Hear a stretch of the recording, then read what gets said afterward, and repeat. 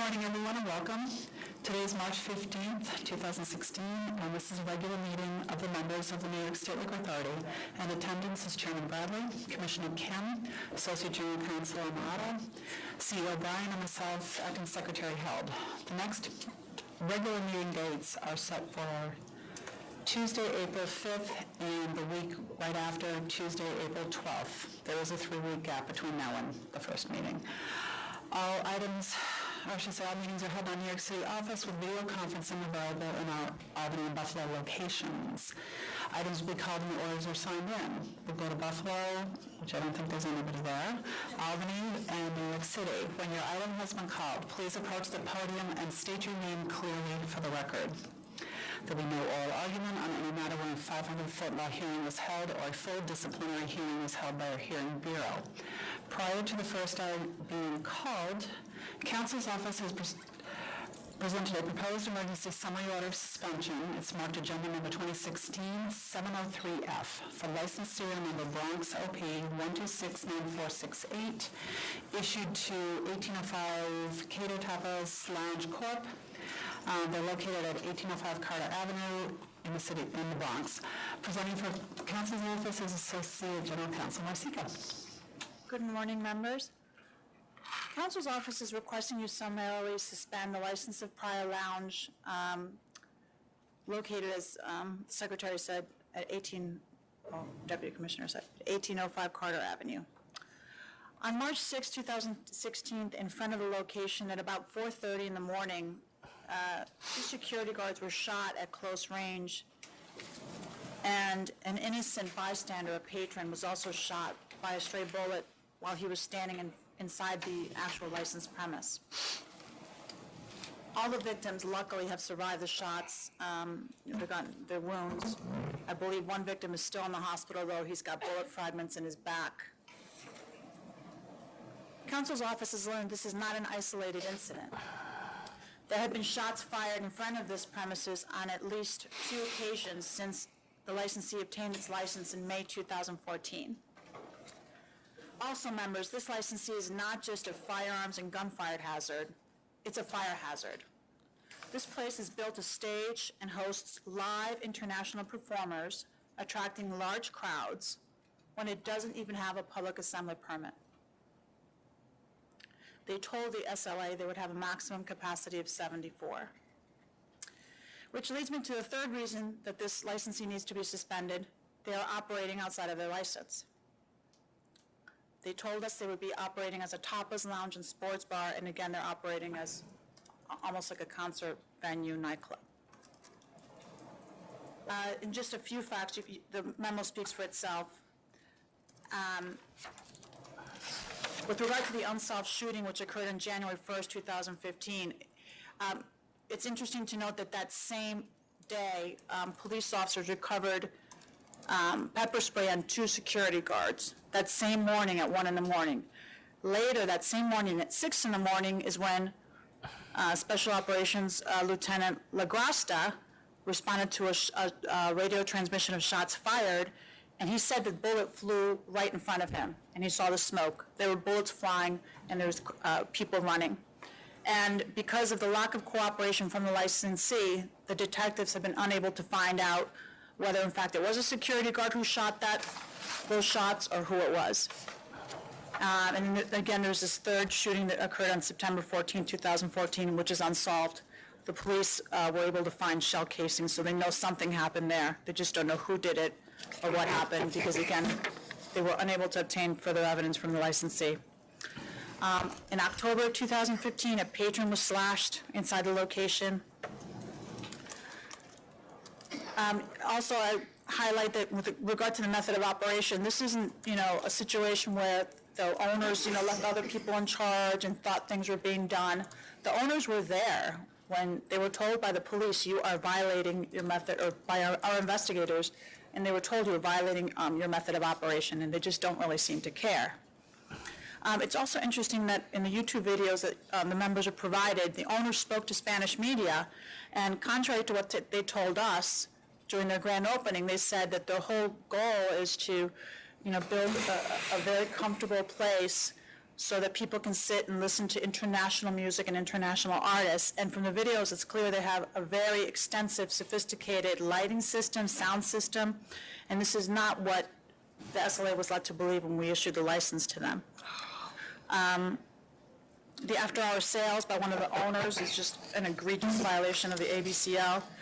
This licensee does not deserve to continue to operate. They're creating a hazard to the police officers and to the community. This is not a residential area, but nonetheless, every time these incidents happen, as we can see from the innocent bystander who was shot and the lieutenant who was almost shot, this licensee is creating a hazard. Thank you. You mentioned the lack of a public assembly permit. Have they received violations for overcrowding? No, they have not received specific violations for overcrowding, just for the not having the public assembly permit. But I would note that because they're a restaurant, it's clear that they're overcrowded. If you look at the videos even, the people are shoulder to shoulder, and under the case law, that's overcrowding. But you mentioned that they were supposed to be a restaurant. Yes. Do they have food? They do not have food, Chairman. During the 2 March inspections, they did not have food. The owners were present during the first March inspection and were told they were required to serve food. They claimed to not know they were supposed to serve food. And 7 months later, they were still not serving food. An owner was there, and he still had no food in the refrigerator and was obviously not operating as what he was supposed to be. And you mentioned the slashing. That happened inside the location? Yes, it did. And did the second shooting happen inside the location? I believe that happened in front of. Okay. The one in January? No, the one before that. In September? Yes. 2014? I believe that was a shots fired in front of the location, and the police officers recovered shell casings in front of the location. Okay. I think the representation the licensee had made that it was supposed to be a restaurant, no dancing, no recorded music, and a maximum of 74 persons. I watched the videos. It's obviously not a restaurant. They have a few stand-up tables for people to sit. They've got bottle service. They've got lounge chair seating with wide open dance area and a stage. And so from the very get-go, I don't think it was ever intended to be a restaurant. And then within 6 months, having 3 shootings and a slashing related, it's clear that in addition, you have unlicensed or licensed but not properly trained security guards, and after-hour serving. All of these factors lead to what we have seen in the past few months. So it's clear that this is a danger to the public, and that I vote to summarily suspend the license. I vote to suspend as well. It's clear that the actions establish that it's a public health, safety, and welfare that requires emergency action. So I vote to summarily suspend as well. Thank you. Thank you. Okay, to Buffalo. Has anyone signed in? There's no one signed in Buffalo. Thanks, Michelle. Albany, 601, Seaman Brothers Corp. I believe the representative is here. And opposition has appeared in Albany. So why don't we let the opposition go first? This is reconsideration, right? So Oh, no, I'm sorry. It's a reconsideration, so you guys can go. Good morning, members. My name is Harpreet Singh, and I'm the son of the owner and I'm representing him. We believe that it is very beneficial for the community to have another liquor store within the town, because this town is a centralized business town. There's many businesses in the town, and like all the population comes from around the areas. We serve the town of Tioga a lot. We have many customers from town of Tioga. It is highly convenient for people to get the same remedies and needs. sorry, so since this is a reconsideration, what additional information do you have that wasn't presented? Because all of this information you presented in your original application, correct?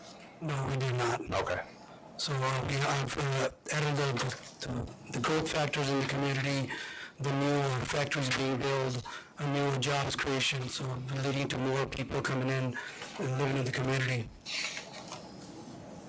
And we really request you to reconsider for licensing. I think the main issue is that, between 2011 and 2014, the two closest stores have only had a 2% increase in sales. If all of this population increase, the businesses expanding, if all of that were having an impact on alcohol sales, I think we could say that we're not reaching the point of saturation, but the statistics don't show that.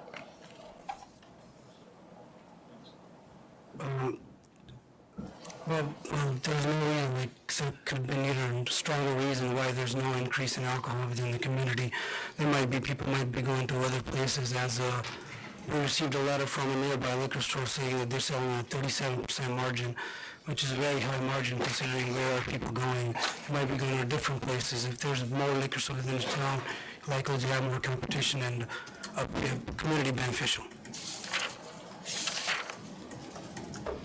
Right, I mean, it's,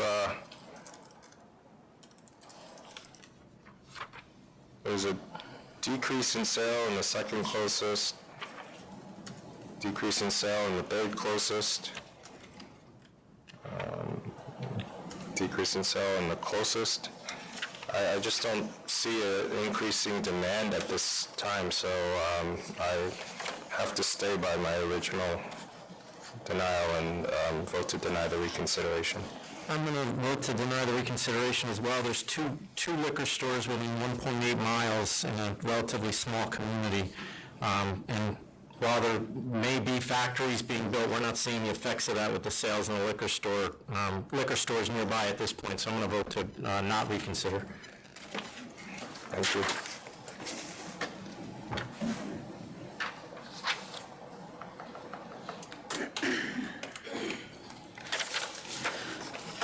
$5.99 Popular Incorporated.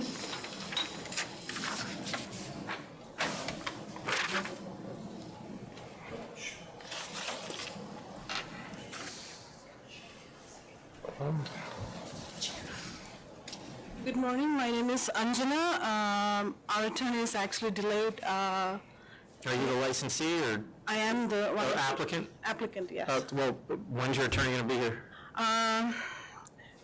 He's stuck, there was an accident, he said, so he should have, the last I spoke, around 10 o'clock, he said he'll be here in about half an hour. All right, so second call. Sorry.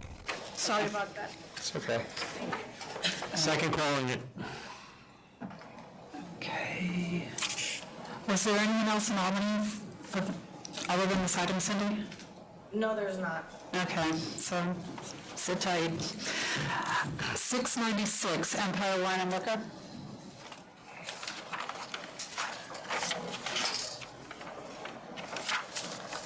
We have opposition. Okay. We hear from the opposition. Everybody.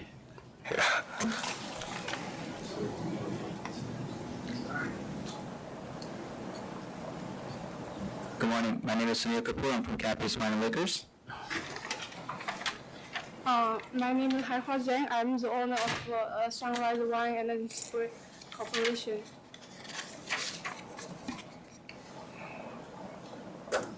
Good morning, my name is Mimi. I'm from Dragonfly.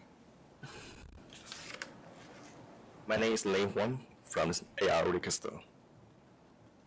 Good morning. My name is Michael Kazmarsky from Village Wine and Spirits.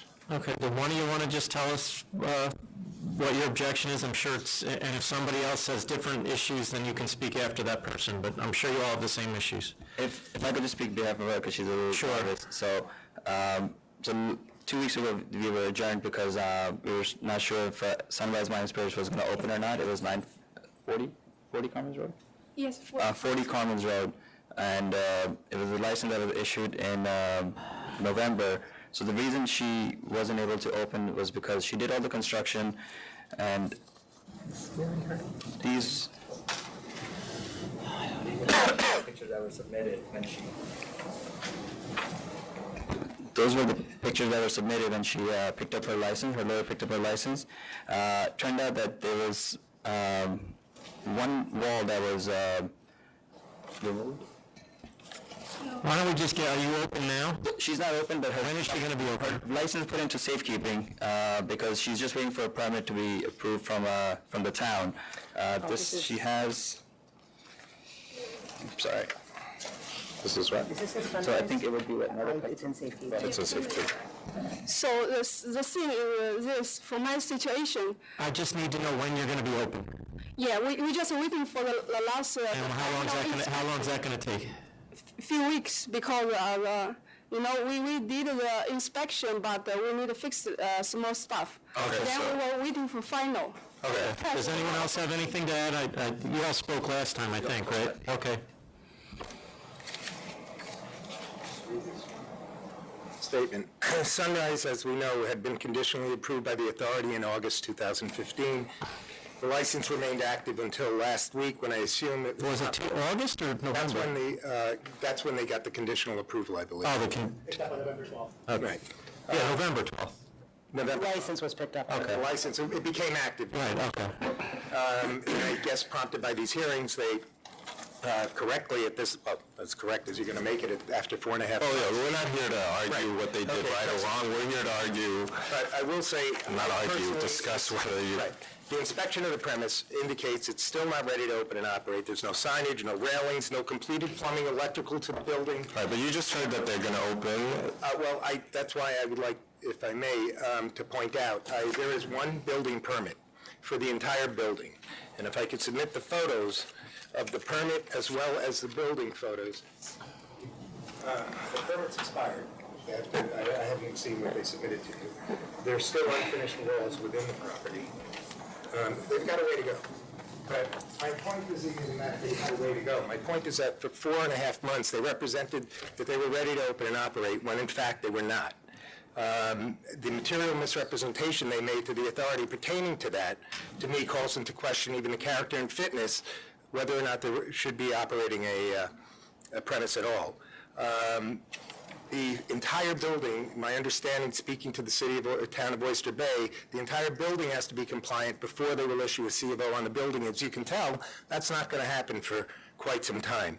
Now, after personally inspecting the premise, I did notice that in order to visit that site, you have to enter the Sunrise Mall property and drive well within to the parking lot, then make a U-turn back, because the store is actually adjacent to the exit lane of the mall. In other words, the only way to enter that store is to go in and then exit the mall. Because, as I said, the door is literally on the exit side of the street. And that's why that store, I believe, is actually just going to be really catering to those at the mall. Three Guys, now this is really what I'd like to emphasize, the Three Guys Liquor and Wines, located in an entirely different area of Massapequa Park than Sunrise. It's located directly on Sunrise Highway, and it's actually, when I got there, it was a good thing I went there. I realized it's literally adjacent to where Mr. Ravage is seeking to get his license. Normally, if Three Guys were doing a removal, we wouldn't even be here today, because it would be, it's 175 feet away. It's not unreasonable to suggest that all we're trying to do is replace Three Guys, which was licensed, by the way, when Sunrise got their approval. This board historically has been extremely consistent record, has an extremely consistent record when considering replacement applications of this nature. And I just believe this should be... How far is this location from Three Guys? 175 feet, but it's literally the next building. How big was Three Guys? It was 1,600 feet. And How big is this space? 8,000? Yes, but I would like to say there will be no net gain of licensed premises, even if Sunrise were to open their doors today. And given the plan that Mark has to have a dedicated space for free educational classes, tastings, he's willing to stipulate today that no more than 2,000 square feet of his premises would be used for retail. He also is willing to stipulate that additionally no less than 1/3 of the inventory of the retail space would be dedicated to New York products. And for these reasons, I believe it's in the public's best interest and advantage that you grant this license. Thank you. I don't understand this argument about this whole building needing, what is this, a newly constructed building you're saying? Correct. And The entire building is newly constructed. Correct. And you're saying that they don't have a C of O? If you look at the C of O, it's for the property. It's not. If you look at the building permit, excuse me, it's for the property. It's not for that unit, unless they. Yes. As for that unit, or it's for the building? The building permit is for 40 Carmen's Road. Okay. And there's... Right, so they submitted a building permit for theirs that needs some correction, but it's not as if, you're making it sound like the whole building's not, there's no certificate That's of what I was told occupancy. by the Oyster Bay Building Department when I spoke to them. And it has been 7 years since they started this construction. I don't know how long they've been constructing this store, but the fact remains that for 4.5 months, they represented to the authority that they were open. So Five Guys was It was licensed, only licensed, granted. and we had no idea that it was closing? Okay. Yeah, they surrendered on November 2nd. They surrendered on November 2nd, and We approved that. You approved it as a board in August. So in we had August. no- Also, we had no idea. Did you want to say something, Mr. Cooper? Or one of you can speak and... As I mentioned, like I did watch the board meeting for when she was approved, and at that time, Three Guys the license wasn't surrendered, but the store was closed, and that was I believe one of the arguments that they had mentioned, and I believe I believe one of you had called and because they never submitted their sales, I believe. So, and I think you had called and calling a few times and you were able to reach, but you kind of knew that the store was closing. It was, I believe, like even the license wasn't surrendered, but the store was closed. There's no activity or anything like that. We reached somebody and they told us it was Finally, I remember that. We contacted the store and confirmed it was closed before granting the license. Oh, that's what you remember? Okay. So, yeah, she wants to speak. So I spent about $200,000 in this store. I try my best and put a lot of effort for this store. I'm gonna definitely open this store because I just got the permit. Before I use the landlord permit, then we finish everything, we're ready to open, we pick the license. Then he found from his lawyer told me, oh, as a tenant, you must obtain your permit. Then with 3 months, and we had to apply for my own permit. It needed 2.5 months. Okay. That's I mean, we have that here, so it's fine. I mean, yeah, that part... I definitely will open my door. This is my hope now. Okay. Yeah, thanks. Yeah, I pay rent every month, so. I understand. So, did you want to say something, sir? Yes, Michael Kazmarski from Village Wines. At the last meeting, the conclusion of the meeting was, the statement was that once it was determined whether or not this new store that's pending completion and getting permits would be open, that would be the resolution of the licensing issue with Empire. It's apparent that they will be opening, and for Empire to suggest that they're not going to open where this proposed store is totally under construction, doesn't make sense to the spirit of the town, the declining population, and the fact that there are 31 liquor stores within 3.5 miles of the proposed location. 15 liquor stores already in Massapequa and Massapequa Park. So there's no service to the residency of the neighboring towns by adding another 3,000 square feet of store, of which is totally unnecessary. Okay, thanks. Mr. Omar? I have a different opinion about the population, which I do not believe is going down. It's going up. There are 55,000 cars that are going on Sunrise Highway every single day that are not serviced by, by Sunrise. Even Pequot, there on Merrick Road has 17,000 cars. You've got 35,000 plus cars that are going on Sunrise Highway that are not passing their stores. But Mr. Ravage would like to point out a very important fact. Hi, Mark Ravage for Empire. One of the things, on the August 19th meeting, when Commissioner Kim, when you were commenting, when you asked Dragonfly whether or not Three Guys was open, they said it is open, and the decision was made at that point to approve 40 Carmen's. And I really don't want the focus to be on 40 Carmen's if possible, because we really are simply replacing a store with, I think, a net gain of, 300 or 350. But I think you just heard that there was information that we had that it was closing, that we had called and contacted them. If you watch the video, I mean, I've watched that video several times. Dragonfly, the person representing Dragonfly said it's open. You said, and you said, okay. I think Chairman Bradley, it was an open topic at that point. Dragonfly? We're not talking about Dragonfly. We're talking about Five Guys. They were, on August 19th, they were here to oppose the opening of Sunrise Wine and Liquor, and Three Guys was brought up as one of the 4 closest stores, and no one was able to reach them, actually. Again, that store had been, had been closed at that time. I mean, if you watch a videotape, it's clear. You ask if the store was open, they say yes, and you granted their license. I've watched it several times. And when I initially, Commissioner and Chairman, when I initially went out to that area to look at the space, I attempted to approach Three Guys and see if there was an opportunity to purchase that business. And unfortunately, I was unsuccessful in that. And the space, again, literally next door, you can throw a baseball to the Three Guys location. And because of the traffic, because the effect of Vintage Wines, the stores that are across the train tracks, service a very different, I think, a very different clientele. And we have Piqua and ARO or RO on Merrick Road, which again is about a mile away. So we're right in kind of in the middle of that, and would service the traffic on Sunrise. And one final thing.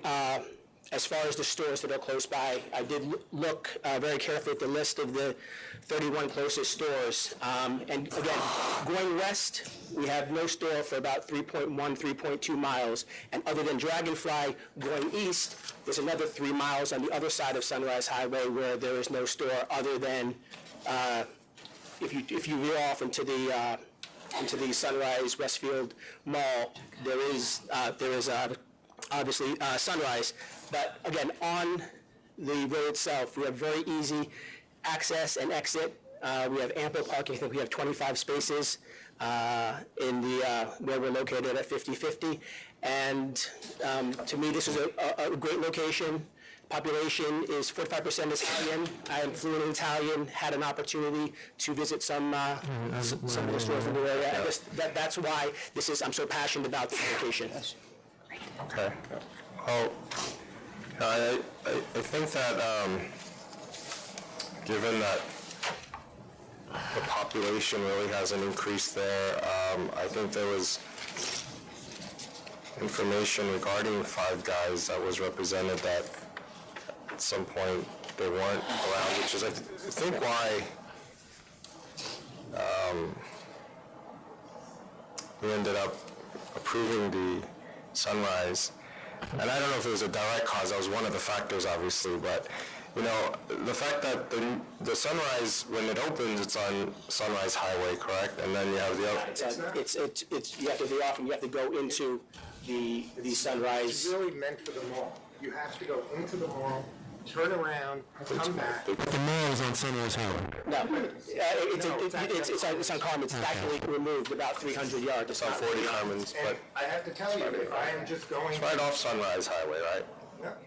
It's Carmen's Road. Yeah, you make one left on the... If you're driving on Sunrise Highway, you got to get off the road in order to go there, and then go into the mall property for at least several hundred feet, turn around... Well, and then you have Dragonfly on the other side, which is 0.9 miles away.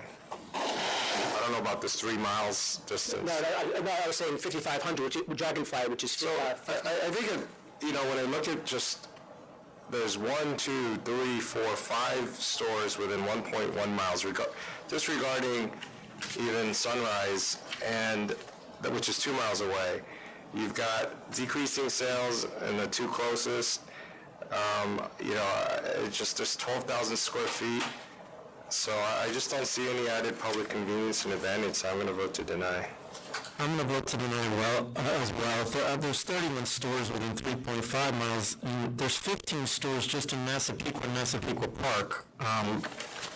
which is where this store wants to be located, and I just don't, the population numbers are not significantly increasing if they are increasing at all, and the sales of the other stores just don't justify another one opening up. Now, if Sunrise does not open up, and I still have a question in my mind whether that is going to happen, then it would be a different story, but I do think we took into account the fact that the Three Guys was closed at the time, so I'm going to vote to deny as well. I mean, yeah, no, but just so you, for the record, it's very clear on August 19th. The question was... Yeah, my only thing to you is if you want to wait around to see if you're claiming that Sunrise isn't going to open, and you want to... I have no idea whether or not they're going to... Well, no, I know, but I'm saying... At some point, we're going to do something. Right. We're not there yet, I can tell you that, but so at if you want some to point, there is going to be a problem. If you want to wait around till then, I understand there's cost to that, but I think that's an opportunity in a sense, because as soon as they close, someone else is going to be coming over to apply for something in this area. These ladies and gentlemen are here almost every 2 weeks, so obviously this area is a very popular area for applications. I'm just offering that up there. I appreciate it, but I just want to point out that for 4.5 months, Sunrise was non-bona fide. Normally, you would move... Right, but we haven't, so I'm giving you the future opportunity as opposed to denying it at this time, so that's me. I don't know what the chairman would think, but I think it's only I'm fine fair if you want to hold off and wait around a little bit to see what happens. One of the things that I know the board is very not adamant about, but very very conscious of, is also differentiation. It was mentioned that. Well, I think we're done with that argument. So I think your option now is you can hold off and see what happens, or it's denied. So. Okay. So we're not...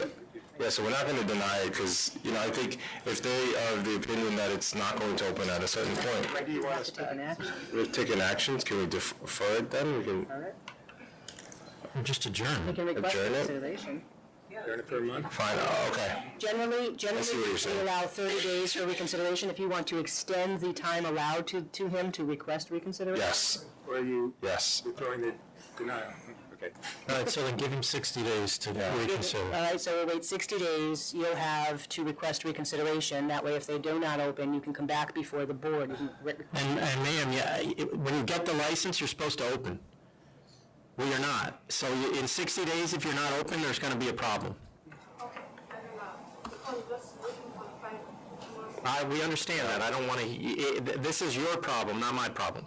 So you understand. Logistically, should I file for the reconsideration after about 30, 45 days? Whenever you want, we'll put it on, but we'll put a note on that you have 60 days Right. rather than 30. All right. Thank you. Shortly. Thank you very much. Thank you. Thank you. Right.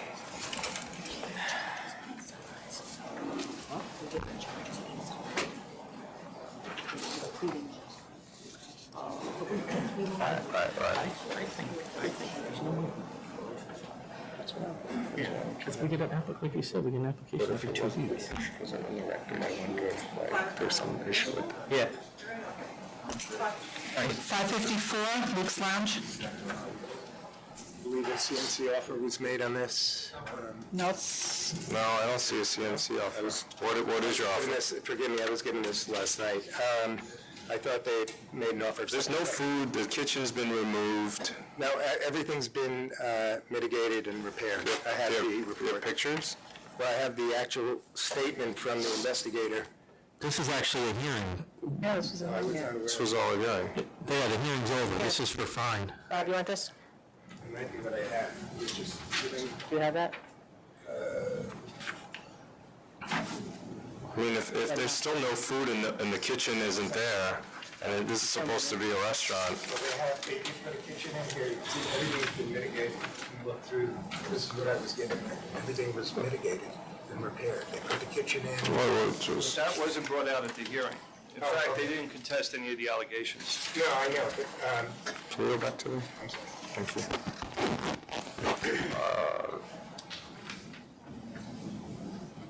That's what I have.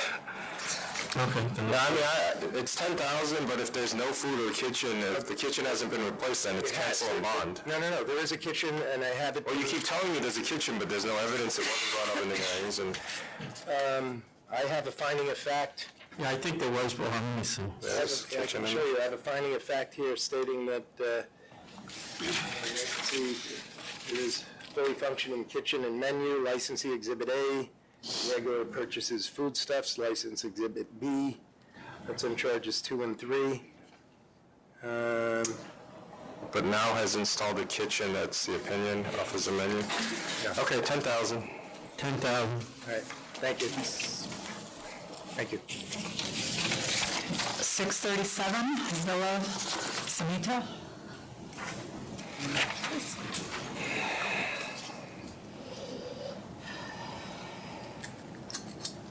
So offer 15,000? Can you tell me why I shouldn't cancel this license? There were crates of liquor, Community Board 3, which is very diligent in making sure that their community, the businesses in their community abide by the rules, and they're the ones who found that this wasn't happening here, and they had to act as the police in this particular case. And you were open 4 months. No, they're open a year. I see they got their license in July, and all these charges are from November? No, they were open a year before. Is that accurate? I'm sorry, When did this place open? a year ago. Which one is this? 637. 37, sorry. March. March of 2015? Right, so within a year, right? July, November of 2015 is when all the violations occurred? They opened up a year ago. This happened just recently. Happened, I know, but the timeline, it's 8 months is 8 months. I don't care yes. when they open. Within 8 months of opening, They had a couple of issues, yes. they were violating what they were violating, right? Yes. I brought, Well, I mean, I don't know what to do here myself, because it's a restaurant wine and they're selling liquor, which they clearly could have applied for and they didn't. And they didn't apply for it because they wouldn't have got it in that neighborhood. So they decided we're going to sell the liquor anyway. well, they had a couple of issues, and they have since been on the straight and narrow, and I have my clients here with me, and we What were the issues? well, they had a problem with a bartender that made a mistake, and they since have gotten rid of the bartender, and they are now been read the riot act, and they're not doing that anymore, and I have instructed them, re-instructed them, and they have not had any issues ever since, and we are trying to straighten the place out, and we have done so. My clients are... See, what I don't understand is there's a milk crate filled with liquor, vodka, tequila, whiskey, brandy found there, 2 bottles of liquor behind the bar, and there were mixed drinks advertised on a board inside the licensed premises. That doesn't just sound like the work of one bartender. Well, let me explain. So some of it was not, all of it was not alcoholic beverages. Some of it was a special... Wine-based. Wine-based drinks. So the way... Right, you had the sangria, which... No, not sangria. So we have from this wine company that's called Opici. So let's accept the fact that some of the products were wine-based. What were the other products? You're telling me tequila, whiskey, these are wine-based drinks that somehow were created? We have wine-based. Okay, did you have tequila, vodka, whiskey, or brandy? Vodka. Why were they there? Wine-based vodka, wine-based tequila. So companies are making... It's a company companies are now that's making 24. Wine products. I just checked that. And trying to sell it as mixed drinks. So they're wine-based vodka, wine-based tequila, wine-based whiskey, and wine-based brandy? So all of them were wine-based? Some of them, we are admitting that there were a couple of bottles of alcoholic beverages, but there were a lot of other bottles of wine-based drinks, and they were mixed in with a couple of alcoholic beverage bottles. So not all of it were alcoholic beverages. So I'm just trying to understand, the wine-based drinks were mixed with alcohol, liquor? No, what happened was... These are just wine-based drinks with no liquor whatsoever, but they taste like whiskey. Some of them, yes. Or vodka. Yes, but what happened was the Okay, let me hear from your clients. Did you have 2 bottles of liquor that were not wine-based? Yes or no? Yes. Yes. So okay, what were they doing there? Okay, so that was the night before, or a few days before, that I didn't know because they weren't even stacked where we put usually our alcohol, wine-based products. I didn't know, we weren't aware that the bartender, which was making, I guess he explained that his issue was that the wine-based alcohol that we were providing for him to do the drinks were not strong enough, and he was saying, and they were always complaining for him. Right, so it was 24%, and so he thought that it would be easier that way. It was just a couple of bottles, but we have a ton of, and weekly we So the mixed drinks you advertise on the board, they're all wine-based drinks and that happen to taste like liquor? Yeah, and our menu, it also says wine-based on all the cocktails and in the board. Okay, so the problem though is that a community board staff member went and purchased liquor. Not one of these wine-based drinks, they actually that's bought not liquor. true. That's not true? It's quite, it might have been possible that they got by the bartender that was there. We don't know because it's possible that they got the alcoholic beverage from that bartender. We're not sure. My client wasn't there. No, I know, my friend just got a wine, they do exist. All of these? He got a wine license and he's selling these things. So in the meeting, But there were 2 bottles of real liquor there. yes, of course. So in the meeting that we had with the community board 3, one of the people that worked there went there and asked for a margarita. She herself admitted that it wasn't strong enough.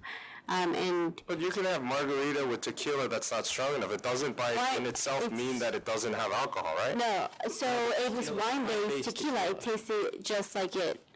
So what you're telling us is that you were using wine-based liquors, the bartender didn't like the wine-based liquor, so he went out and got real liquor and started selling it. Yeah, that was And the that's all story. done, right? That's all That's done. done, that You don't we- have premix we're done with sangria that. anymore? That was all taken care of. And you took care of the bar without Yeah. additional bar, the happy hour is Yeah, gone? gone. All these issues have been resolved. All right, so your offer is for 15,000? All right, and I'm gonna have to check this out, but, okay, I'll accept the 15,000. I'll accept the 15 too, but I can only tell you, you're in a neighborhood that you're not gonna get away with anything. We know.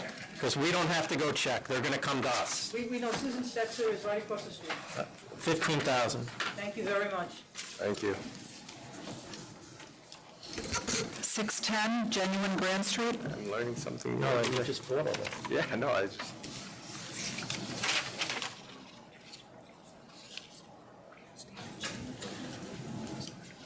Oh, okay. No, don't worry about it, I'm not. What's the number? 610.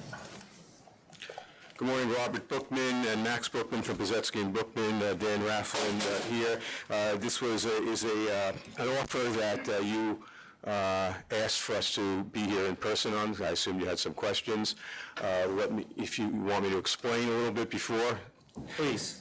We had some stipulations with the community board, and clearly my client misinterpreted. The one thing that they were particularly concerned about was in our stipulation, we only have one entrance exit it's a 2-floor place we applied for, a restaurant and bar in the lower level. That's what we applied for and we were approved. Nobody's doubting that we have, it's a full-service Italian restaurant. The layout is proper. But especially in the beginning, the kitchen hours, while the kitchen was always open, we weren't getting late diners. So we were closing the first floor and letting people use the side entrance, which went directly downstairs, rather than walk through a somewhat darkened restaurant. That's clearly a misinterpretation. We agree it's a misinterpretation. When it was brought to our attention, I sat down with my client. I said, that's not the intent of what the community board wanted. They just want one entrance on the first floor to get downstairs, and we have done that and corrected that immediately. Well, Mr. Bookman, was the entrance the only issue? Because the CB stipulation was that they would not operate as a lounge or tavern. And here, through internet searches, our investigator found that the licensee had created a separate website, genuineliquorette.com, for the unauthorized lounge. That was the second point I was going to get to. Okay. Well, that's, to me, is... That's more significant? Okay, I didn't know which one was more significant. There was also a self-service issue which we stopped. The client didn't know that that was not allowed. We stopped that as well. That was the third issue on the Well, the charges. self-service issue, I've never, I guess this must exist, rough justice.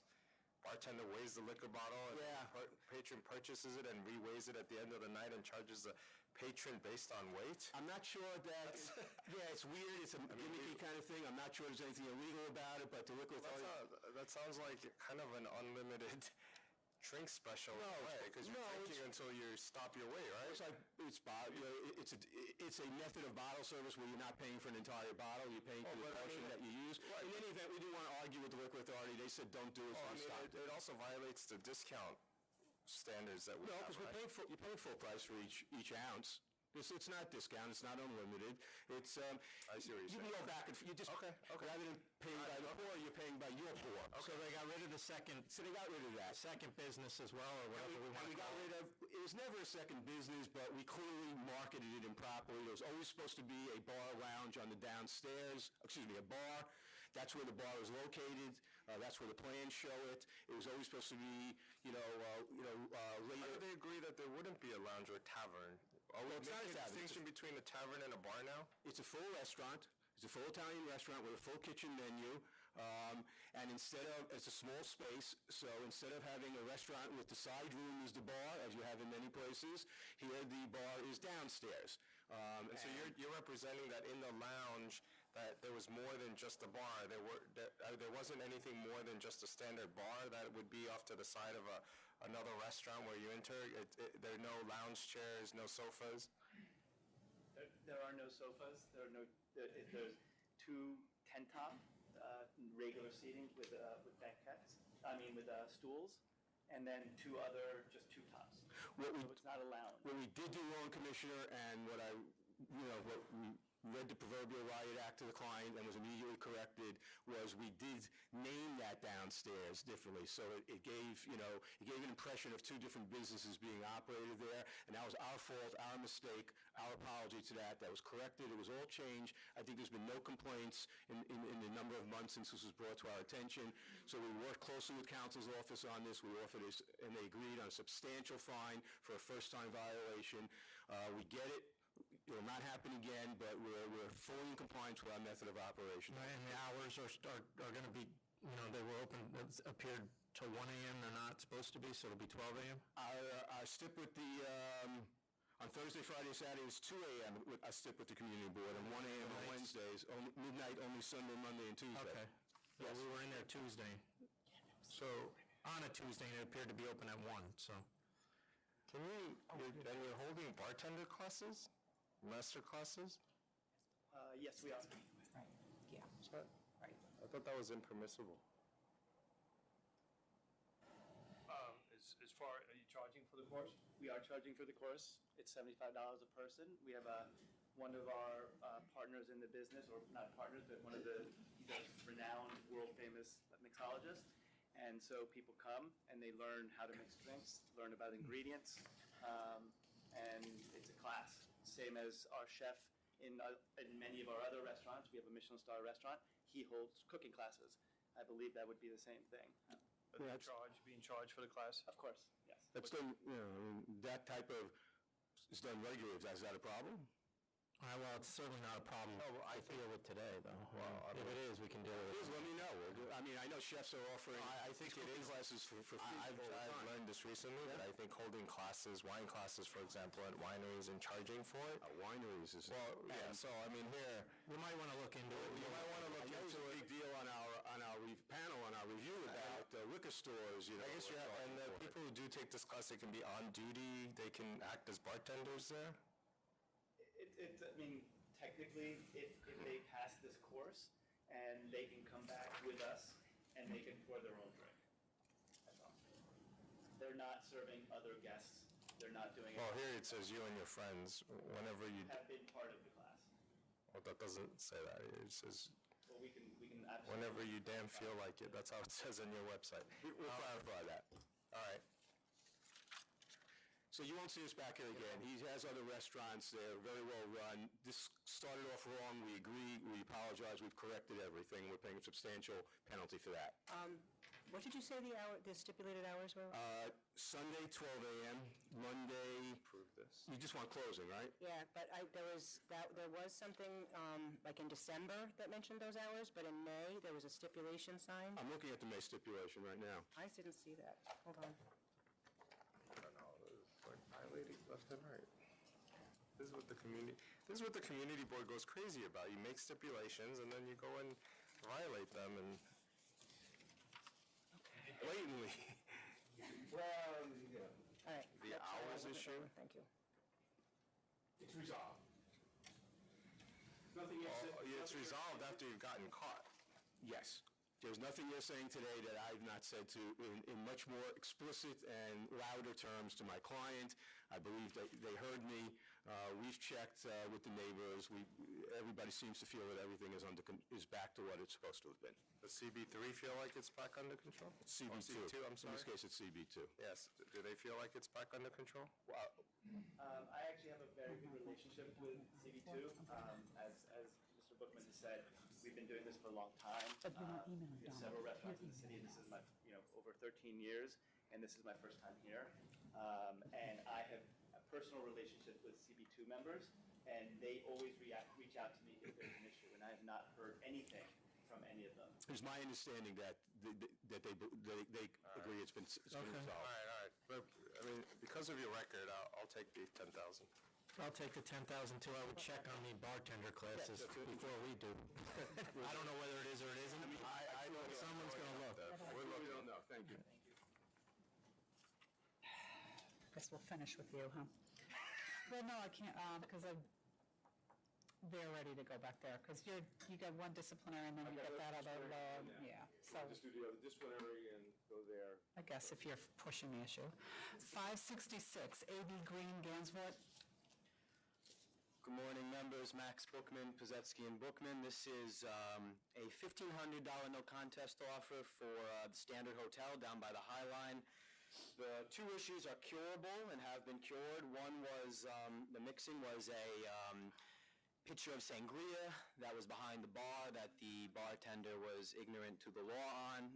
Since been instructed that pitchers of sangria can't be mixed behind the bar. The second, the municipal violation, was a fire code violation with a bag of garbage in front of a fire door. The bag of garbage has been removed, and that area is not being used for garbage any longer. Counsel, do you know why we didn't get a licensee failed to maintain a security roster? Is that the regulation violation, or is it the fire? My understanding was There were charges as such in the referral, but it wasn't charged through council. It wasn't charged? All right. Okay, offer 1,500, accept. I'll accept. Thank you. Thank you. Yeah, I'll get back to you. Yep. I'm recalling item 599, Popular Incorporated.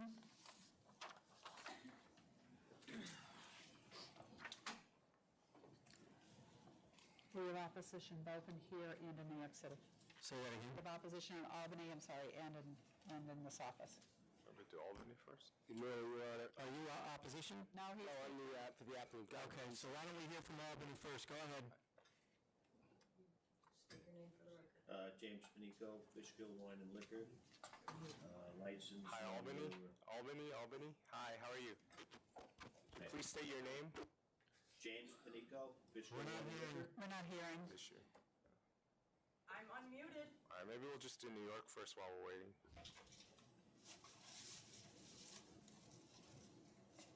Can somebody? Is the volume up, Cindy? Yeah, and I'm not muted. Why don't you guys move to the podium? Sir? Sir, hello? Sir, please. Yep, opposition. Oh, they're the applicants. okay. Opposition, Oh, it's please? right Yes. Yes. Come on in. Try to work on that. Good morning, my name is Rod Supple from Supple's Wines and Spirit. I sent you a letter and I stated situation with my store sales from the previous store that was there that lasted about a year. My sales went down in 2014, came back up when they went out of business at, I think it was July of 2015. I'm sorry. That store went bankrupt, owing close to $1 million to the suppliers. There's been stores there previously. There's 4 stores in the area that are very close, one of which is one of the biggest ones in all of Dutchess County. So convenience factor, really isn't an issue there. And at least one other store down the street, maybe a mile from me, called Oak Beverage went out. So I don't see a lot of growth in the market and the need for another store from a convenience standpoint, because there are so many stores in such a close proximity and the sales are down. So I don't know if you have any questions for me or. No, thank you. Yep. Can we hear in Albany now? Can you hear me? You got it, the volume must be down. And she's got it up as far as she can go. I just don't, where are the microphones? Yes. Can you just bring it right to him? Yeah, Tim? get as Does close. it stretch far enough? Can you hear me now? No. No. Was this used yesterday too? No. Whoops.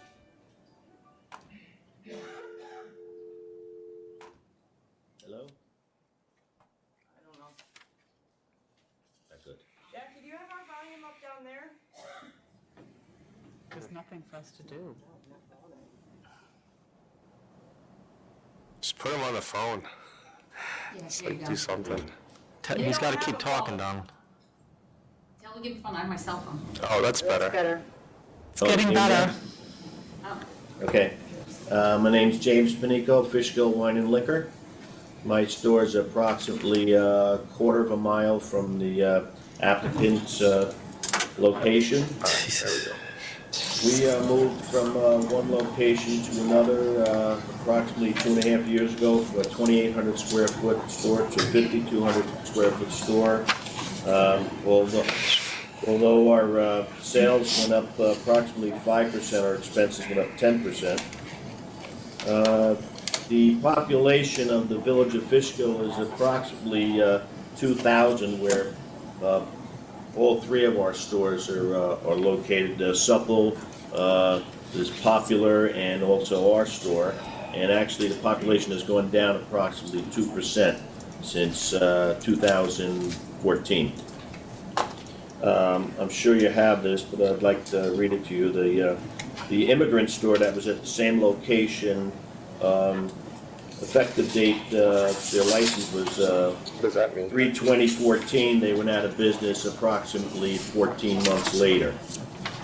There was a store called approximately 5,000 feet away. There was a store that opened in 2013, closed in early 2014. That was approximately 5,000 square feet from where the applicant is looking to open up a store.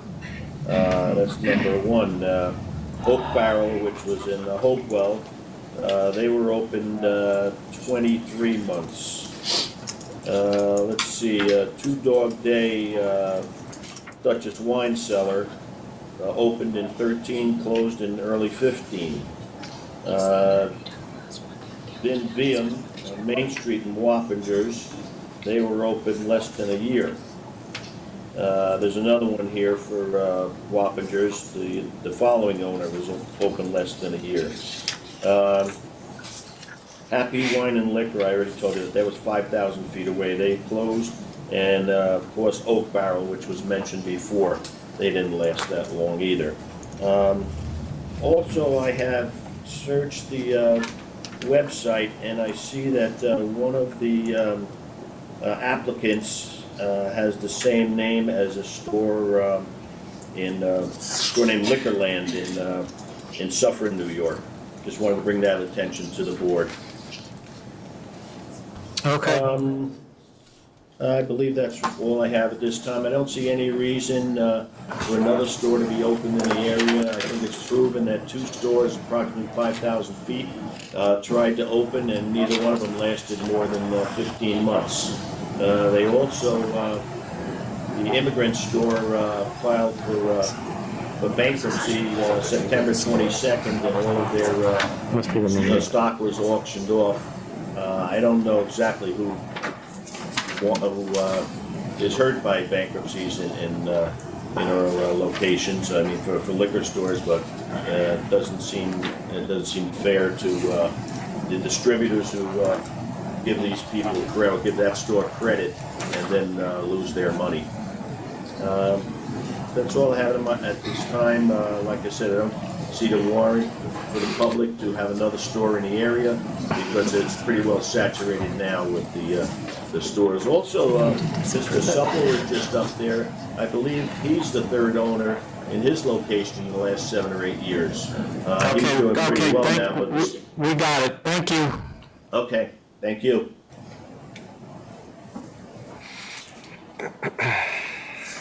Good afternoon, Chairman, Commissioner. My name is Guy Parisi. I'm for the applicant. I just want to confirm the fact that you got my submission of March 8th, which I faxed, which included a letter from the landlord, a petition, and 2 petitions. Did the authority receive that? Yes. All right. There's a great, everyone's raising the issue as to the bankruptcy. I'd like to have first address the board, Mr. Seth Feingold from the landlord, to explain the bankruptcy. Why don't we just stick to the store and how it's going to help the public convenience and advantage? I'm not really worried about the bankruptcy unless Commissioner Kim is. I'm not. All right. Well, we've submitted a petition of over 200 names of shoppers from ShopRite who requested that the store reopen, that it's convenient for them to purchase spirits and wines when they're doing their food shopping. And noticing the addresses of the petition, they come from all over the area, not just from the village of Fishkill. They come from Wappingshire. Okay, but there's 2 stores within 1.6 miles in the village of Fishkill. So what else? What other things are they going to bring that these other stores don't? Well, they're going to have wine tastings, and with respect to the other stores, they're a lot smaller. One is 40,000 square feet. The other store is the largest liquor store I've seen since I've been here. It's going to bring the convenience of being able to shop in a supermarket and not having to, if there's no store here, the shoppers in the supermarket will have to get in their car, cross Route 9, and travel to Wappingshire Falls to that large store. The other store is only 1,000 square feet and will not have the variety that this one will have. Is this right next to ShopRite? It's in the shopping center, yes. And how far is this from the previous location that shut down? It's the same store. It's the same store, right? So that's what I'm asking is why is it going to be different than, I mean, you're talking about the convenience for the ShopRite consumers, but obviously that didn't help this other store. The other store was doing very well and shut down because of a bankruptcy which occurred at another location, which I wanted to have Mr. Feingold address, that the other store was doing well, they were receiving their rents. This store was doing well. This store was doing well, this location was doing well, but for a bankruptcy, but for a debt at another location, prior to coming to this location, that was caused the bankruptcy. I wouldn't even be here. You know what the gross sales were for the previous location before it went bankrupt? No, I don't. Do we have that? I don't, what was the name of it? What was the name of it? Immigrant Liquors. Oh, that's the one from the last, that's the 3 guys.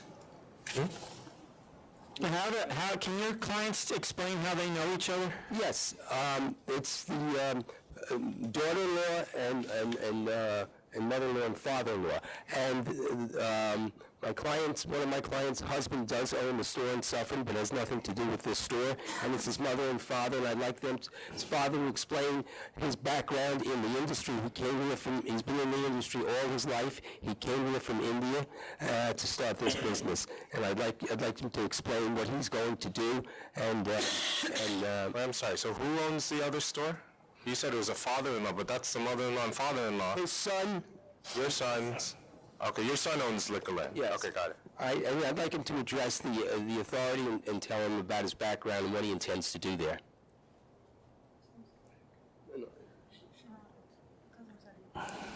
My name is Anjana. I would like to speak on his behalf, if that's okay. Sure. Sure. His name is Vijay Kumar Raman Pillai. He lived in India, and his experience has been in the liquor industry in India. He has owned several stores in India since 1988. He moved to the U.S. In 2013, and he lives. I'm the spouse of the person who owns Liquorland.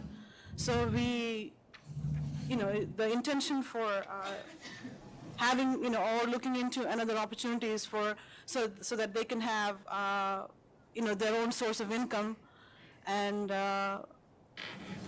this is a way for them to become independent. So he has, in 1988 to 2013, he owned Kirthi Wines in India? That was a liquor store? Okay. So are you going to have any product mix that's different from your closest competitors? We intend to carry, among other products, about 25 to 30% of New York State produced wines. Like what? For example, the what? wine from Brotherhood Winery. They seem to be a popular producer. That's one example. Also, we intend to carry wines from Long Island.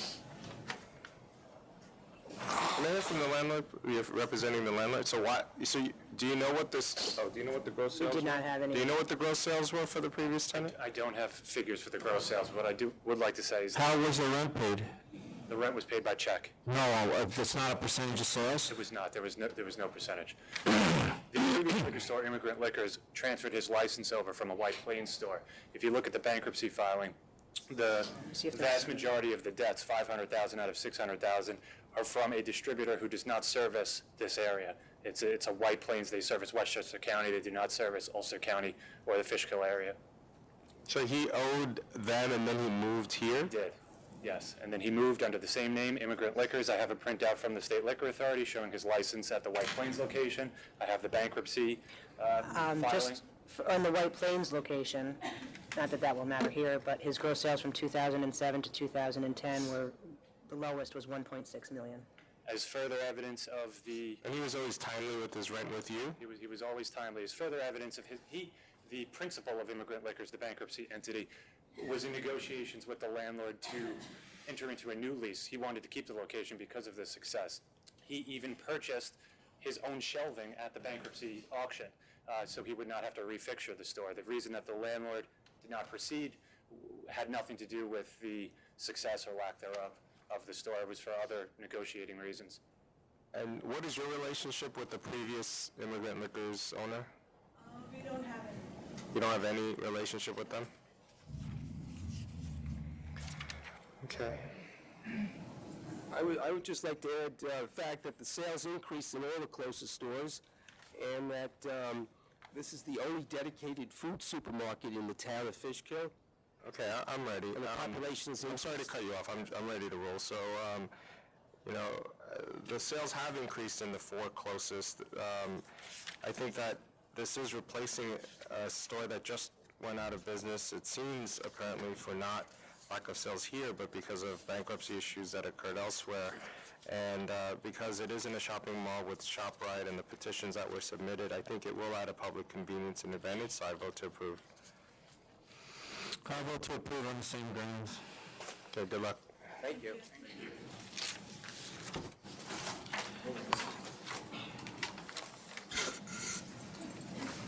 Is there anyone else in Albany? Okay, thanks, Sam. 701 Thirst Wine Merchants.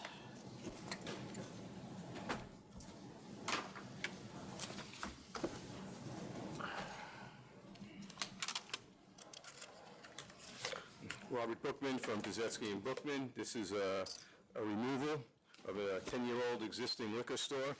We are submitting, in case you did not see what we emailed last week, additional hard copies of our reply to the opposition of Fort Greene Wines.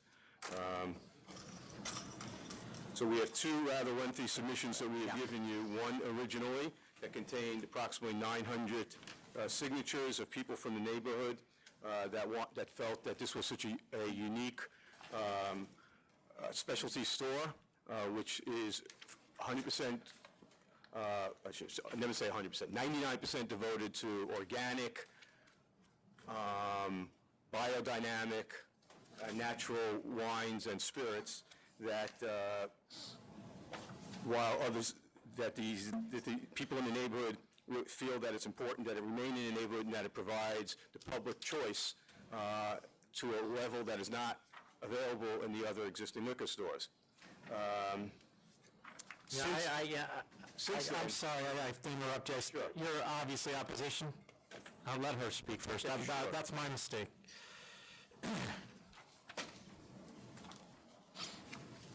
Thank you.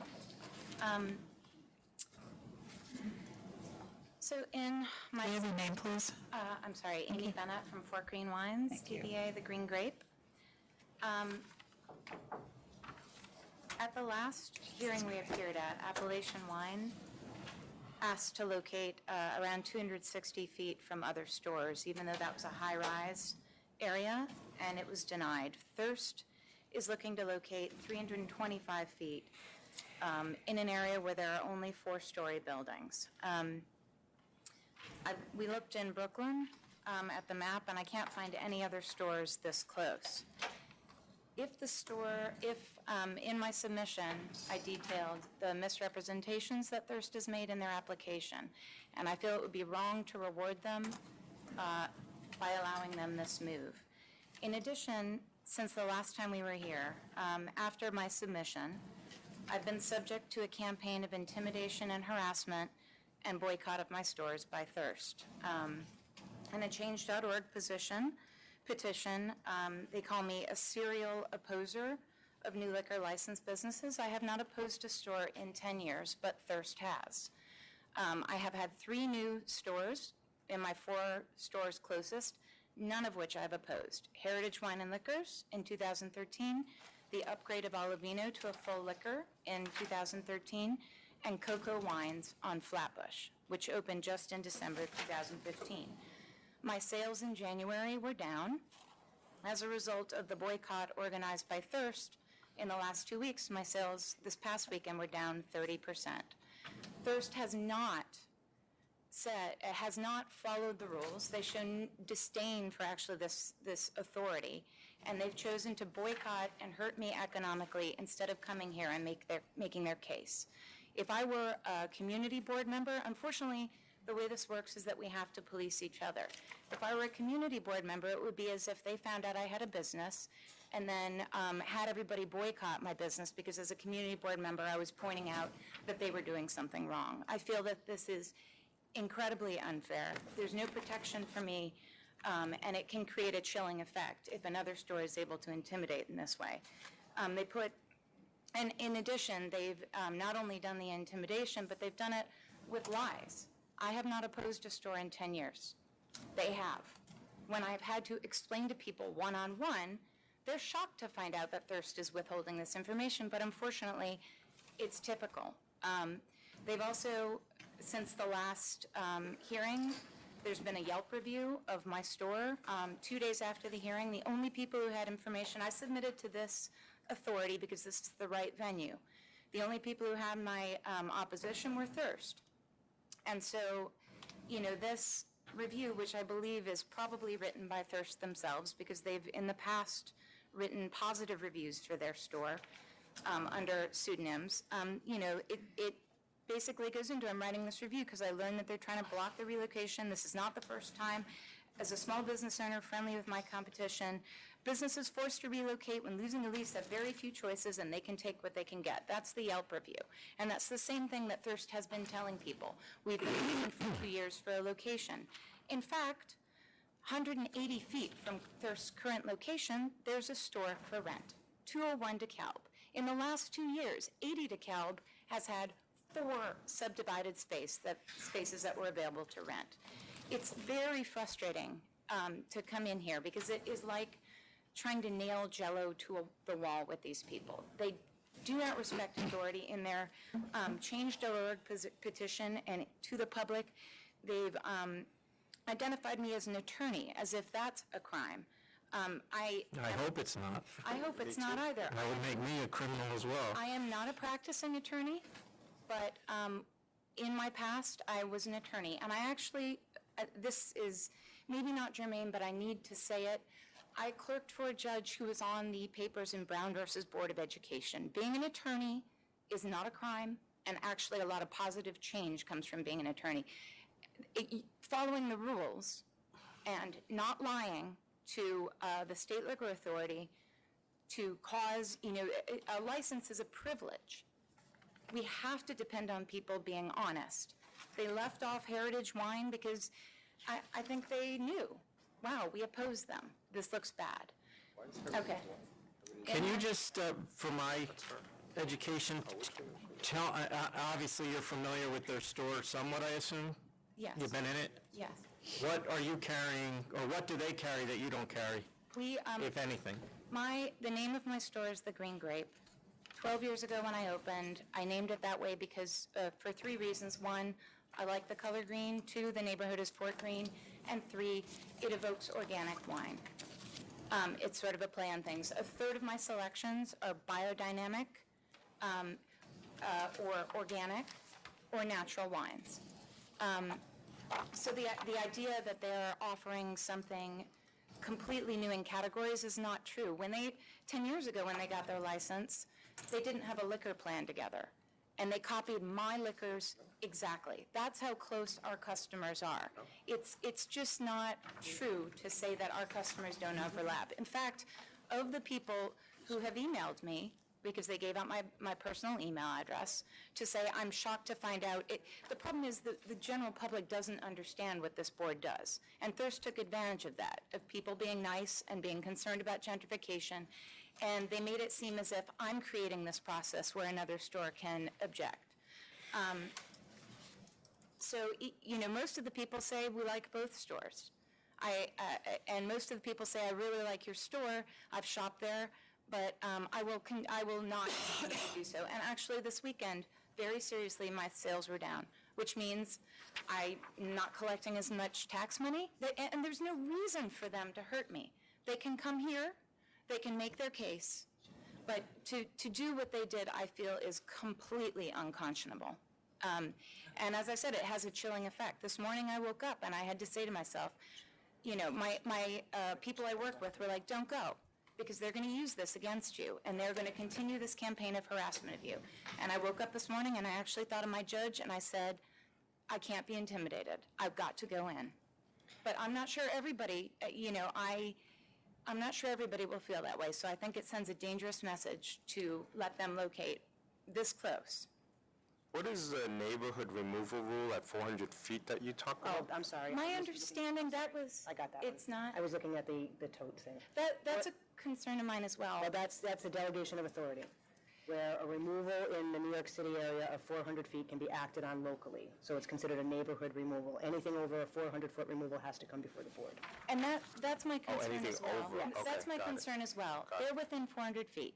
So the next time, if they fail as a business and they sell it and somebody else wants to locate right next to my store, it won't come before this board. That's not what that means. It's not true? That's Okay. not what it means. What it means is if you wanted to move your store, and if you were only going to move 400 feet from your current location, we could act locally. That's all that means. Okay. It doesn't mean somebody can move within 400 feet of you. And But the no, four no, no, but I'm closest have saying- to stay the same, right?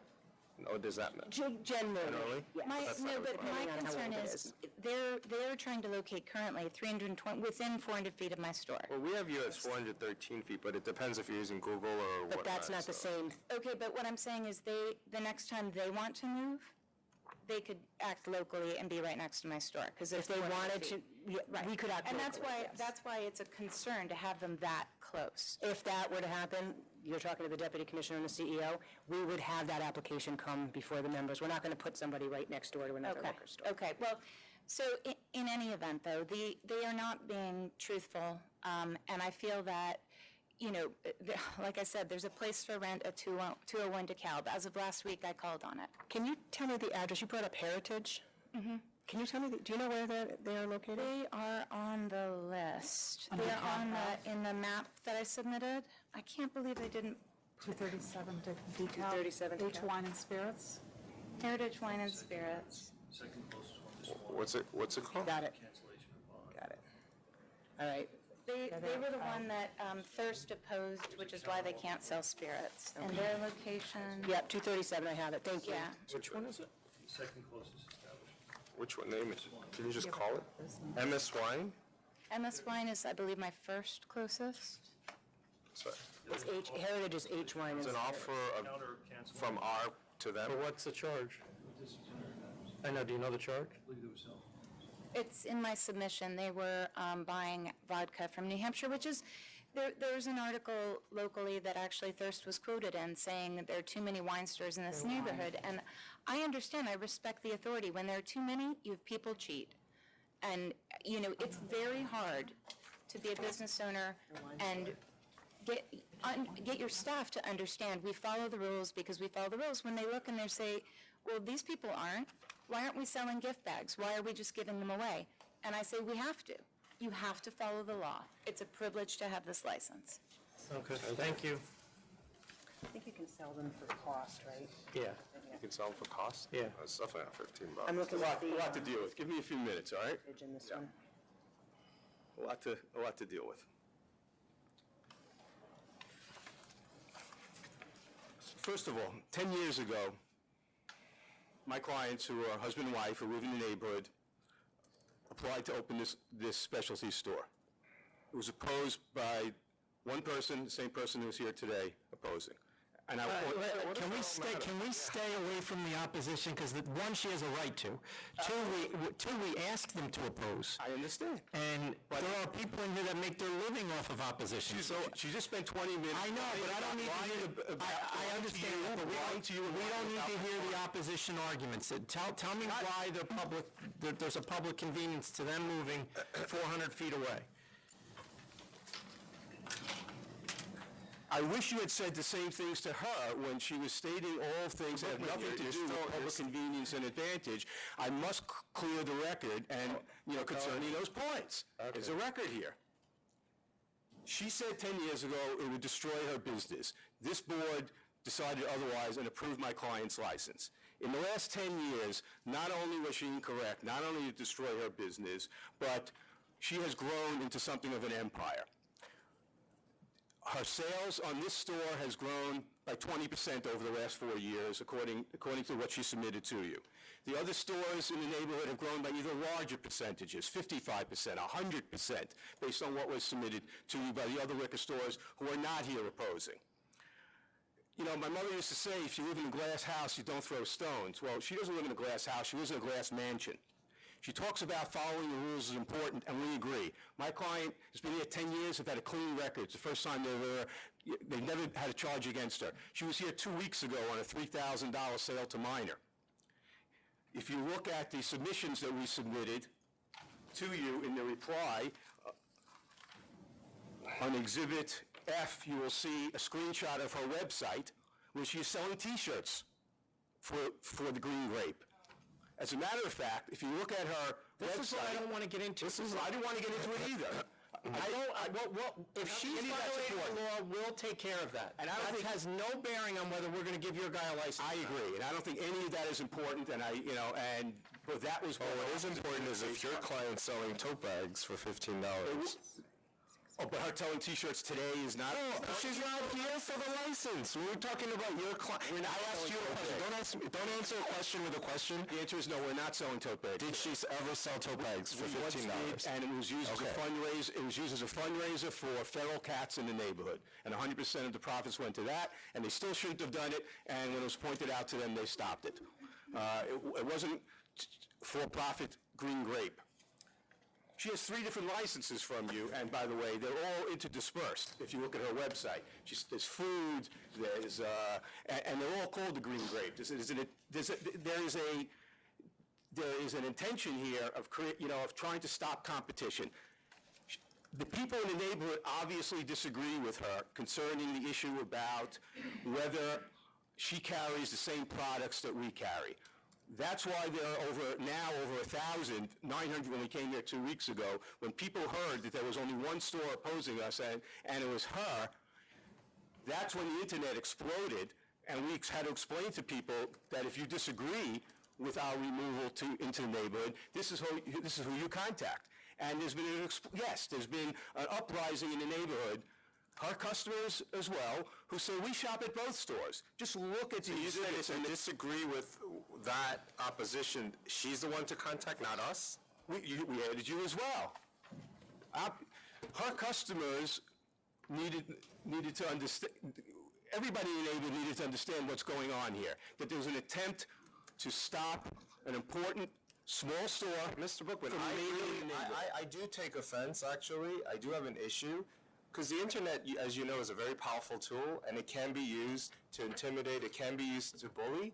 And to say, if you disagree with what's going on, or if you support their opposition, go to her.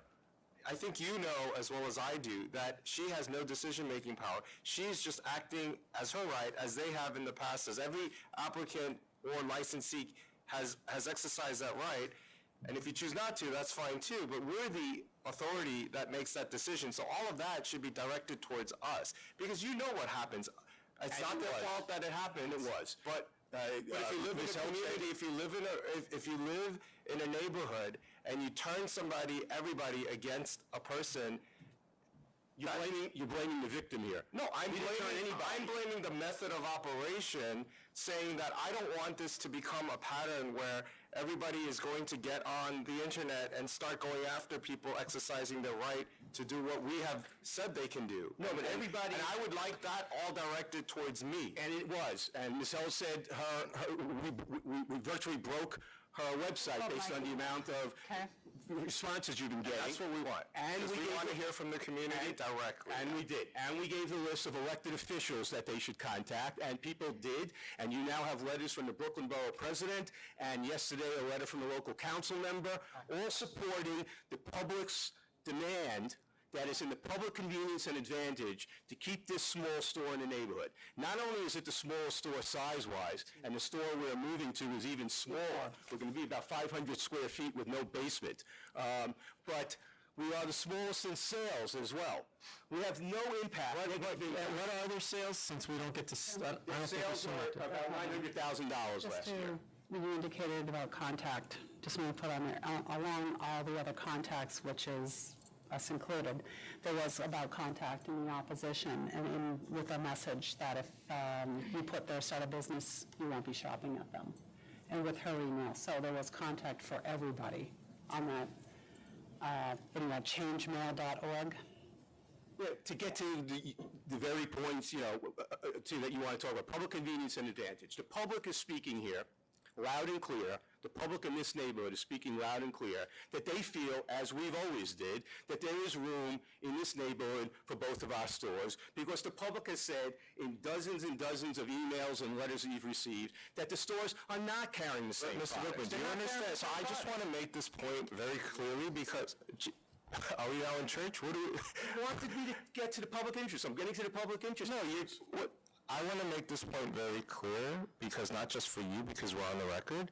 I want this to be very clear for all future applicants. People who own a license, obviously you understand, I understand it's a privilege.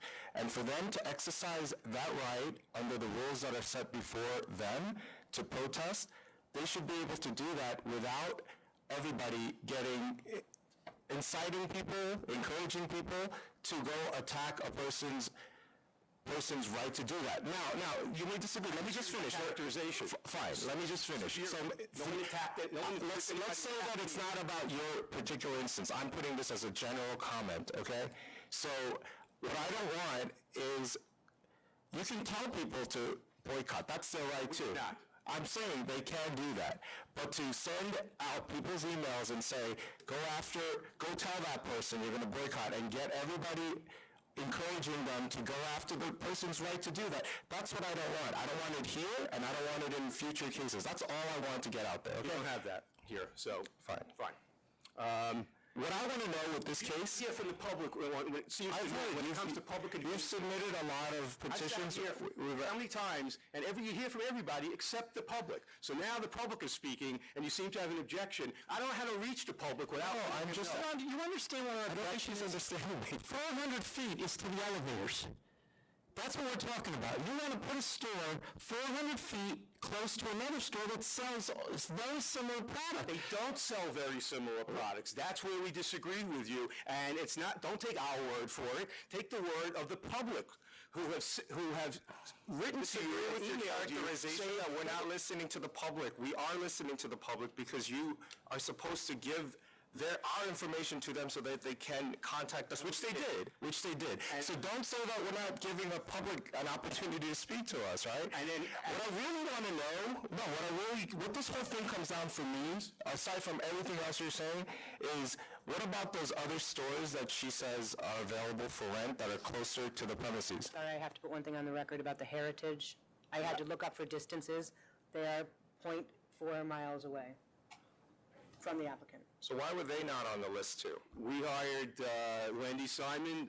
We rely on them. They provided, We didn't. They provided a list of 5 nearest stores, and we submitted that to you. The ultimate decision is always by the liquor authority to make that determination. It's wine only? Wine only. Yeah. Can we have a minute? I can answer your question. Oh, go ahead. Those other stores are either not appropriate because they have to be shared with another business. It's like an internal 2-floor, or the rent is double what we pay, and based on our sales, we can't afford to double our rent. This is the nearest store that rent is the same as ours.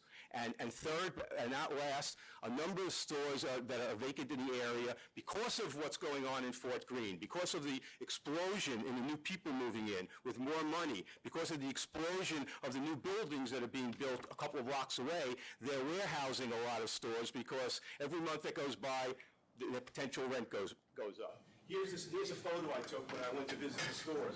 Just, you can see, that's standing in front of the proposed new store. You can see in the distance, which is 2 blocks away, all these derricks, all these construction that's going on. You have to get it on the mic or they can't hear This is right by, this is 2 blocks away from Barclay Center and all that construction that's going on. That's not really something I'm concerned about because they're already in the neighborhood. That's not. And they're already in the neighborhood. So can we have 2 minutes?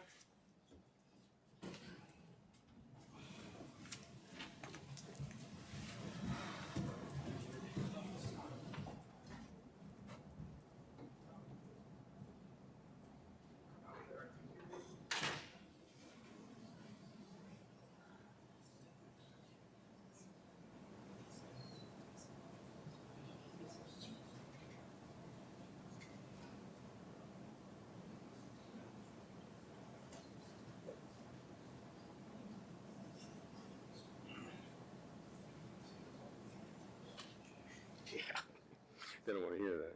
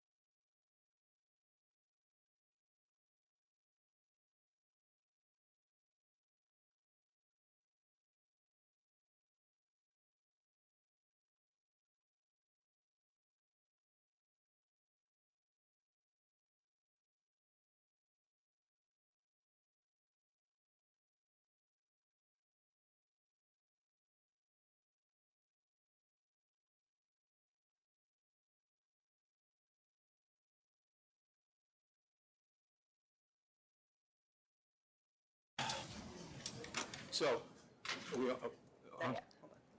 on? Yeah, we're back on, we're back on. All right. I mean, at the end of the day, Commissioners, what it really comes down to me, it seems to me, is we have a husband and wife store, well connected to the neighborhood, obviously, well respected in the neighborhood, lost their lease, not a voluntary move, have no place else to go, that's closer to them, that they could stay in business. They're the smallest physically and smallest sales-wise of the stores. To not to let them go a block and a half to 2 blocks away from this other store who has growing sales, and you basically put them in the street. I mean, that's the real focus here. And most importantly, Mr. Chairman, they don't sell the same products. Even if she says a third of her products are in that category, 98% of our products are in that category. And just because you have the same products in that category doesn't mean you're carrying the same SKUs. We don't. We have virtually no SKU overlap. So what do they sell that she doesn't sell? I leave that to the experts here. Yeah, I think you've seen in some of the. Oh, what do we sell? What do you sell today? Can you put the mic up, please? Sure. Thank you. I'm Michael Yarmark with Thirst Wine Merchants, and this is my wife, Amelia Valencia. There's a whole number of things we sell. We sell Eminence Road wine from the Catskills. We sell Bloomer Creek from the Finger Lakes. And we sell a number of different tiny importers that have sent, some of them have sent emails here. It's in the packet. Which she doesn't sell, right? She doesn't sell. I mean, I could give you a list. I could be here all day. I don't think you really want to necessarily hear every single winemaker that we represent, but I can certainly name a few. I mean, there's Anders Fredrik Steen, there's Jean-Marc Brignot, there's Gregory Guillaume. I mean, we know these winemakers personally. There's Alice Bouveau. There's okay, that's good. Thank you. Interestingly, when I was there looking at the stores, I just think it's interesting anecdote. When I was there looking at the stores, two people came, obviously salespeople, and they started talking to them, and then they said, Mr. Booker, come listen to this. And it was a new New York State distributor, fairly new, focusing 100% on what they sell, the biodynamic stuff, and they hadn't sold them yet before, so they were there to try to sell them. So I said to them, why are you coming to this store in this neighborhood? They go, oh, well, they're the store in this neighborhood for this. Everybody knows that. I said, what about the green grape? He goes, well, they would not be for our kind of products. We have just really boutique biodynamic stuff. She carries, to the extent that she carries that, it's more of the major brands of organic and biodynamic. There was an allegation that your clients doing internet sales when their application indicated they didn't plan on doing that? 10 years ago, that was correct, and so that application said no, they didn't do it. They started recently. So they're going to file. We already did. We already amended the application. It's attached here. My clerical error when we filed the new application, we still checked no. The answer is yes. They've been doing it for a couple of years now. It accounts for 1% of their sales. It's more of an accommodation than anything else. Yeah, and as far as, Commissioner Chairman Bradley, what you said about 300 some odd feet away, I understand it, believe me. If we could have stayed where we currently are, we would have been happy to stay where we currently are. It wasn't our choice. But, the leading Court of Appeals case, on this issue said, quote, the New York State Liquor Authority cannot blindly apply distance restrictions to protect existing liquor businesses in a particular area. Quote goes on. Do you think that that's what we're doing? No, but... Are you saying if I rejected this, it would be blindly based on distance? I'm saying that's what you would argue. Because I think we've made a lot of inquiries that had nothing to do with distance. Distance is all... But the last thing you said before you broke was, but Mr. Bookman, this is only 300 some odd feet away. Yes. I want to point out that that in and of itself, when it's a removal, when you're not adding a new store to the area, when there is little to no overlap in product, it is in the public convenience and advantage. It may not be in her advantage to have us move a little closer, but it is in the public's convenience, who, by the way, according to all these emails and why so many of our customers are upset, because they do shop at both stores. They go to her store for the more standard products, for all the regular alcohol. We don't carry all any standard brands of spirits. We don't even carry. We don't carry it. We don't carry Stoli, we don't carry Bacardis, we don't carry any of that stuff. So they stop at both our stores anyway, so it's not hurting any of the factors that you normally consider because we're now 1,000 feet closer than we were in the last 10 years, while her sales have been growing dramatically and the other point that you always consider is the demographics in the area. The demographics in Fort Greene is exploding, just exploding. The next 5 years, not only in the last 5 years has the economic demographics exploded, which is why if you look at the sales of all the other stores, they're doing, one was over 100%. One of the nearest stores is only open 1 year, and they're already over 2.1 million in that first year. I mean, there is a huge demand. Okay. Do you have any questions? Ms. Bennett, can you just respond to the product mix? The ones that they named, do you sell those? I don't sell those particular ones, but there are literally, tens of thousands of wines. Some of them I can't get because they work directly. They basically do a direct import with them, so it's a little disingenuous to say, well, you don't have this, because it's not something I can get by calling up the importer. They've got a special arrangement. I did want to, on February 28th, they sold a tote bag. I mean, the problem with these people is they just will say, they're not honest in the first instance. Here's a receipt. I mean, do you... Okay. I mean, and I'm sorry, the other thing that I really want to make clear, they have gotten these public letters by lying to the public. That's not true. It's true. You've said I'm a so please serial speak to us.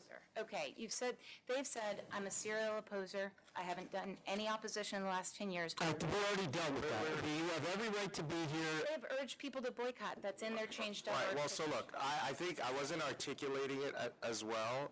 I think I made the very strong point that that's not looked very favorably upon, whether it's this case or in future cases. I don't think we want to continue a practice where there's this movement or there's this encouragement of, in some way, attacking somebody for exercising their right. I think they do have the right to ask people to boycott. That's their right to do whatever. But I think putting your email on and doing it in that manner, I don't agree with. So I just don't want that to happen in the future. I'm sorry, it's taken me 12 years to build a good reputation. No, we understand. To have, and it's, okay. No, but I haven't attacked your store publicly. I haven't attacked you. I've done. So, okay, so I'm a lot tired of what's happening here. I can't sit here and make people behave like adults, and generally I'm the person not behaving like an adult. But this is the worst thing that I've seen since I've been in here, are two people that are clearly in competition with each other and have been for quite some time, sitting here making allegations that really have no bearing on what we're here for. So stop it. All right, so we do have to put Heritage in here as one of the four closest. It's 0.4 miles away. We have a situation here, basically, that, while I strongly disagree with some of the characterizations your attorney has made, I'm not going to let that influence my particular decision here. This is a business that has been existing as one of the four closest. You're moving 1,360 feet from your current location, which is now bringing you into approximately 1,000 feet closer to your closest licensed premises now, which is the Fort Greene Wines, Inc.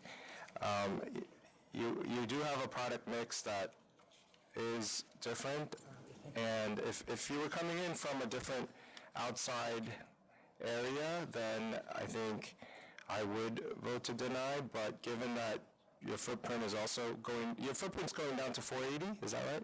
It's going down from 650 to 480, and it seems that you did do your diligence in trying to find a space near to your store, and that wasn't feasible because of the economics. So despite some of the practices that, whether they actually happened or not, the idea of that, I think I've made my point clear. I will vote to approve this removal. While it is significantly close, I do recognize that it was 1,300 feet. It's only moving 1,300 feet. It's obvious that they were in direct competition, not just with the Green Grape, but the other 4 closest stores previously, so I don't know that that would be affected. The product mix is clearly focused on organic biodynamic wines. While the Green Grape clearly carries that product mix, it's not it doesn't appear to be as high a percentage as the applicants that are looking to do the removal. And I also recognize that the sales of the 4 closest stores, while we don't have, what was the name of it? Heritage. The 3 of the 4 closest have had significant increases in their sales, and since those 3 were clearly in direct competition with the applicant before this removal, I don't see how that would change by moving it 1,000 or 1,300 feet, not to mention that their new store is going to be almost 200 square feet less in size, which I also think is going to limit the product that they can carry or the amount of product. So I vote to approve the removal as well. I do want to echo Commissioner King's comments regarding what went on here. Particularly directing the public, whether that occurred or not, directing the public at someone that was simply exercising their right to protest, as every liquor store has a right to do. I mean, that, you're watching that on TV actively right now, and I don't think anybody is very proud of that, and I would hope that that doesn't happen again. I hear you. Thank you. I hear you. Thank you.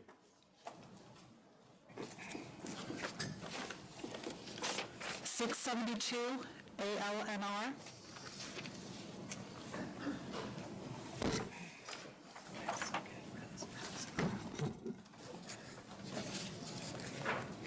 Good morning, Chairman, Commissioner. My name is Bruno Joffrey. I'm here for the applicant. Here with Roberto Nova and his daughter Jocelyn. It's my understanding that in November, my client came before the board on a reconsideration, that there was an allegation of an availing situation, which I watched some of the webcasts, and it appeared that my client gave some valid explanations as to what transpired, that there was no actually alcohol being sold. It was a situation where he didn't realize that the license was there. It was confiscated by the police. There were some bottles that were up for display only, but never any allegation of actual sales to anyone. It's been over a year now since my client's taken over the place. The police in Mount Kisco have been very diligent in going there, and there have been no issues with respect to sales of alcohol, as my client does not have any alcohol at the premise. In looking at the webcast, I believe both Chairman and Commissioner encouraged my client to reapply, that the reconsideration was denied, but he should reapply. So that's what we're here before. Based upon the prior disapproval, obviously it has to go before the full board, so we're here to answer any questions on this new application that my client has refiled. So this license was revoked before he got it. How is he able to apply if it wasn't 2 years yet? No, it's not the licensee who was revoked, this was applying. It's the person who was availing the license. Oh, I see, okay. At the full board meeting, you had suggested they went. Right, no, I remember that, right. You went through the whole thing about the availing and the alteration, and you said, look, we can't act on this, it's too convoluted, reapply. Okay. And he's open now? He's been open for a year with no alcohol, so we would ask that it be sent to licensing, I guess, for their consideration. And by the way, my client does have another location, Maya Rivera in Briarcliff, been open for 3 years with no violations. And no music, no DJs? No, it's strictly a restaurant, very small restaurant at that. Okay. Is that what his other premises as well? Yes. No DJ, no... I'm sorry, can you speak into the mic, please? We can't hear you, so speak into the microphone, please. The patio 3, it's a 90% occupancy, so it's very small. Even the bar area is like a 12-person seat, so there's not going to be any DJ. And Mount Kisco is very strict on the rules that they have, so it's, What are your hours? right now, Mondays we're closed because of low sales business, and Tuesday through Fridays we open at 11, and Fridays we close at 10. Every other day we close at 9, and Saturday from 11 to 10, and Sunday 11 to 9 as well. And those will be your hours even with the license? With the license, we're planning to open on Mondays at 5, just because there's really Right. Until what time? until 10 p.m., the kitchen, and then the whole restaurant. And then for the weekends, probably until 11 or 12, just because same thing, it's not a lot going on, and Mount Kisco is very strict with us, just because with the previous restaurant, there was a lot of problems, so they're keeping an eye on us, making sure that we follow the rules. All right, so Patio will be open just as late as the restaurant? Sorry. what do you mean the patio will be open? Oh, there's Patio a 3, that's the name of the restaurant. there's a patio. There's actually a patio to it. Oh, but no, the patio. Hmm? The outside patio? No. The hours of the Oh. patio. Is the hours of the patio going to be the same hours as the business, or is anything to close earlier? Well, we didn't know they had to be different, but if we had to close it early, then yeah. There's usually not a lot of people sitting outside late, it's mostly inside. Is this it's on Main Street, so it's a commercial strip, I guess? Yes. Yeah. There's other All right. restaurants close to us. All right, so, I mean, your hours, I guess, if you close by midnight on weekends, Yeah, and we can do that. did you, that's fine, midnight every day, but no later than midnight, right? Yeah, just the weekends, and Okay, then all right, we're gonna put that on your license, closed by midnight every day. That means everybody out and closed and done? that's fine. Okay, all right, I'll vote to approve. I'll vote to approve with that stipulation, closing midnight, 7 days a week. what about Oh. Does it go back to licensing? No, it's been This is- approved here, so we'll. They receive a 20-day letter based on that?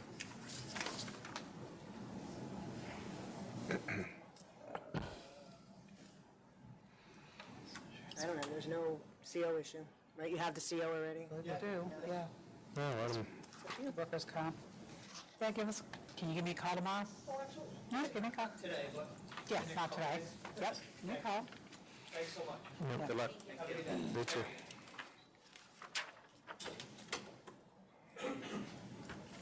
$6.25, Montrose and Graham.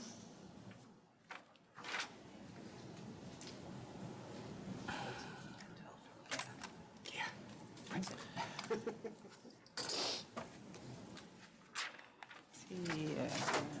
What are all these people here for? How many of these people are still here? Sorry. I thought we're almost done, right?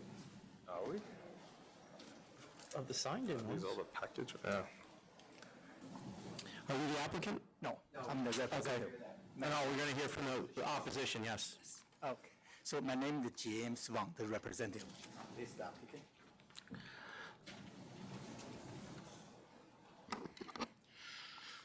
Charles Lynn for the opposition. I represent two of the closest stores, Johnson and Bushwick LTD at 255 Bushwick Avenue, and Manhattan Avenue Liquor Corp. at 664 Manhattan Avenue, Brooklyn. Wait, who was the first one, Mr. Lynn? Johnson and Bushwick LTD. Now, it was just a recent transfer, so I think we also possibly show it as MZ Wine and Spirits. Oh. Which hands good? That's where the confusion is. So MZ was canceled and now Johnson took over their space? Well, there was a transfer, I don't know which. Well, we canceled the MZ one license, and So that location has a liquor store in it? Yes. Oh, okay. It was just issued 222, Oh, okay. Johnson. All right, go ahead. And since we're doing that, one of the stores, I had mentioned that there are 8 liquor stores in the area that are within 0.3 miles. One of those stores went out of business. AGO, AHGO Wines and Spirits, was the 7th closest. But on the previous SLA website, we have the Wine Spot. They were only 10 feet apart. So there remains now about 7 liquor stores that are within 0.3 miles of the applicant. The closest store, King's Wine and Spirits, an open store, was just licensed in October 2013 on the same street as applicant, Graham Avenue, and that's 0.15 miles away. The two stores that are also close are both about 0.2 miles away. Johnson Bushwick Ltd. at 255 Bushwick and Manhattan Liquor at 64 Manhattan Avenue. Both are partially open stores. They're the stores that have the bulletproof when you walk in, and then they have the door that the people who want wine can go. One of them's to the side of the store, the other one's to the back of the store. Mr. Lin, what was the second closest store you said? Manhattan. No, the one right before that, I'm sorry. You have King's Wine and Spirits, which is the closest. Right. Then you have Manhattan Liquor. And then, I'm sorry, you have King's, then Johnson Bushwick, which the website shows as 970 feet, and then Manhattan Avenue, which is 1,290 feet. I got it right from copy from the website. And you mentioned King's is open? King's is an open store, brand new in October 2013, is an open store, just licensed in October 2013. And the next two, which is... Are partially bulletproof. Correct. Now, the fourth store is bulletproof. That's Lynn's Liquor, the fourth closest on Moore Street, is at 0.3 miles away, is bulletproof. Okay. And besides King Wine, which is the one that was just licensed in October 2013, 638 Wines, doing business as Blue Angel Wine at 638 Grand Street, the sixth closest store, was also open recently in October 2013. Interesting, both stores were open in the same month of the same year. As far as sales figures, which I have in my Exhibit B, King's Wine, I did not get. They just recently opened, so I don't think that they have any sort of record. Johnson Bushwick, I did get the sales figures of the prior store, which showed significantly decreasing sales between the year 2014 and 2015. And Manhattan Liquor, the third closest store, shows 3 years of significantly decreasing sales. This area of Graham Avenue, which is also known as the Avenue of Puerto Rico, and Bushwick Avenue have not shown any gentrification in this neighborhood in recent years. With my drive-by, I didn't see any residential or commercial development or any destination areas to warrant another liquor store in the area. And as far as new products and new services, it doesn't appear from the record that the applicant will be providing any new services or any new products which are not already available to the community. Thank you. Yeah. Should I have the opposition just... Whoever is not your client, Right. if there's anybody there he's not representing, come on up. Just put your name and where you're from and... Yeah, my name is Zhao, from the King and Wine and Spirit. The one is closest to Seoul. Which store is yours? King's, okay. And they're the open store, right? Here's the map. I print out, from west side is 3. Sure, just give it to us. It's probably a better map than what we have. Okay, go ahead. My store is open around 2014. The business is still very slow now. It's about like 600,000 a year. And this new application is about 800 feet away from my new store, and it's pretty close. And it's on the same avenue, And the neighborhood in the East Wittenberg is a very bad neighborhood. It's got a lot of project housing over there, and we're suffering a lot of robbery and stealing product. And even today, we don't make any penny at all. It's already more than 2 years. So we're still suffering the business increasement, for it. And in recent 2 to 3 years, there's a lot of new stores just open. And we checked that there's at least 4 or 5 new stores open around this area. And this is all on the list and on the map. And sales. And we also check out the population in neighbor. It's slightly increased, but it's not something like we have so many new stores open, you know. All right, that's what I want concern. Just consider about what we call a situation, just a neighbor. Okay. All right, thank you very much. All right, thank you. Hello, Ilya Dorfman, the Wine Spot. I'm probably the seventh closest store to the new applicant, and I just want to state that my store is open store. It's not a bulletproof, and I would say it's a lot of stores in the neighborhood, and it's become very difficult to work. What was the name of your store? Right here. The Wine Spot. He's not on the list because. We have a I map. see, we got it. You have it, Okay, okay. yep.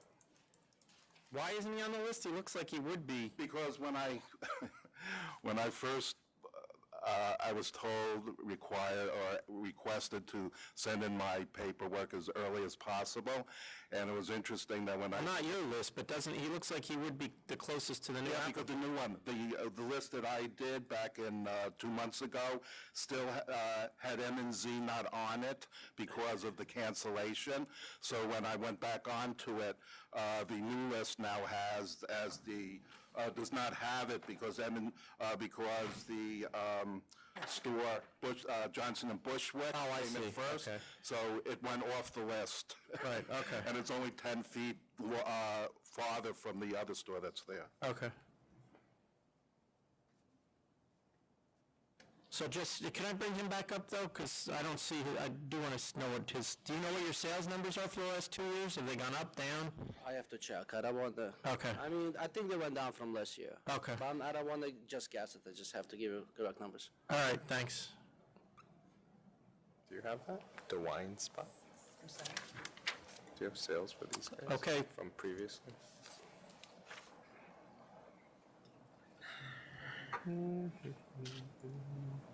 Hi, good afternoon, members of the board, Commissioner Kim, Chairman Bradley. My name's Jay Min. I'm principal. On your questionnaire, we have your name as Min J. Min is my last name, Right. and Jay is my first name. But so on your ID, it says Min J or J Min? It's Jay Min. Okay. My name is Eddie Deng. I'm also one of the managing principals here at Montrose & Graham. And to my left, I have our consultant, Christy Petrullo. Today, I would just like to touch briefly upon how we intend to serve the public advantage in a different way than the stores that are currently in the immediate area. We're proposing for this location a specialty wine and spirit store offering a unique selection of artisanal products. Generally, we know the stores in the area well. We've visited them on a number of occasions in these past few weeks. If you refer to Exhibit A, you'll see that the three closest stores, they do adopt a very traditional liquor store business model, two of which are bulletproof, with all of them offering your standard run-of-the-mill mass market products. Now, in reference to the fourth closest store, which is the Wine Spot, they do provide some semblance of what we're trying to achieve. However, I would like to note to the board that it is indeed nearly a third of a mile away from the proposed store. So we're looking to do something a little different for the community. We're looking to become a distinct boutique store where we can offer obscure fine wines from different regions all over the world at all price points to attract a younger and more sophisticated consumer. Williamsburg, even more specifically, Graham Avenue has underwent significant change throughout these past few years. United States Census Bureau shows that from 2011 to 2014, 3,500 new residents have moved into the area, indicating an increase of 4%. And in Exhibit B, we've also provided for you an overhead map for the board showing our research. We surveyed 9 locations within a 1-block radius of the proposed store, where there are 7 building developments currently under construction, and 2 were recently completed after the approval of the nearest license, which was King's in 2013. Some additional points, since October of last year, there were 35 new building applications submitted for this zip code alone, 5 of which were granted, and the rest are also pending approval. The statistics certainly show that there is indeed a significant amount of development in the area, and we feel that the types of people that are going to be moving into this emerging community would certainly benefit from a store like this. And not only has the area seen growth on a residential scale, also commercially as well. The shift has been well documented, as you could see from the Wall Street Journal article we've provided for you in Exhibit C. Also, we've taken the liberty of gathering some pictures for the board of new businesses that have sprung up in the neighborhood and sort of have become staples of the community. Storefronts like trendy restaurants, bars, and coffee shops. We could say with some level of certainty that these types of businesses are exactly what the young public of East Williamsburg are demanding.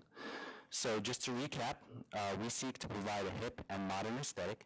We seek to take an interactive approach with our consumer through wine education and tasting curriculums developed and curated by our very own renowned sommelier, Christy Petrullo. Just to reiterate, we're also non-bulletproof. We're an open format store where we plan on doing all custom shelving with the premium finishes. Just to say, our point is not only will we offer a different product mix than the stores in the area, we're also going to look and feel different. So it's with this business model that we intend to serve the public convenience and advantage. For the reasons I've stated now, we do feel that an approval for application today is warranted. Thank you, and if the board has any questions, our team will be happy to What is it address them. exactly in the product mix that will be different? I would direct that question toward our wine consultant, Christy. Okay, sure. Good afternoon. So what I've been hired Put to your name on the record, please. Oh, my name is Christy Petrullo Campbell. I'm the consultant hired. So what I plan on doing is sourcing small production boutique artisanal wines and spirits, those of which maybe aren't known so much to the public, which I will also be educating them on. That's another sort of... Can you name some, please? Well, Copan, using perhaps smaller importers like Wilson Daniels, Kermit Lynch, some of the wines from Kermit Lynch, for instance, Punta Cana from Liguria, they only make about 700 cases. These aren't available to everybody because of how small production they are. And so is the business model of 2,500 square feet is going to be filled up with all of these boutique kind of... That's the idea, yeah. All of it, 100% of it. You're not selling the traditional liquors that are being sold at the other... There will have to be some, basically, like for instance... What's the mix? Grey Goose vodka, the mix. That would be an 80-20 split. 80% wines, 20% liquor? Yes, that's correct. What about New York State? 10%. Okay. And is the 2,500 square feet, all of that is going to be retail space? No, sir. Around 2,000 square feet. We have no storage, so the display will double as storage. Okay. And also, there'll be a space partitioned in the front for our tasting curriculum, so that won't be used to actually sell any product. Yeah, no, I saw that too. Both of them. That's incorrect? What's that? The convictions? Yeah, If both one of was them. sealed and one, they're not, they're like DWAI. You don't, they're infractions, they're not misdemeanors. Okay. Okay.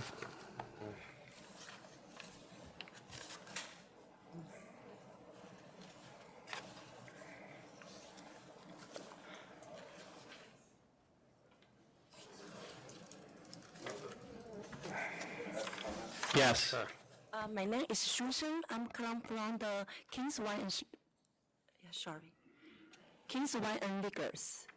And they talking about that they're gonna selling the 80% the wine and the 20% liquor. That's usually what we do. So they carry about, if they carry the Grey Goose, Jack Daniel, Yellowtail, I'm sure they're gonna carry that because it's 25 square feet. I'm sure them. So they say gonna be something different. We had a picture. We got a lot of wine. We carry 80% of wine. Get any kind of wine from the world. Okay, you can back up. That's the New Year's You can Day. go back to this podium because otherwise you won't be on the record. So you can tell us from there what you want to say. We're doing the New Year wine tasting. What percentage of your wine is New York State? Yeah, that one is Rafé. It's from the New Year wine tasting. We have the Finger Lake, we have the Pinta, we have the Dark Walk, and the. Do you have any of the wines that the consultant spoke about? The Copan? They're talking about that maybe it's a small winery. That's what they're saying, is that they're going to carry small artisanal. But how many percent they're gonna do that? Just 10%. But most 90% is the same like us. No, we'll let her answer that question. We realize that what they try. They said they're open. We are open. No, we understand that, but why don't we let her answer the question your wife just asked? So I want to reiterate that the idea is to source all of our wines from these smaller artisanal properties. So the 80% product, 100% of that 80% is planning on being small vineyards, whether it be New York or international. Absolutely, that's the goal of the store. Okay. 100% of the 80% I'd say of the 85 space? to 90% of the 80% of wines. There are going to be wines, but that other people carry that are still highly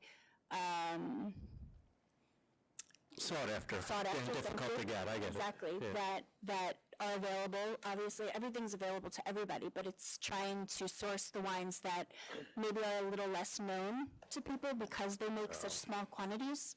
That's the idea of the store. Okay. Sure. Yes. I had licensed,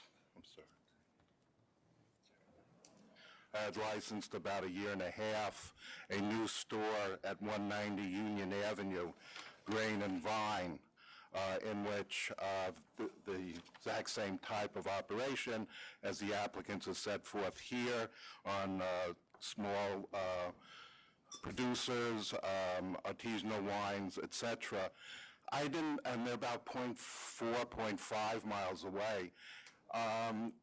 One thing that's interesting about the demographics of this application, I didn't go into the Union Avenue area because I thought between 0.5, 0.6 miles away might be a little too distant, but when I did look up the zip code for population increase, that's what got me to look at the map. The zip code area is inclusive of that Union Avenue, Broadway intersection with Flushing Avenue. That, without any question, when I argued my case with regards to the application on Union Avenue, has increased. A significant amount of millennial population has increased in that area, and that's one of the reasons why, matter of fact, on Broadway, there's a huge development across from Union Avenue. But in their area, that sort of development really is, to me, as I saw, is really not happening. And well, they're saying that and correct me if I'm wrong, I think they're saying that it's about to happen. It's speculative. I don't know because I don't live there, so I wouldn't know. But they went and pulled permits, or it sounded like they looked up building permits. I had gone through the area. It didn't seem as though that was all that imminent. But 0.4 miles away, 0.5 miles away, having a similar store, Grain and Vine at 1 Union Avenue, and then there was another one on Union Avenue, and I apologize for not knowing the address, but it's close to Grand and Union, which Mr. Mailer did the application for. They also were artisanal wines, and they also were natural wines. So right off of Union Avenue, where the population is currently growing, you do have the exact same type of operation that they have. Maybe I was remiss in not going that far over to Union Avenue, but I didn't think that Union and Broadway really was reflective of their community. Okay. Okay. You have anything? Yeah, I'd like to speak to a few additional points. in reference to Graham Avenue, more specifically Graham and Montrose, our intersection, within a one-block radius. I have to reiterate that there are multi-unit, multi-story developments taking place right now with listing prices as high as $1.2 million. So if that's not a sign of a significant change in the area, I don't know what is. And that's essentially why we thought this was a lucrative opportunity for us to position ourselves in a market that is expanding.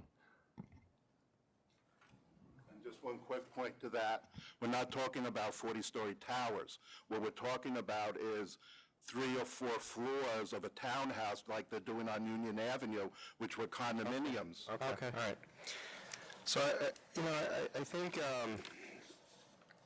when you look at the map, if this were a much smaller footprint and you were proposing a higher-end type store, I think with the changing demographics and the area, I could see possibly adding a public convenience and advantage, but in terms of the size and in terms of how many stores are already existing, and with Grain and Vine, the Wine Spot, and King's Wine and Spirits already being open floor plans, and with declining sales for at least declining or flat, depending on what years you're looking at, for the majority of the 5 closest, maybe that time hasn't hit yet, and I just, I think you guys did a great job presenting it.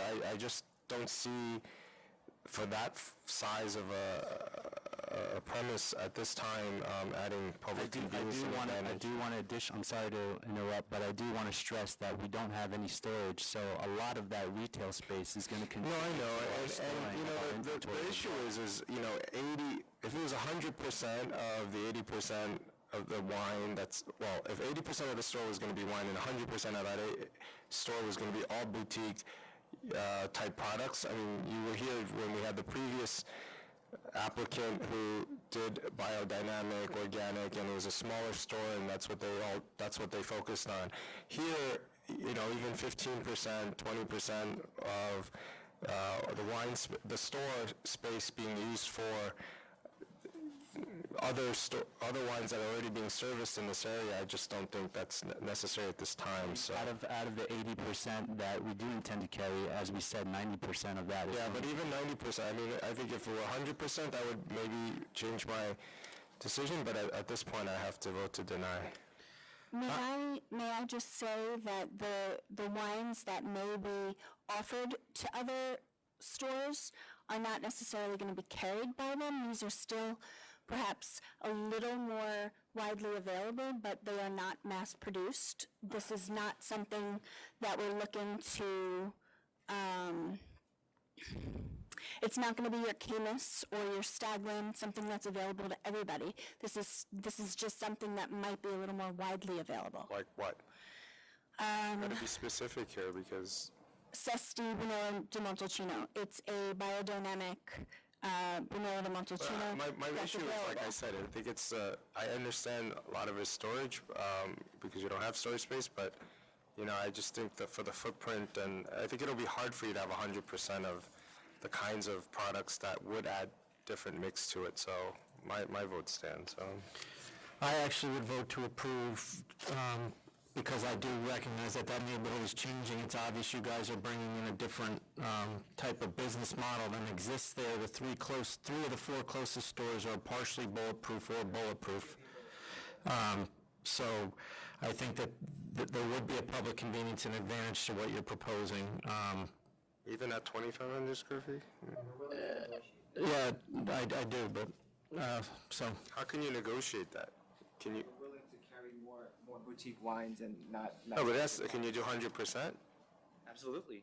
Yes. You can do 100% boutique wine that's not sold at these other stores? Carrying Yellowtail or any of them. No, I know. Forget the Yellowtail, but the other stores. No, they can do it on reconsideration. They can reconsider. Right. I mean, I'm also... Well, I think the presentation as of now, I just have to stay with my vote, so... Have that right. So, it's denied. Thank you. 590. Yeah, 598, El Patron, New York Food. Trying to get you on that plane. It's all right. I know. Don't worry about it. Part of me doesn't. Part of me doesn't want to. I know. Part of me. Oh, you want that decision made for you? Yeah, in some ways. That's why I didn't want to actually say anything to you before. Good morning, I'm Peter C. McGinnis. I'm the attorney for the applicant El Patron. I have with me Dave Alfarth, who's the landlord, the building owner. I have Mr. Castellanos, who's the actual applicant. And then I have the Sanchez, Enrique Sanchez, his wife, and one of his 4 children. They have 4 children. He brought one with them. And the structure of the way we're going to operate is that the Sanchez, and you have some letters in there, has been a career employee in restaurants. That's his business, that's his career. They've actually operated this place without selling any wine or beer, liquor of any kind, spirits, for 2 years, and of course they continue to do so. That's their full-time employment. Leonard Castellanos, who's their in-laws, they are all in family. They live in 2 separate apartments in the same building. They're the in-law, he's the in-law to the Sanchez, so they're all family. And he's on the license, he's a citizen. And then, as I mentioned, Dave Alfarth is our landlord. What I wanted to mention is that I have a letter from, which I could not get in time. I asked for it 3 weeks ago from our mayor. No, we have it. We have, okay, thanks. And I think it's interesting to note that they actually eat there on a regular basis, and the city administrator, they call him acting administrator, he's actually the former police chief. He was the police chief for some 20 years. And they're enthusiastic supporters of this application. We also have a letter in there from Mid-Maine, and I was thinking when I was hearing these other presentations that Mid-Maine is similar, but not legally or structurally, as a community board. In other words, it's made up of people that have businesses and own businesses in the area. They keep an eye on what's going on. They try to develop it, then they check things out to see how it's operated. They're very enthusiastic in favor of this. Scenic Hudson is also a major not-for-profit in the area. They have their offices in downtown Poughkeepsie, and they support it. How far is this from, I'm trying to put where it is in my mind, how far is it from Scenic Hudson's offices? I would say roughly 3 blocks. Scenic Hudson... Away from the river? Ours is away from the river, yes. 3 blocks from Scenic Hudson away from the river? Correct. Okay, I got it, okay. Scenic Hudson's on the corner of Market. Yeah, I know where they are, yeah. We're up, you have to say about, because there are a couple of very long blocks Right. there, so. But this is roughly on the corner of Hamilton and Maine. Okay. And then question was raised on their finances. Right now, they have a little less than $2,000 in their checking account. It should be emphasized that it's a turnkey operation. In other words, the city loaned the previous business money. The place was renovated. That's the structure that you'll see in your photographs now. It was renovated into a restaurant. They moved in with virtually not spending any money, and they've, as I said, been operating the kitchen and the place as a food service business. There's no room for dancing. There'll be no nightclub or entertaining or anything like that at all. So the previous licensee at that location was Mr. Alford, is that correct? Yes.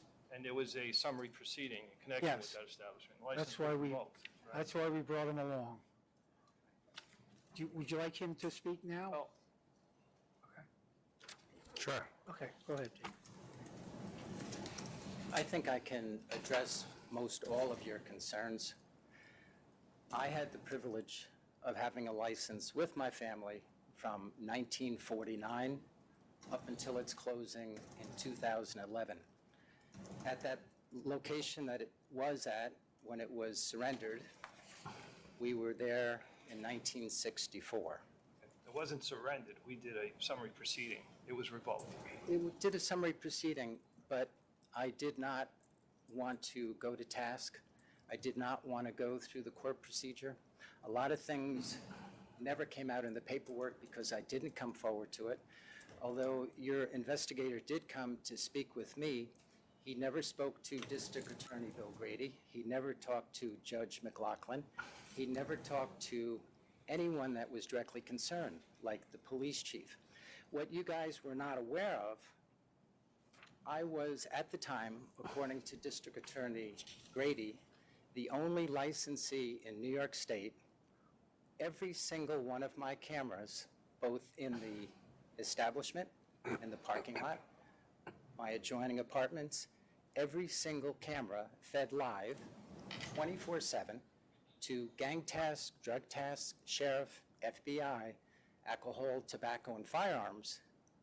And that was going on for roughly 8 years. And the reason that I allowed that is because the area at that time, there was a lot of gang activity. So you will see a There lot still of... is. Up farther up. Well, I just, 3 days ago, a high school kid got shot. Right, that was on I Harrison. live in the area, so I'm very, very familiar with it. No, that was on Harrison Street. Now, with the use of my cameras, we prosecuted every single case. Every single person went to jail. Every single murderer in life. The whole time that I was there, I provided undercover information. Okay, so there's ancient history. Is the rent, it's $2,000 a month, you're not getting any percentage of sales or anything? And that's, maybe just let me clear. I own the property. It's been in my family for years. I do not plan on selling the property. I own apartments. I own a parking lot. I have nothing to do with this family. I feel very guilty that they are falling in my shadow, and that's why they were denied. When they first did the application, they had someone help them. I know how you have to navigate, but I didn't get involved. Had I gotten involved, I would have made it clear to them that somebody needed to be here because of my prior situation. I feel very guilty that because of the things that happened in my last year, it has directly steamrolled them, but they are a hardworking family. The way that I met Ricky after I lost the license, I went to work with a friend. We opened up a very successful diner, the Red Line Diner down in Fishkill. Ricky was running the kitchen. At that time, I had rented to another fellow. He made a loan from the city, fully equipped the kitchen, fully equipped going restaurant. He went out, and after he went out, the building came back to me. I didn't want it empty. These are nice family people. When my father first started his place, he came from another country, family, same thing. I saw in them, they're hard workers. I felt that I would give him the opportunity. I leased them the property. I let them use the parking lot. They, for 2 years, have been running a family operation. It's the brother, the sister, the kids, successful. What are the hours going to be there again? Hello, my name is Enrique Sanchez, and I am the one who's going to be running the restaurant. The hours is going to be Monday to Thursday. It's going to be 10 to 10. And Friday and Saturday, we're going to close midnight, no more than midnight. And Sunday is going to be, Sundays we do brunch. We're going to open 11 to maybe to 9 o'clock. No more than 10 on Sundays. Okay. Sorry. All right. So if we put that in the license, you don't have a problem with it? If we put those hours on the license? Yeah, we don't want to have a problem. We are 100% sure that's going to be the hours. Okay. All right.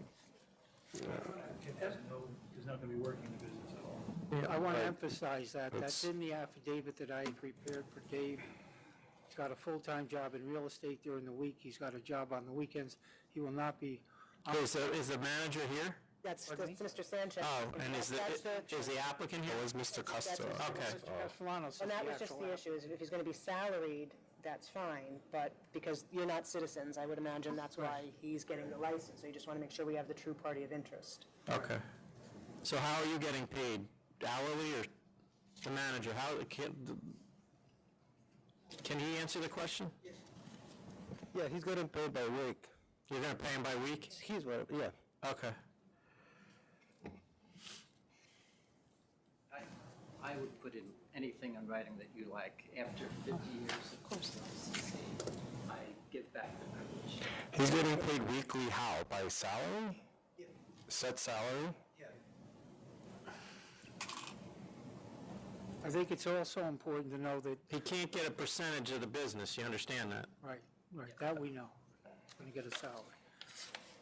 That we have security cameras inside and outside. There's lighting, plenty of lighting outside that shows up in our photographs. And there's a parking lot where the customers can park, so they'll be off the street. Whenever you're ready.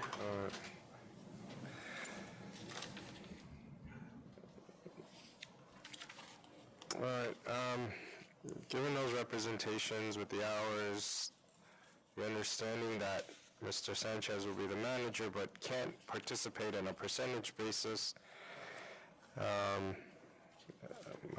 vote to approve. I'll vote to approve as well. It is a restaurant wine license. I realize that the former licensee did have significant violations with this agency when they were licensed, but I think that neighborhood, at least that portion of Main Street, based on my observations, has changed since that time for the better, and they have been open for 2 years, and it appears to be a family Mexican restaurant. It is. The only thing I do want to remind you, and if you were sitting here, I don't know if you were or you weren't, don't get caught with alcohol and no sangria. Liquor, you mean? Don't get caught with liquor. Liquor, no liquor. Liquor. We understand, we hear you. Loud All and right, so clear, it's and I approved. Appreciate the decision. Thank you. Good luck. Nice to meet you. 683 Rodriguez Deli B Express. Is that Kelly? Hmm? I wonder how Kelly knows him. Probably from Commissioner Keller. Or is that him? Hey, good afternoon, No idea. Good afternoon. members of the board. Carl Woodley, attorney for Mr. Rodriguez. You have an offer of $3,500? Yes, no, 1,500. I'm sorry, 1,500? First, we need to dismiss the availing charge. All right, dismiss 2. Charge 2. Sustain 1 and 3. I had a higher penalty because selling untaxed cigarettes and Viagra.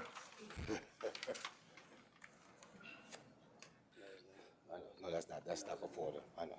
So who is running this place? Well, at this time, Your Honor, there's been an assumption of the lease. So Mr. Rodriguez was running it, but he's no longer running it at this time.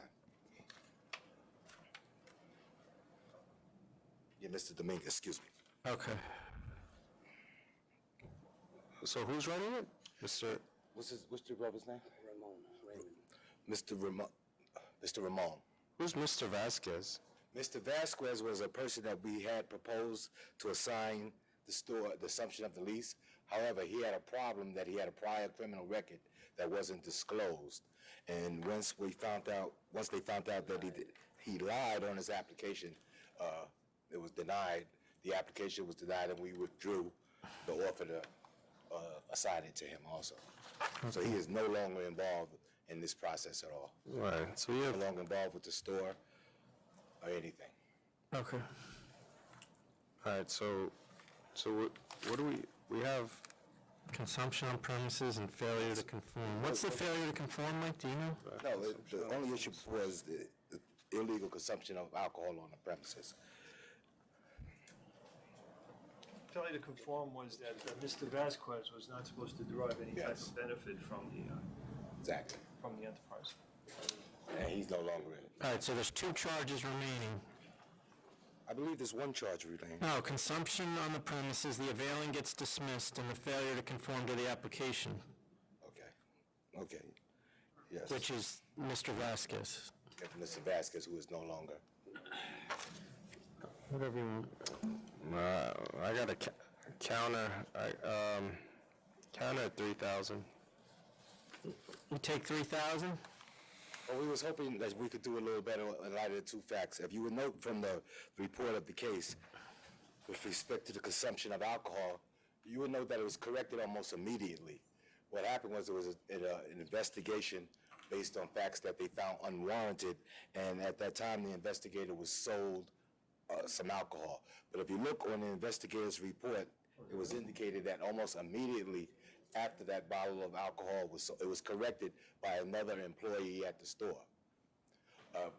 Within, I would say, seconds, because, and I would also submit that, again, the store was transferred. Mr. I'll accept your 1,500. Would accept? 1,500. Appreciate it. Thank you very much. Have a good day. You too.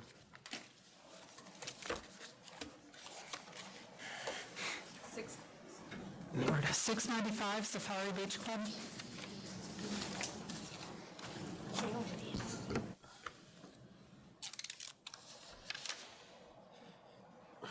Francis Buscemi for the licensee. Good afternoon. This was put over until today for discussion on, I believe, the second charge, which concerned a rule violation, Rule 54.3, for violating the General Business Law, Section 89G Security Guard Act. My argument was made in my controversion letter, and I think you wanted maybe an opportunity to review and look into it further. With regard, I want to point out a few things concerning first the Security Guard Act and then the Alcoholic Beverage Control Law and rule itself. First, I'd like to point to, and I provided it in my package, the licensing instructions for proprietary security guard employer specifically state that proprietary employers of security guards are exempt from the licensing requirements. So we start off with that. These were security guards, licensed security guards, that were being employed by the licensee. Then we go to Section 89G8 of the General Business Law, which is the Security Guard Act, and Subdivision 8 specifically states that companies are not subject to the security guard companies that employ for their own proprietary use are not subject to the enforcement provisions of the statute.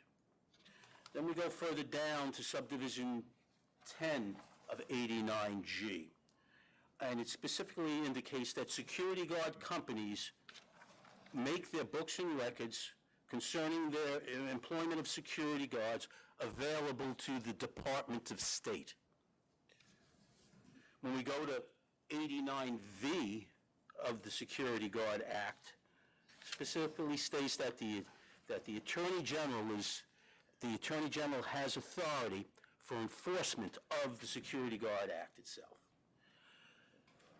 So now when we go to the Alcoholic Beverage Control Law and the rule that the charge was brought under, which was Rule 54.3, the rule specifically states that it applies to building code and then other governmental regulations.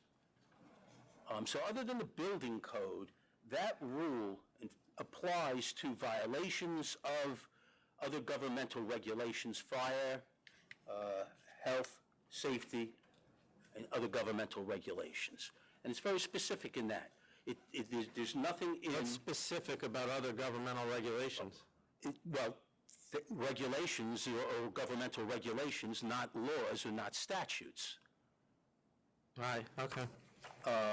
I understand your argument. I disagree with it. I disagree too because, under the Proprietary Security Guard employer definition under DOS, Department of State Division of Licensing Services, it says, although proprietary employers of security guards are exempt from the business licensing requirement, they are still considered to be security guard companies under the law. And so everything else that you read, yes, if they're a security guard, then 89G10, all security guard companies shall maintain books and records of employees who are security guards. So if the proprietary entity is considered still a security guard company, they still need to maintain books and records, which they fail to do here, so that's the charge. I think the charge was brought for not having a proprietary security guard license. That was among other things as well. It wasn't just for not having There was unlicensed and then failure to comply local regulations. I'm assuming the local regulation was the... That's very good. It was for not having a roster and no security guard records. And those only, an authority to request those documents falls on the... That's your view, it's not ours. Okay, so I sustain the charges. I have 5,500. 5,500.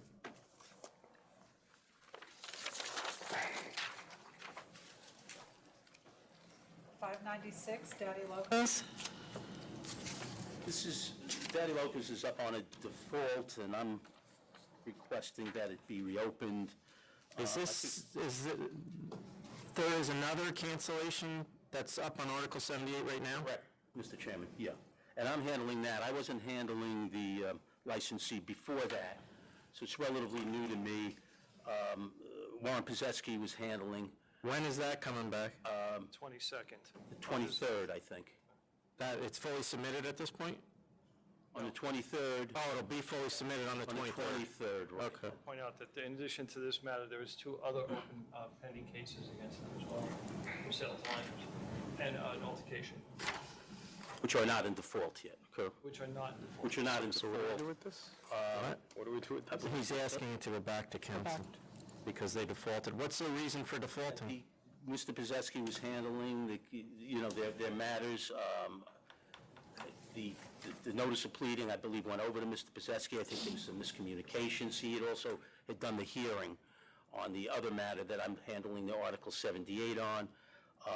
Yeah, I'm not gonna send it back based on that. Cancel and bond? Cancel and bond.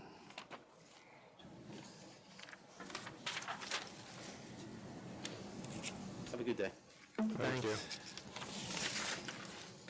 675, PJ Wine. Martin Mailer, mailing me something, it's a conditional no contest plea. Offer 6,500, accept. Accept. Thank you. Thank you. You waited here all day for that? No, I'm here for the other one. This upcoming, yes. 697, 698, and 699. I've got to apologize. As explained the last time, there's a great deal of problem in communication with the licensee. I spoke, not to her directly, but through an interpreter, and I was told one of 2 things. When we last met, what Commissioner Kim suggested was that we be allowed to sell one, that they cancel one, and that the corporate change be allowed on the 3rd one.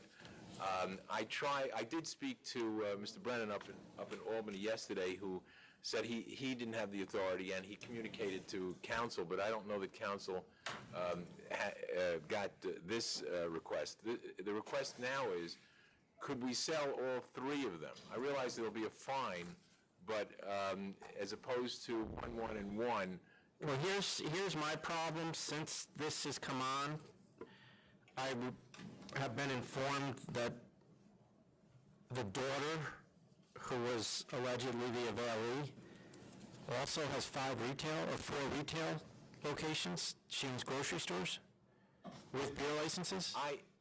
I don't want to say no categorically, but I would say that is incorrect. The problem that because I realized she just applied for another one and got rejected because of this. May I just say one thing? This is a Sikh family. They all have the same last name. I would have to. Could we then put this over? Because it's going to have to be, just because I don't.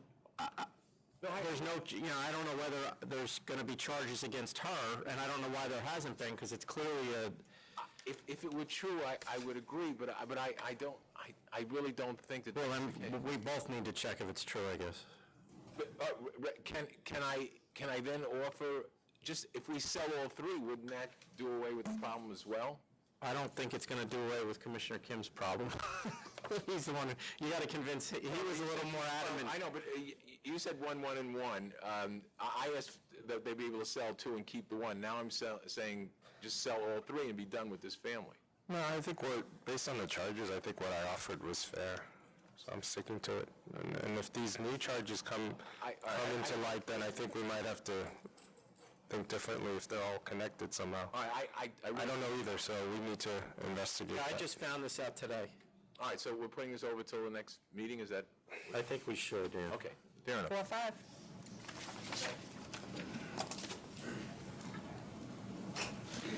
$663 Heaven's Store Cafe.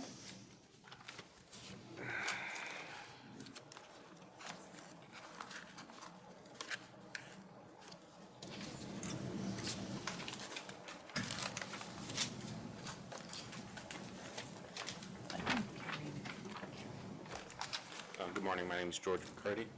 I'm 663, so did you ever pay the replacement funds of $985? I did not intentionally, but I didn't. We were having a lot of financial problems. It was an envelope that got pushed off to the side, and I didn't realize that it had not gotten paid. Do you have that? Is it paid now or no? No, not yet. No, but I can. I mean, we have the I means. mean, you have to because of the penalty is cancel and bond for not, paying this check. So if you have it, do you have it today? Yes, I can write a check for it today, yes. Because then the penalty, if you pay it, then it's $250. Well, generally, on a bounce check issue, we would ask for guaranteed funds. Oh, guaranteed funds. Kind of what was in the letter. Money order, maybe. How would that work? I mean, Like a money order. a cashier check or? Cashier's bank checks, money order. Bank check, money order. Something I can get, I did not bring with me. Yeah. I mean, what do we do? Push it over and give you a chance to get it in today. So, will you pay it today? I can. You come back today? I mean, you have to kind of. Yes. Okay. All right. If they pay it today, it'll be fine. Otherwise, cancel. So the check should be made out to And the penalty, You expect it is to go $500, right? Yeah. What do you want to do? If payment is received within set time, penalty will be this. If not received, then cancel and bond? Correct. If the penalty, if you pay it, is $500. And so if you pay it by today, the penalty is $500. If not, then it's cancel and bond. You can do it by today, right? I'm imposing this, so if you need another day, this is the time to ask for I it. just checked my bank account. Okay. I just want to make sure. So you have the penalty, the penalty he can The pay later, penalty is right? that he's got time to pay that. All right. So just to be clear, what do I need to make the payment out to? The $985 today. $985. And then you'll get a letter about the penalty, but if it's not paid today, we're going to cancel and bond you, which means someone will come and not your shut your license. store, but take your license. To do this, do I come back here or do I go downstairs? They will be here for a couple more hours. Or you can go downstairs, whatever the case may be. Fourth floor. Yeah. Fourth floor, yeah, you get to, 985 to Somebody there? well, that's if they're open. So you need to come back up here. Just come back here in the next couple hours. I appreciate it. Okay, thanks. Got it. I'll leave that there. 655, Best Astoria Wines.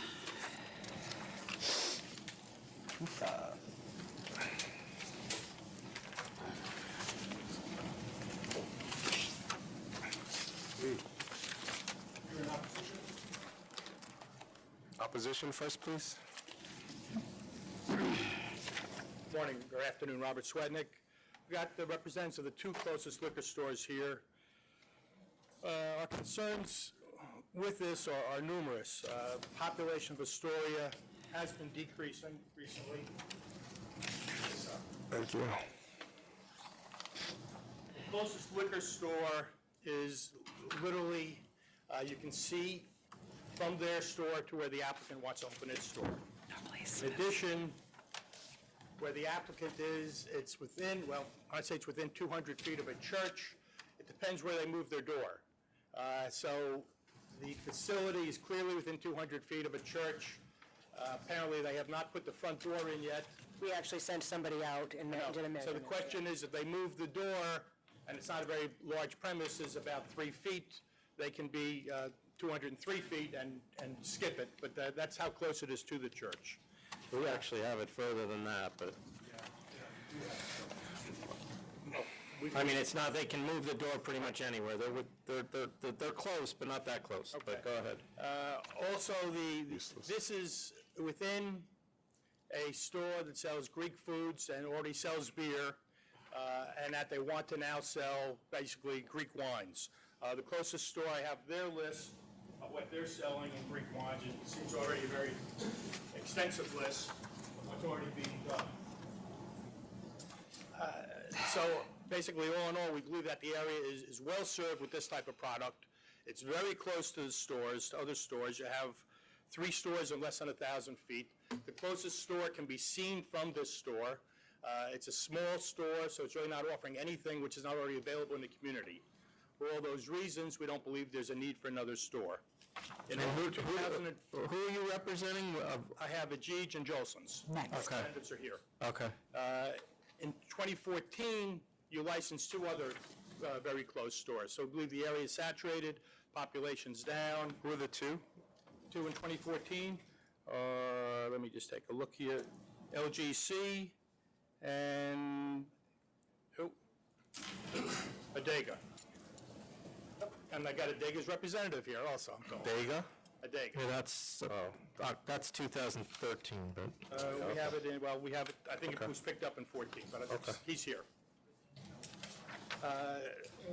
So basically, for those reasons, what the representative of Adega is going to say, we believe that there's more than sufficient competition and community service with the exact same product line. Thank you. Sure, go ahead if you, yeah. Commissioner Chairman, members. My name is Eric Bernabel. I'm the owner of Jolson's Fine Wines. I'm one of the two closest stores to the new application. Oh, you already spoke for him, didn't you? Oh, we don't need to hear from your clients. Is there somebody here who doesn't have a lawyer? Yes. Well, Okay. there's a lawyer from a different store. All right. Go ahead. Good afternoon. Joseph Levy here representing Dega Wine and Spirits on Ditmars Boulevard, one of the four closest stores. This license, as you mentioned, Chairman, was 2013 approval, and when we were here before the members, there was some discussion about how saturated the neighborhood is, and there was some resistance to even granting this license. What we ultimately had to do was we had to come back with a very specific list of products we would carry and products we wouldn't carry. And I can tell you that although my client is succeeding, albeit with relatively humble numbers, it's very difficult for him with the restricted list. And if we had to do a restrictive list 3 years ago, and no stores have gone out in that time. Do you have Greek wines on that restrictive list? The Greek wines? I can reference the list. I have them electronically. There was You just have Greek wines. of both. I can check for you if you'd like. Yes, please. You can do it off to the side and come back. Anybody else? Yeah, go ahead. Sure, have a point, sure. but that's why you have your lawyer. Yeah, well, one thing I just want to make mention is that over the last 2 years, since these two other licensees came in, Adega and LGC, my sales have declined. I've shown a 5 to 10% drop in those sales, and our customer count has gone down. And I understand that all these stores now, that there's a convenience factor for all of them. Even that being now, I think we're all struggling at this point. Okay, All thank right? you. That's all I want to say. Good morning. Okay. Okay. Thank you for the opportunity to speak. I'm Irene Gunaris, and my husband and I have AGIG Liquors, which is Omega Wine and Spirits. And we've been in business for a while, and predominantly our merchandise or our products are Greek. We didn't intend for that to be. It slowly evolved because that's what the area required. We realized there are so many liquor stores that provide mass-marketed products that we slowly developed a niche. And that's basically what we have become known for. It took a long time, a lot of sweat, a lot of tears, a lot of fear, but we've provide that for the community. This gentleman is a wonderful gentleman. He was actually in the shopping center of which we are now, Agora Plaza, which has his store was a Greek delicacy, olives, cheese. We have the butcher, we have a Greek bakery, and then we have us. He has since moved his location, which I commend him greatly. He was able to purchase this beautiful building, and he created a beautiful supermarket. But I don't see how or where that provides convenience to the customer base that's already there. We already have our customers which overlap, Jolson's and us. We all know we all do what we have to do to survive. But to create another unique wine and spirit shop that will provide Greek wine in a supermarket that already sells Greek honey and soap and cheese and olives, and the list goes on and on. He even wants to, and God bless him, provide outdoor seating for a cafe area. That's fine and dandy. He's got his beer, he's got everything. And I commend him, I think it's great. But if he then even takes the wine, then what's left for the rest of us? Not that I wish to, play a violin here, I'm not doing that at all, I'm just stating it. It was a long, hard battle to achieve what we have. And, you have a beautiful supermarket, so you're gonna put up a sheetrock and a sheetrock wall and a separate door, and we're gonna count 3 feet or 2 feet from the mosque or the church. That's like willy-nilly. Anybody can just open up a wine shop wherever they choose. I don't wish to sound loud or, I feel like our fate and our future is in someone else's hands, and it's a little nerve-wracking. And I apologize if I'm getting loud. So I'm just going to get away before I start shaking. And I thank you for the opportunity You're to welcome. speak. Thank you. Does Jolson sell Greek wines? Yes, I do, sir. Like a variety of Yes. SKUs? And Mr. Levy, Adega, do they sell Greek wines? The only restrictions we discussed with respect to wine were more small vintages and vintners. The majority of the restriction was on the liquor. Okay. That it couldn't be big box brand, had to be small. At that time, that there were a lot of Greek wines. Sure, okay. Thank So you. they're not selling Greek wines, Mr. Levy, or they are? I didn't Oh, understand. I don't know, but what I'm saying is that the list that we provided the authority of what we'd carry and wouldn't carry only concerned. Okay. Okay. I got it. Can I make one last point, Commissioner? Chairman? Jolson sells 80% wines currently, and of that 80%, 25% is Greek product. Okay, thank you. Thank you. Good afternoon. My name is George Razis, and I'm the attorney for the applicant. Let me correct certain misinformation. Sir, I'm sorry to interrupt.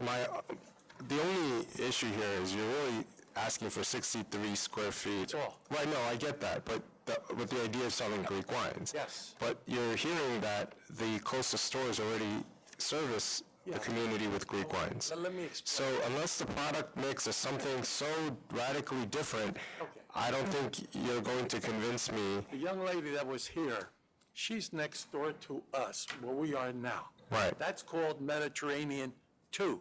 Okay, Our lease expires at the end of the year. okay. A lot of the customers who come to the supermarket are their clients, their customers. okay. We're going to go because we bought this place and we're opening up. We're not out yet. We will be at the end of the year because that's when our leases end. Now, what we're saying is our customers are going to come to this location, which is 5 blocks away. And I'm talking about 5 long blocks, avenue blocks, away from the other location, from where Mediterranean 2 is located, to this new location where my client bought the place, and I happen to represent him in that. People are going to come to the supermarket, Greeks, of which there are 250,000 in the greater New York area. 250,000. And there's only 2 of this type of supermarket. And where are they going to go if they want wine? They're going to walk 0.2 miles to the person that sells the Greek wine. Where they go now? That's right. They're going to go, but that's inconvenient. It is much more convenient if they can come to our location, do their shopping, and go next door to the shopping and get their wine. That's all we're asking for. And our place is very small. We don't look to compete with anybody. We're looking to keep our customers and satisfy them. That's all we're asking for. Nothing more, nothing Well, I less. mean, you're not looking to keep your customers because presumably you're going to keep your customers. You're looking to add another product to what you sell. We hope to. We hope to. And let me say this, that if we don't provide this service, we may lose.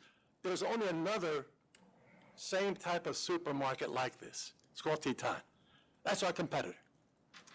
If we lose our customers, they're going to go there.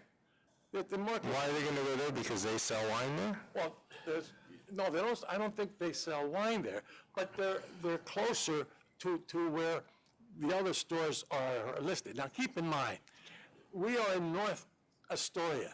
There are only 4 liquor stores in that whole area. 4. North of the Grand Central, east of... Where's LGC? LGC's not there? On the same side? Where's LGC located? It says 0.5 miles we have, but... You know, it's funny. Let me say this. We did a computer search here, and the computers came up with feet that were improper. Let me just say this. We have... What do you mean the computer came up with feet that are Came up improper? with feet that What were- computer program did you use? I don't know. Well, then that's... I'm not a computer guy. I know, but it's only improper if... Let me just say this, that we have a off-premises beer license there. And your investigator came to our place and measured the door where the door is now to the supermarket. That's not an issue. And that's not an issue. Oh, thank you. That's not going to be a problem here. I asked that. The problem is, as Commissioner Kim pointed out, that you're not really explaining what products you're capable of selling that these people are not already selling. It's going to be totally Greek products, he'll tell you.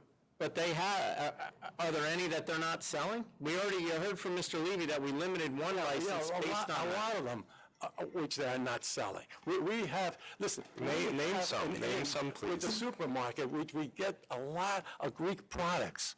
They don't have that. I know, but can you name some of those? Can you name any of them? Well, if no one can name it, then it's hard for us to take that on the face of it. If you give me the opportunity, I'll be glad to submit them to you. Well, look, I think, as you heard, Adega Wines, when we licensed it 2.5 years ago, we've severely restricted the list because we had decided at that time, and this is actually before both our times, but the board had decided that there was sufficient Greek wines being servicing this particular area, and so 63 square feet of just additional Greek wine, I don't think adds a public convenience and advantage at this time. So customers, though. So I vote to deny.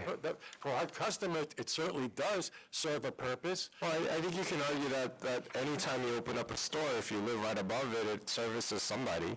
I don't think the public convenience and advantage. But this services 250,000 people. But you're not making the argument that they're not already being served, and that's the problem. These people are serving them, and based on their sales and the way their sales are going, no one is showing a huge increase in sales. So I just don't see the public convenience and advantage myself. You have 4 stores within 0.3 miles. One of the stores is severely limited on what they're allowed to sell since they were opened in October 2013, and the reason they're limited is because we were concerned about what they were going to do to the other stores. So I don't see the public convenience and advantage either, so I'm going to vote to deny. Thank you. Is that both denials? Yes. Thank you. Thank you.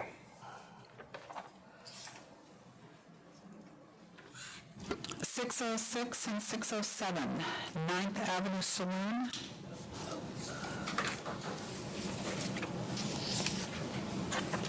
Six what? 606 and 607, disciplinary on the alteration and the alteration application. These were dropped off this morning. For here? This one? 606. Oh, 606 and 607. This is the update on Rudy's. Right. Go ahead, sir. Good afternoon, gentlemen. The reason we're here is the last time we were here, we had talked about an alteration, and the board put the case over so that we could show them what we intended to do and how we were going to do it. And today, I'm sorry that they were submitted late, but we submitted photographs of the backyard, and we installed soundproofing on the 4 walls of the backyard, which limits the amount of sound in the area. And we hope that would satisfy the board as to what we're doing. And there was also a question of our hours of operation. So you soundproofed, and then what's the glass on top was already there, correct? The glass on top was already there. Okay. These are, I wish, do we have before pictures? No, but like this. Oh, yeah. You said the backyard's already partially enclosed, right? And now it's fully enclosed? It's still partially enclosed.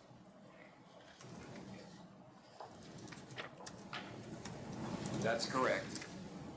That what? You're the acoustic expert? Yes. Okay. What's correct? I'm sorry.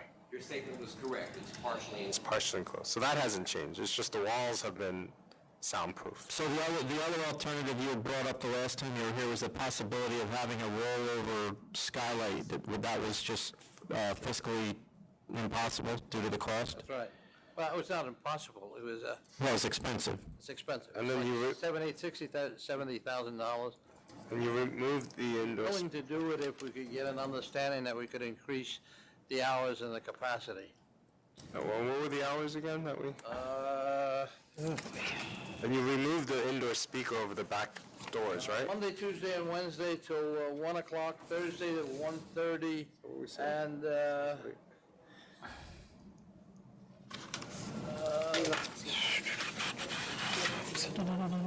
Up here. Increasing capacity It's, put it in violation of the C of O, which doesn't allow for people to stand around. I'm sorry. You aware of that? I didn't hear what you said. Certificate of occupancy in connection with the premises doesn't allow for what they represent, referred to as standing. Wednesday at midnight, right? yeah, Tuesday, Thursday. Yeah, so why is it telling us these other hours? And then I had What we had before, We're still waiting for the hours, Friday and Saturday. Okay. Friday and Saturday, we saying this. talked about 2 o'clock. We're not told, what are they now? Why do you have to- That's what they asked for. Kenny, This is what we Friday and said. Saturday, what time of the hour? November. You're at 2 a.m. right now? And what's Sunday? We never did, right? Did we visit? And Thursday's 1:30, and Monday through Wednesday's 1 a.m. Okay. So those hours are okay, Michael? There's not an issue with the hours. No, he's saying that. The occupancy level requires people. He's talking about if we would let him increase the capacity, he would put the rollover top on it, but Mike's saying you can't increase the capacity because the CO doesn't allow for it. So Monday, Tuesday, Wednesday at 1 a.m., Thursday at 1:30, and Friday and Saturday at 2? Is that? Yes. Okay, all right.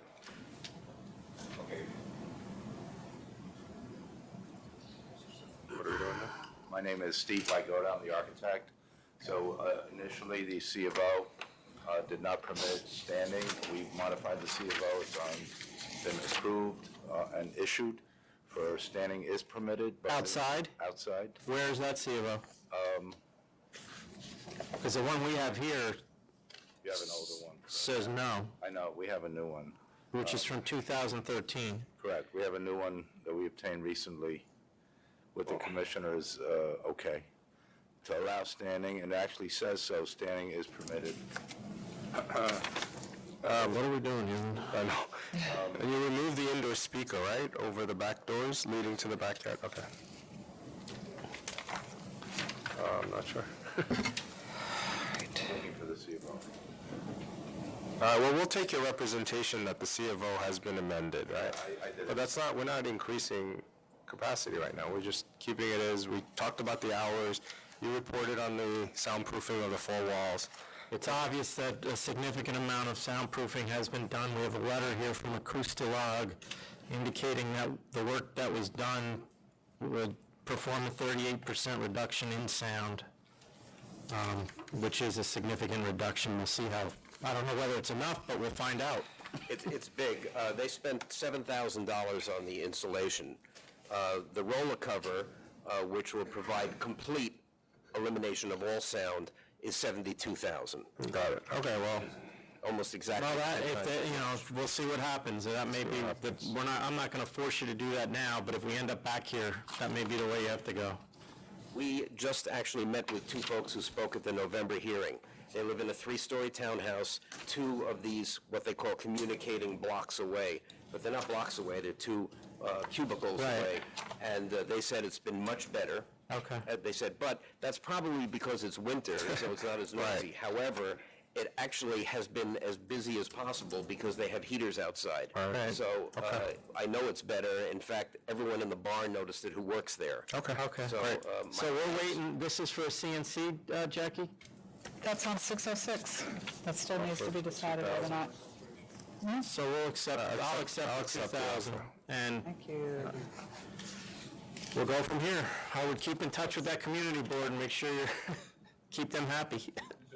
Yes. Technically, we don't have to do anything where we are. No, you're good, but I'd make sure they remain happy. Yes. Go ahead. No, he wants to ask it. We're good. Accept. We accept the 2,000 for the unauthorized alteration, which is the charge that got you here. So you had a $2,000 fine, which your lawyer offered You as a offered settlement. $2,000 as a settlement, and we accepted. So you're good, you don't have to do anything else right now. What we're asking for is, as discussed at the last meeting, we were asking for an increase in occupancy. And the board stated that they would be willing to entertain that, provided we did some soundproofing. Well, I don't think your license limits your occupancy, the C of O limits it. Right, and that was part of. So if the C of O says you can have more, you can have more. Yeah, you just need to let us know what. And hours. If you wouldn't mind, I'd like to. Well, you have to, you're gonna, in order for us to jack up your hours, you're gonna have to go through the community board. You have to they're gonna have to make an alteration. What happens is it's a request to change your method of operation. Community board notice isn't required, but when we get it, because there is opposition to this application, or to the alteration, we would ask you to reach out to the community board. And if there's opposition, it'll come before the members. If there's no opposition, it can get acted on locally. So what are our hours now? Well, you can tell them, Kevin. Right, what they said earlier, what you. These are the outdoor hours, right? Yes, the outdoor. These are the outdoor Let me hours. see what your hours are on file. What do we got here? We had, on our last meeting, or the meeting in November, the outside area was to close Sunday through Wednesday at midnight, Thursday at 1, Friday and Saturday to 2.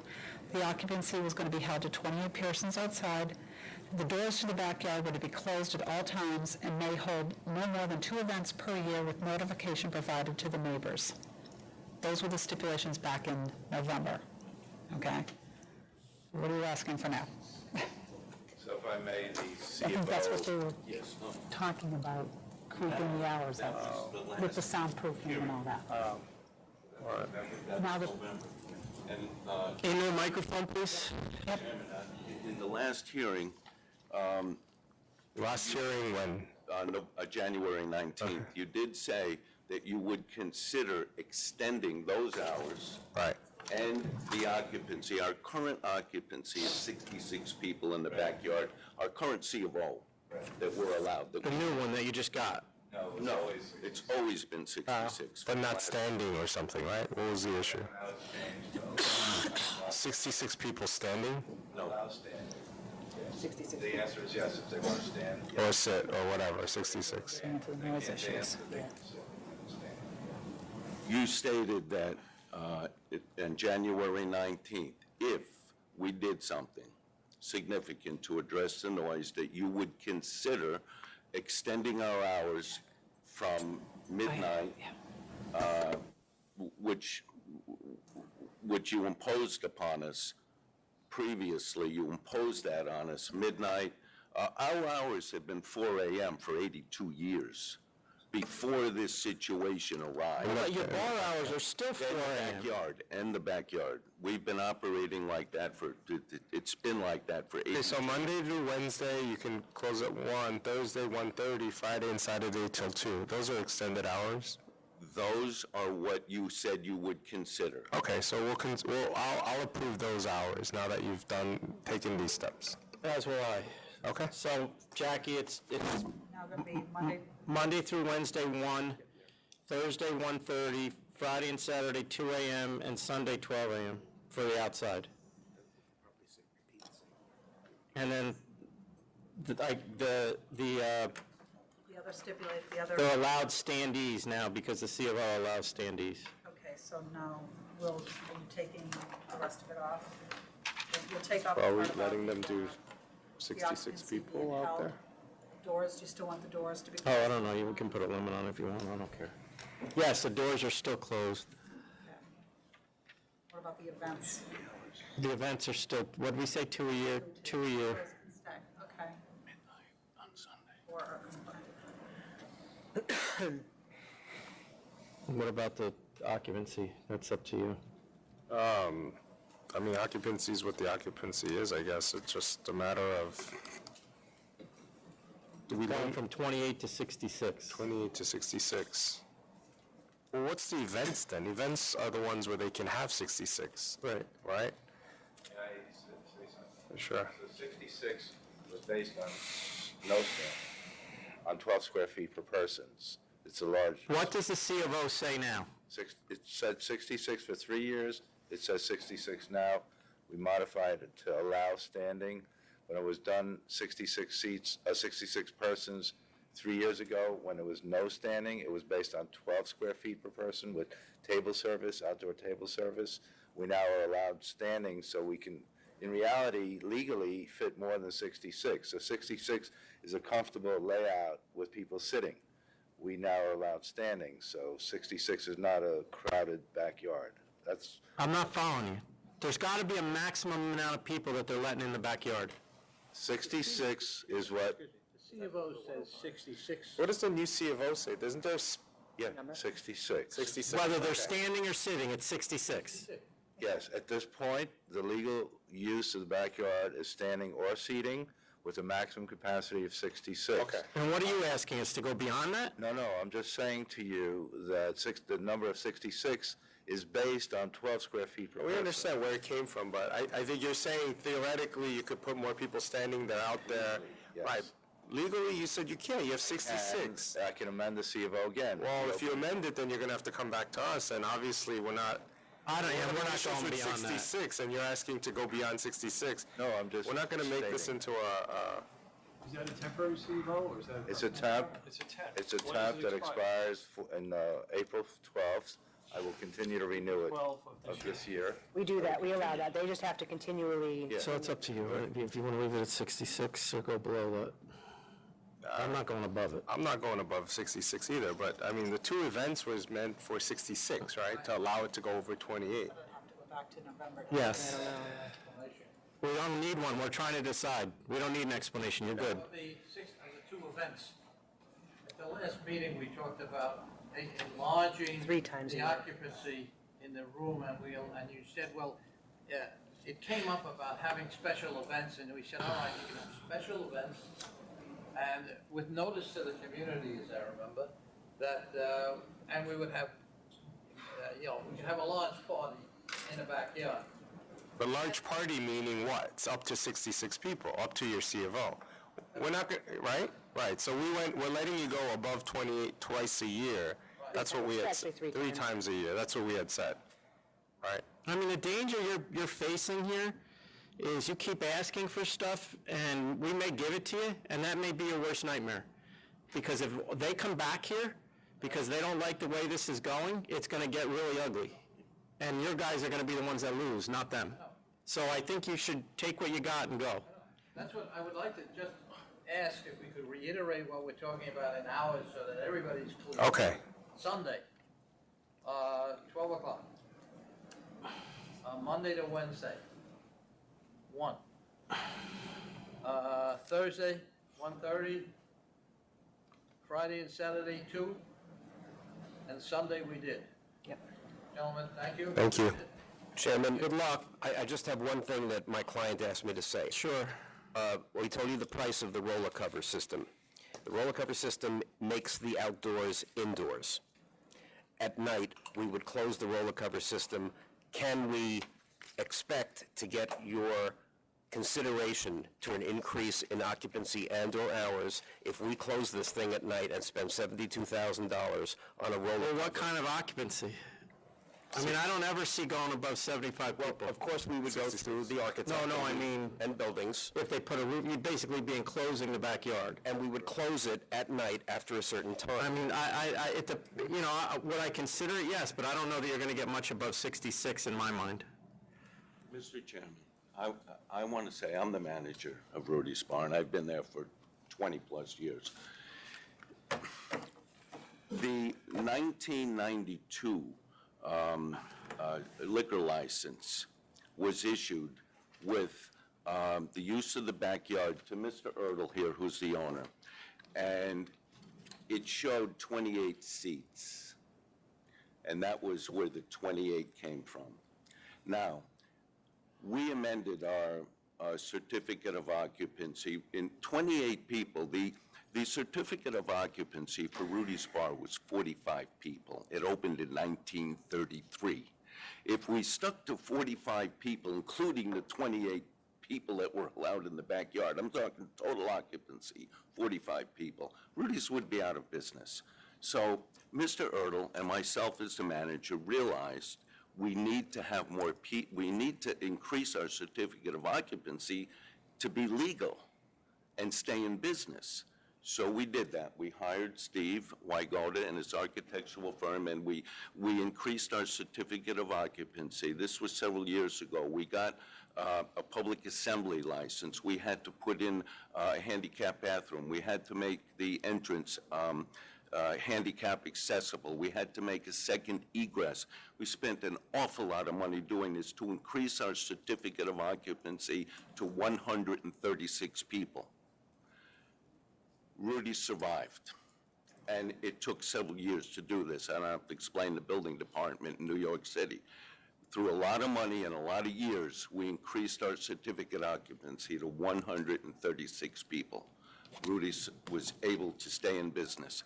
Now, this situation with this noise arose in November with the community board by 2 people. Now, the community board submitted false documents to this state liquor authority stating there was 400 bedroom windows.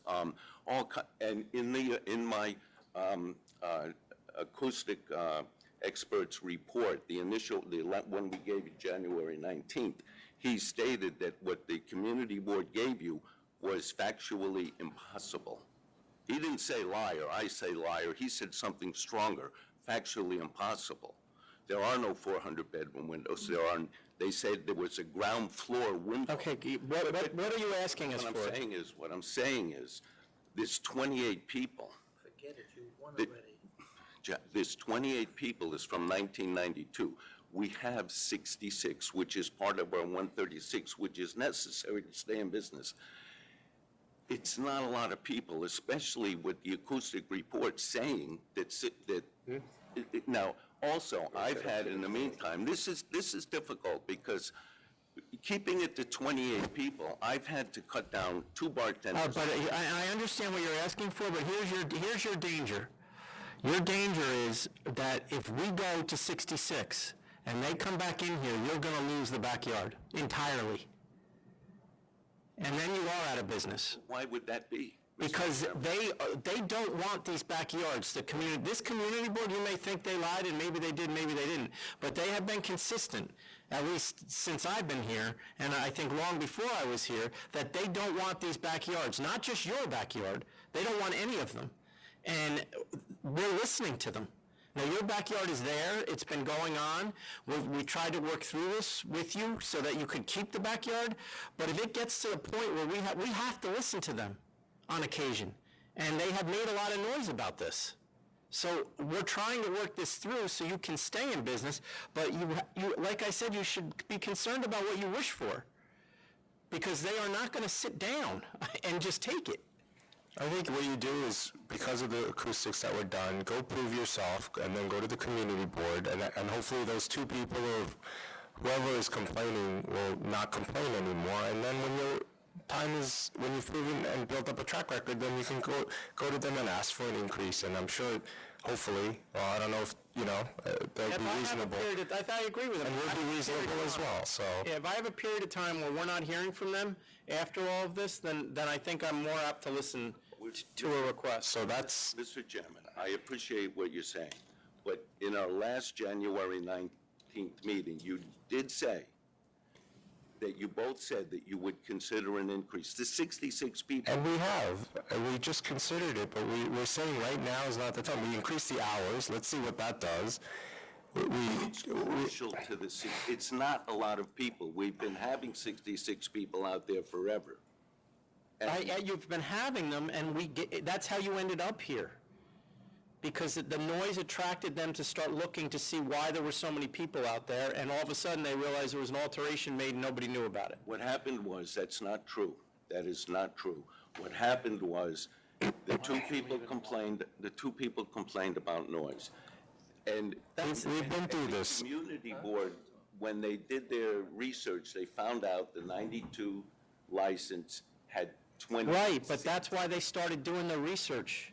Because people were complaining. You need a period of time where nobody's complaining. That's what we need. All right, and then we certainly will take it up. But we're not going to, and they're not even here. We're not going to take it up today. There's a reason they're not here. The public advocate's office has opened an investigation about the community board's actions with our bar and the abuse of government and their lies. Okay, so if that comes out in your favor, then certainly we will take a look at that as well. Commissioner, can you give us an idea of what you mean by a period of time? What should we be looking for? What would you guys think? I think you have to get At least a year. Yeah, and it definitely through this summer. I would think it's close to a year. One question then, Mr. Commissioner. If we commit to the roller cover, would you grant this, the 66 with a roller cover? I would seriously consider it then. I'm not guaranteeing anything. And you still don't have a track record of it being quiet the way it is, and that's what you need to have. I can't commit to something because I realize you're saying that it's going to be enclosed. I realize you're saying it's going to be enclosed, but I don't know what that sound is going to be, and neither does the community. And we spent an enormous amount of time on this at this point, and I think we're done. So, thank you. Thank you. Thank you. 604 Attleboro's Art. Attleboro's Art. Good night.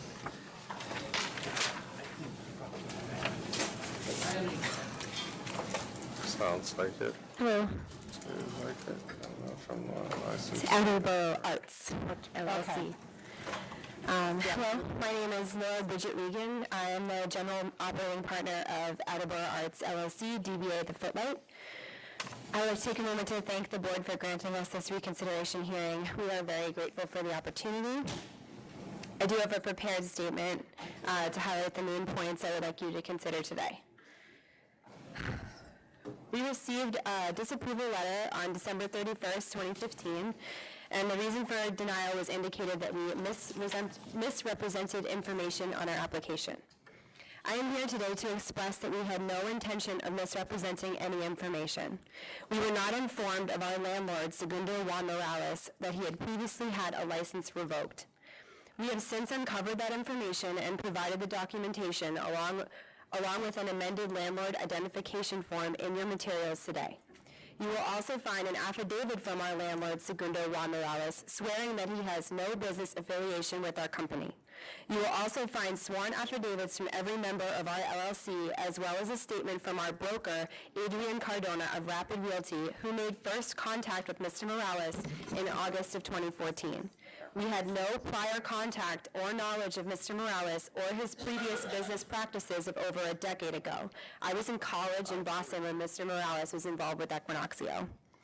I have 10 years of bartending experience as well as music industry experience. I have managed in theaters and restaurants, booking talent, and managing touring bands, including my own music projects.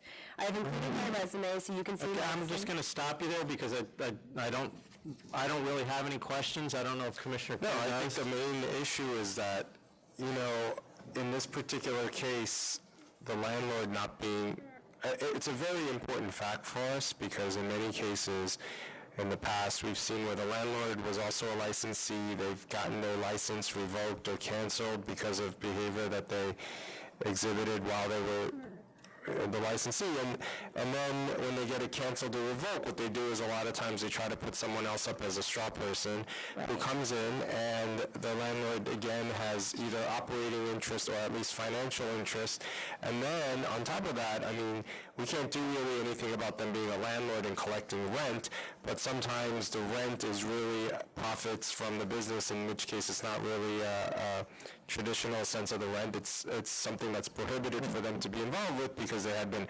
revoked in the past. In this case, you have a revocation that took place, and that wasn't revealed to us, and that's a very serious false material statement or omission from our application.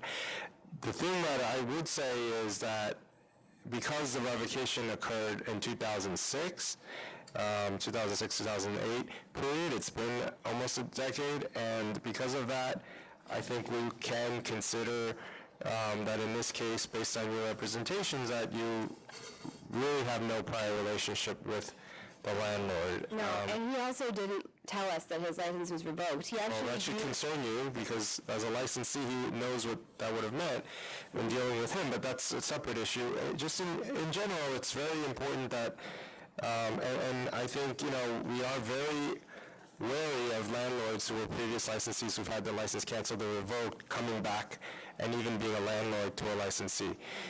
So that's where all this stems from.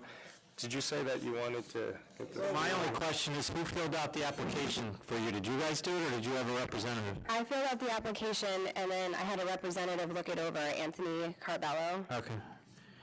All right, so I'm going to send it back. Represent the previous licensee? I was looking at any of the offers. Most of the disciplinary was defaults, and any other disciplinary of the licensee himself. The actual, okay, so you don't know for the revocation what happened?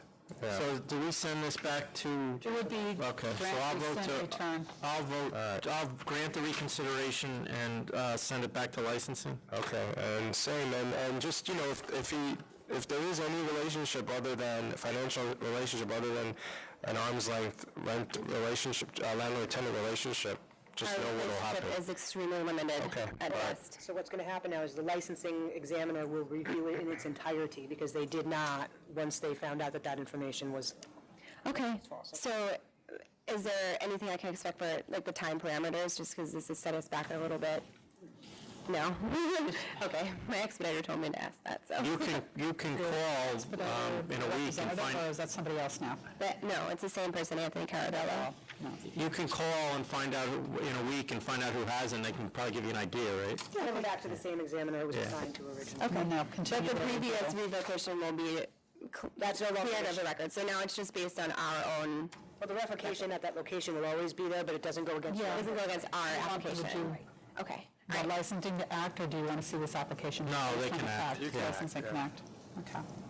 Okay. Okay, thank you. Thank you very much. Thank you. 703, Baisley's Liquor. And the answer was no. He wasn't on that application. He wasn't? Okay, thank you.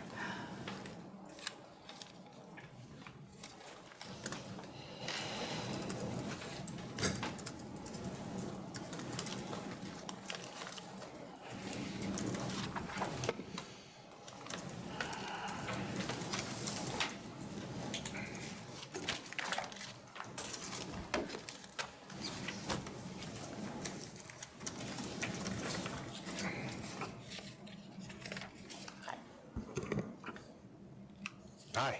Good day, Chairman Chin. Can you put the microphone closer to you, please, and speak up? Is that better? Still can't hear you. Still can't hear myself? There you go. Okay. You have to get really close. What's your name for the record, sir? My name is Earl Simmons. I'm the owner of Baisley Liquors. So prior to 2010, on your questionnaire, you listed your employment since 2010. What did you do before 2010? I'm an engineer. You're an engineer? Yeah. And were you working at an engineering firm? I worked for Xerox for 17 years. I worked for Chase for 3 years and Sprint for 3 years. Okay, thank you.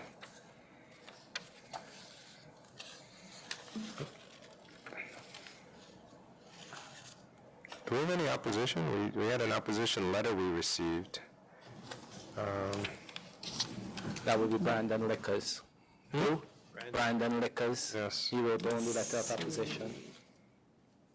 Well, he's a good Yes, distance I do. away. Yeah, all right. What made you get into this business? Well, You retire, or? I retired from Xerox I retired more than 10 years ago. I've been working actively in the community doing various things with my councilman and with my state senator. And I've owned this building since 1989. When you own the building? Yes. When I first purchased the building, I purchased it with the intent of opening up a liquor store because it was previously a liquor store. But after doing the research, I found out that I wasn't ready. So I waited until I was equipped and ready, and now I'm here. It used to have a liquor store when? Prior to me purchasing the building. Before 1989? Yes, it did.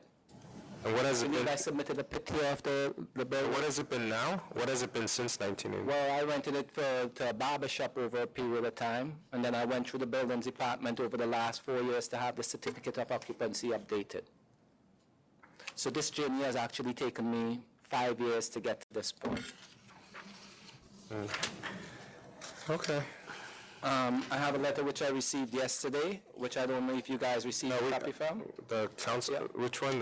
Who's that from? From the state senator. Yeah, Leroy Comrie? Yes. Yeah, I saw that. All right, I got nothing. Okay.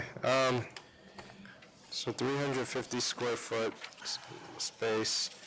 The sales in the past year of the 5 closest stores all seem to have increased.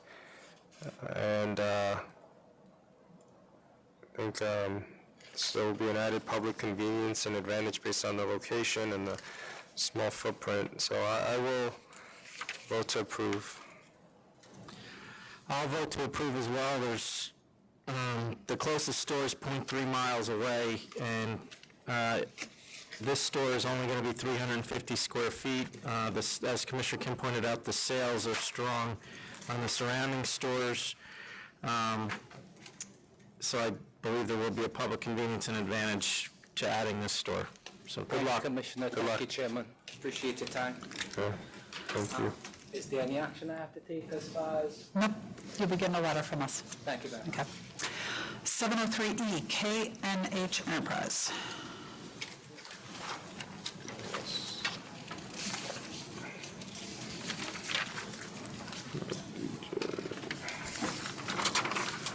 Good afternoon, Commissioner.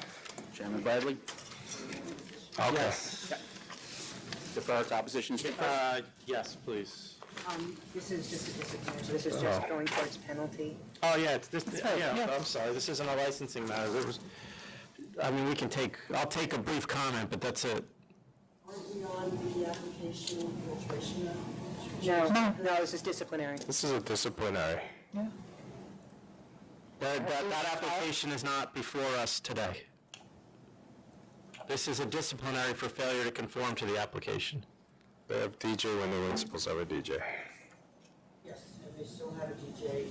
Okay. No, please, just put your name on the record. Go ahead. I'm Robin Suttenberg. I represent 30 residents neighboring the club. I sent in Yeah, we have your submission, but all we're dealing with today is the one charge. This isn't about them changing their method of operation. I apologize. I thought the community board had already voted on it and sent in their... Well, that may be pending, but it's not They have pending not before filed an us. application with us to do I don't that. have an application yet. When we do, you'd be welcome to come in and put your comments, but this is just for them to accept the penalty. So go ahead. You stated it well, there's a conditional no contest plea when we were last here, just to refresh your recollection. We decided to go back to the community board for a change in the method of operation. The background is things have evolved, the operations evolved since its 03 application, and before us, we did meet with the community board regarding a request to change the method of operation to essentially amend what was a jukebox box checked in the 03 application to where we are today. However, what I would like to submit, which you may have in the record, I'm pretty certain you do, was that the community board was aware they were using a DJ, and they would like to continue to use a DJ, although it wasn't checked in the initial application.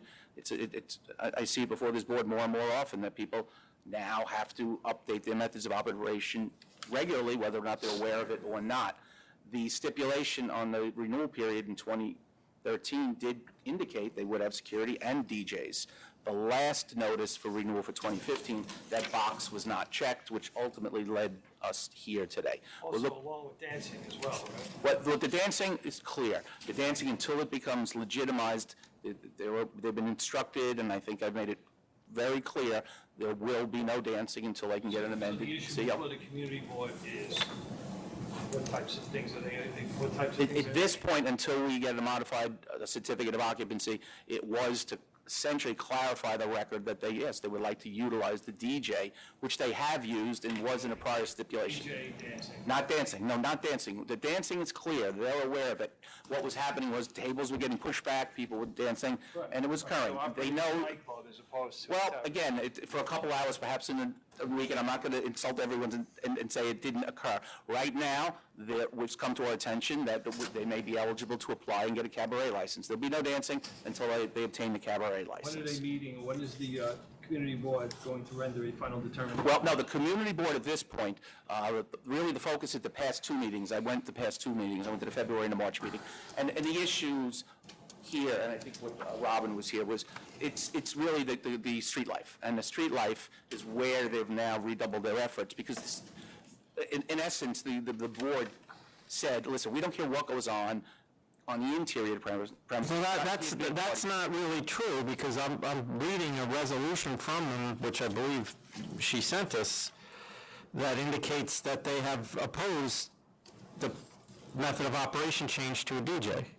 And then they've asked us to drop their hours from 4 to 2 a.m. That was an older resolution that they provided, but that was 2 weeks ago. What's that? It's February 23rd. Right, and Chairman, I think this is critical. I went to the February meeting and the March meeting, and at the March meeting, it was agreed, listen, we know exactly what you want to do. We're not going to be approving any request to amend your method of operation until the street light, until essentially what's going on outside is remedied. They agreed. After we met with them, we've submitted the security plan. They said, listen, the word I used at the meeting was a little more seasoning. Let us implement the redoubled efforts on the security plan, and they requested we come back for them to entertain the request for a change in the method of operation at their July meeting. They said, let's give it a couple of months, and that's where we left off. You have any? Wait, so they're saying that you're saying that they no longer are insisting on the 4 a.m. to 2 a.m.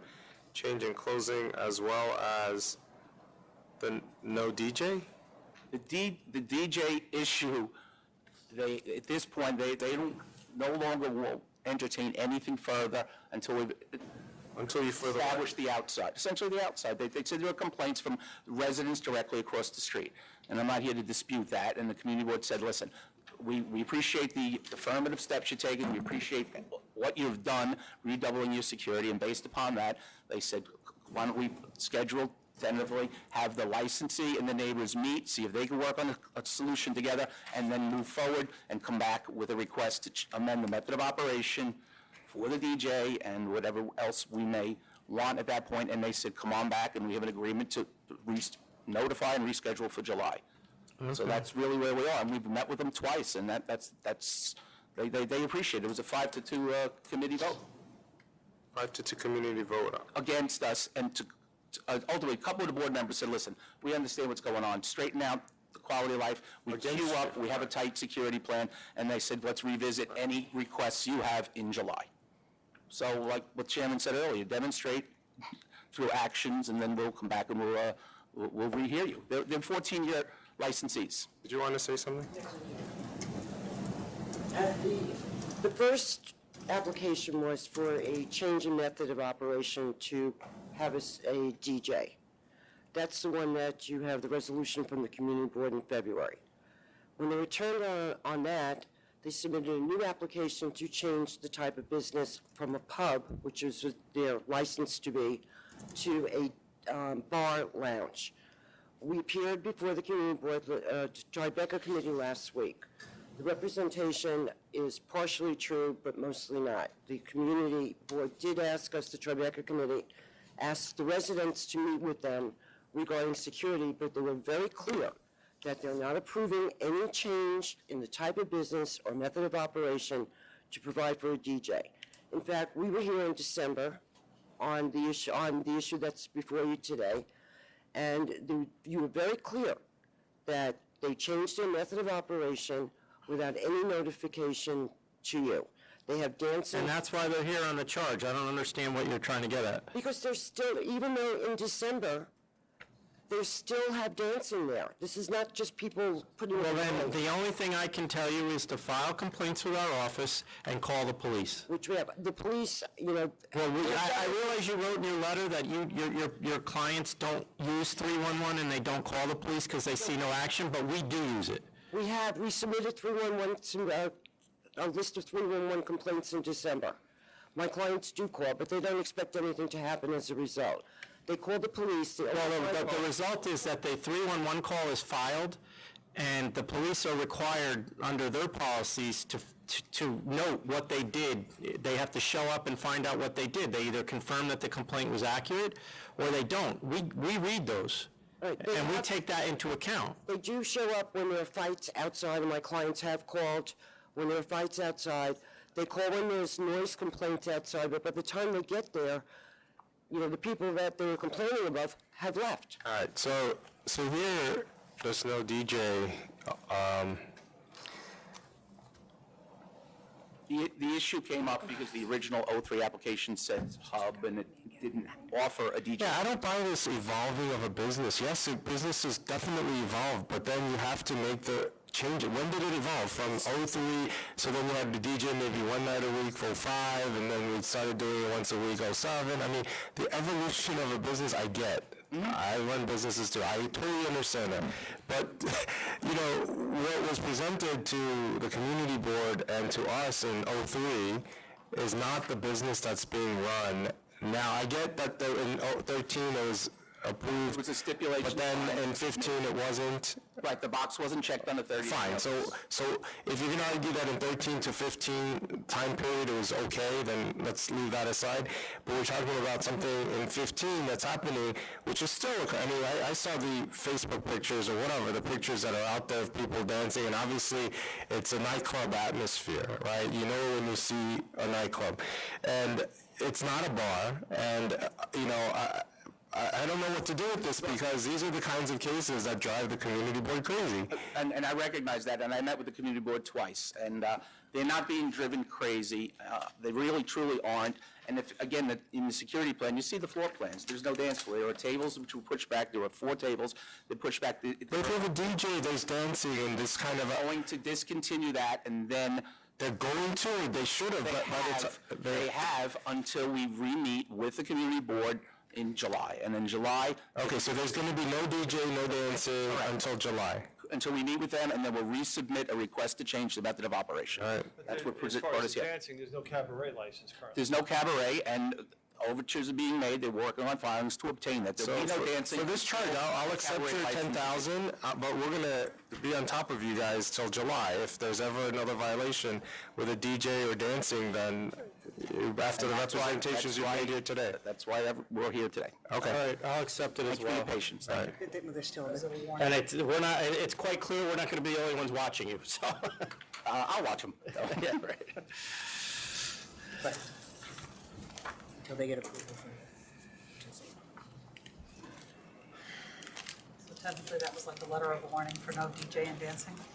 on top of the 10,000. Yeah. Yeah. Really for the Yeah. license. Oh, yeah, I yeah. warned that. Yes.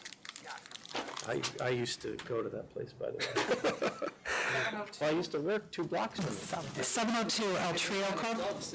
Oh, God, yes. They've had a DJ since 1998.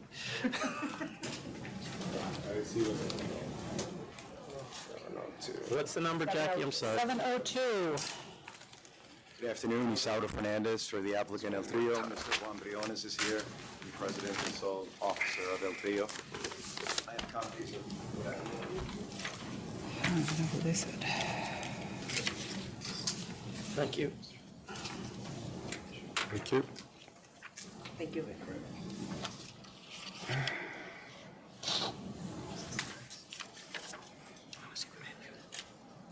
We appeared before you 2 weeks ago on March 1st with regards to the new applicant's license. There had been issues with the prior licensee about 5 years ago or so, and the community had stated their concerns with regards to the location, not the applicant. We've made specific changes to the application with regards to not applying for a cabaret license. In addition to not applying for a cabaret license, we'll not be offering live music.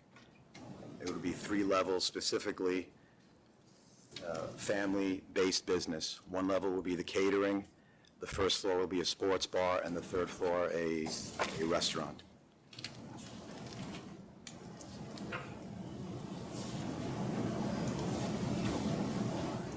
The catering, what's the C of O for the, not C of O, what's the occupancy for the 3rd floor, the catering floor? The catering floor would actually be the cellar, Commissioner. Oh, I'm sorry, and the occupancy is 74.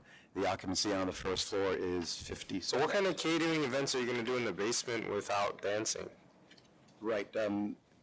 Mr. Briones is going to do communions, graduations, baptisms, things of that sort.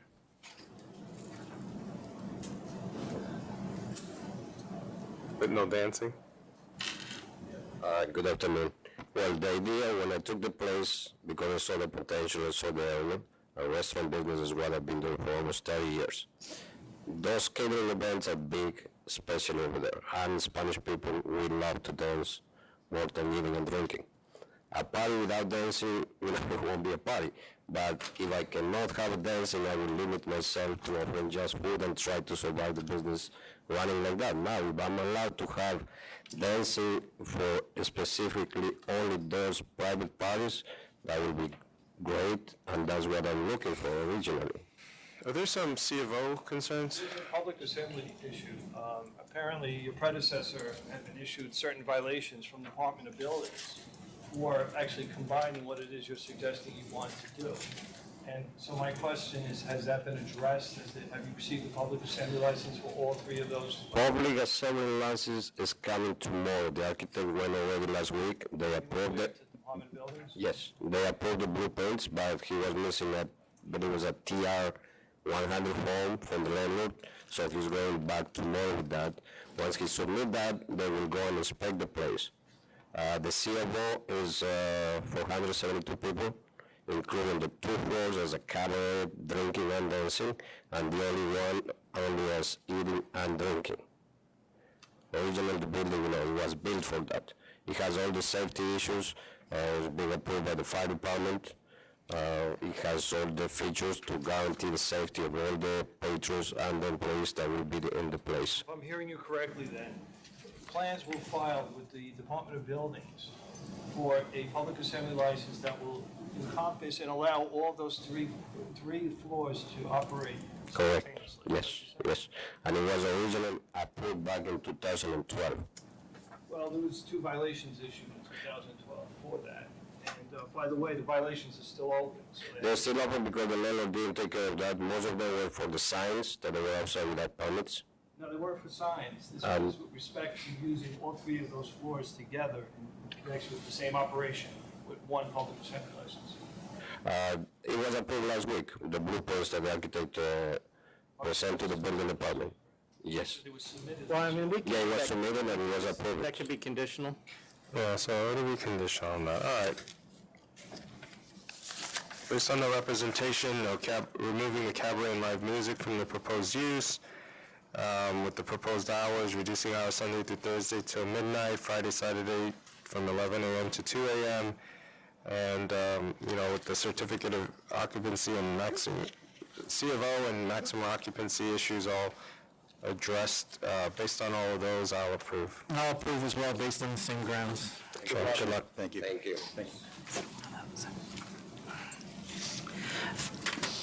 559 Trios Cafe. Did you do that case when it got shut, right? Yeah, I know. Jeez.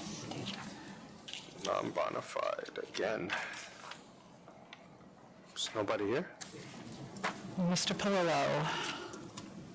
Is he here? Do you know? Okay. Who's next? The next is We're Mr. looking for a... Well, the next is Mr. Flynn.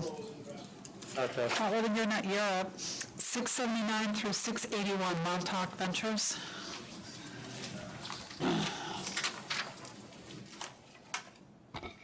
Terrence Flynn, on behalf of the licensee. Good afternoon. This is an offer of compromise to resolve the charges. 679 through 81. Oh, okay, so council's office is looking to withdraw the 3rd proceeding. Is that correct? Yeah, that is correct. According to the Enforcement Bureau, the Is that written hearing in at here? Oh, issue there it is. has been approved by the authority. And furthermore, there was litigation out involving the town for a TRO with respect to preventing them from using that area. And the court ruled that they can in fact use it. So Okay. the TRO was denied. Okay. All right, well, I have a counter because there's a noise and a security guard issue. So if we dismiss 3rd proceeding, sustain 1 first proceeding and 2nd proceeding charges, I have 4,000. Well, this is a C&C, so it's a counteroffer. Yeah, it's a With counter. respect to the noise violations, they had not yet been adjudicated in East Hampton.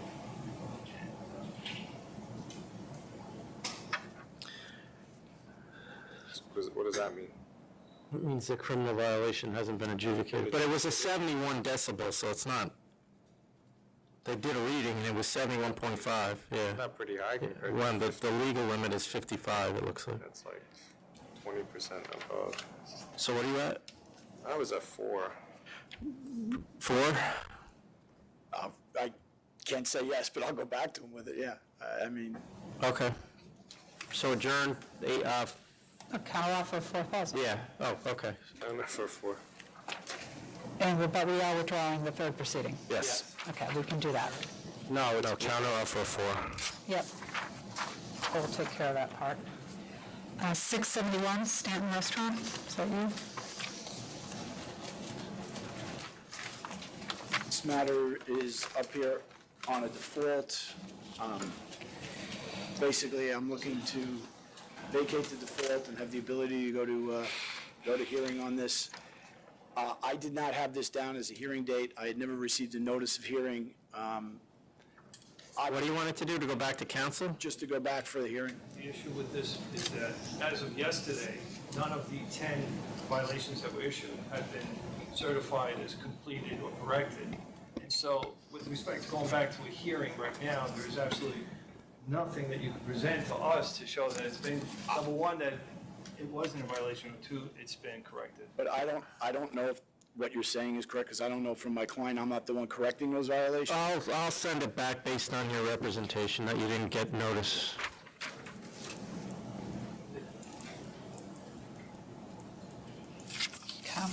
Are you okay with that? Yeah, I'm okay with that. We'll send it back.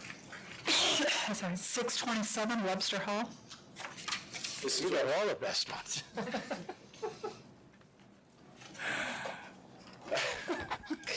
Where do you go with that? Very few of these I remember off the top of my head, but this is one of them. You know, this is an interesting case. It's an Yes, it is. It's an offer of compromise. One that is before you that I reluctantly made, in all honesty. On this one? In the previous disciplinary proceeding, we had provided the letter from the police department, which the police department is still standing behind, that this premise really does everything they can to stem any type of drug use. They make arrests and work with the police department all the time to effectuate a policy where drugs are not permitted on the premise. As we know, with all large nightclubs, even with the searches that are done, if somebody's going to smuggle something in, you can't do a strip search. They will get something in. But other than that, this premise does everything they can possibly do. The police have stood by that. Council has confirmed that. And that is why you have the offer and the number in front of you. I mean, just based on the 2, well, it sounds like they're also ripping people off. Two of the drugs came back fake? Well, it's not my guys that are ripping them off. Not only do you have drug dealers, but you have crooks that are drug dealers. Crooks, not drug dealers. all right, I accept 5,000. I'll accept it too, just based on the fact that there's obviously a significant amount of cooperation going on with the police department, and I am aware of how large a venue it is. Is this yours too? Thank you very much. Have a very nice day. You Enjoy too. St. Patrick's Day. Thanks. Yes. Are we calling 559 Trios Cafe? Tomorrow. Thursday. All right. Oh, so that's so you'll never forget it. Oh, congratulations. Good afternoon. My name is Frank Law. All right, so is this under reservation right now? It is. And it's going to open? The roof collapsed and has not been opened. All right, so you offer 5,000, I'll accept it. What we did wrong was not place a licensed safekeeper. The roof collapsed? Yes, sir. Wow. I'll accept. Luckily, no one got hurt. Hopefully. Thank you. Thank you. 673 D-Tony Sport. D-Tony Sport? What is this? Oh.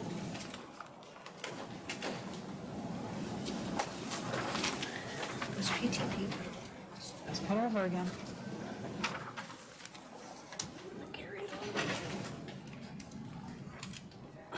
What's this where? Who's signed that up, Jackie? I believe maybe Ms. Taveras, she's representative or expediter. She here? I don't know.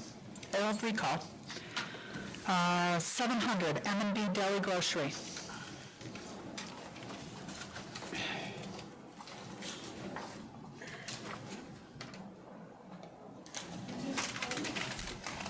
Yep, you were called. No, that's all right, nobody signed in with this, huh? Yeah, I just don't know. Sure, we'll do that one. We'll go back to 673.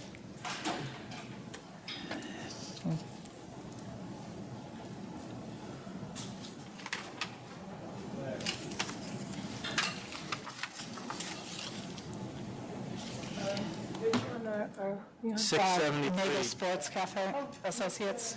It's a straight no contest.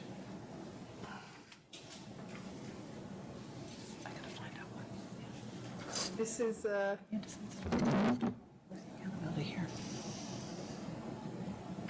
Go ahead. Aurora Tavares, the expediter on the application for D. Tony Sports, Naval Sports Associated. I have the owner here, Mr. Sierra. Yeah, so this is very disturbing. There's a lot of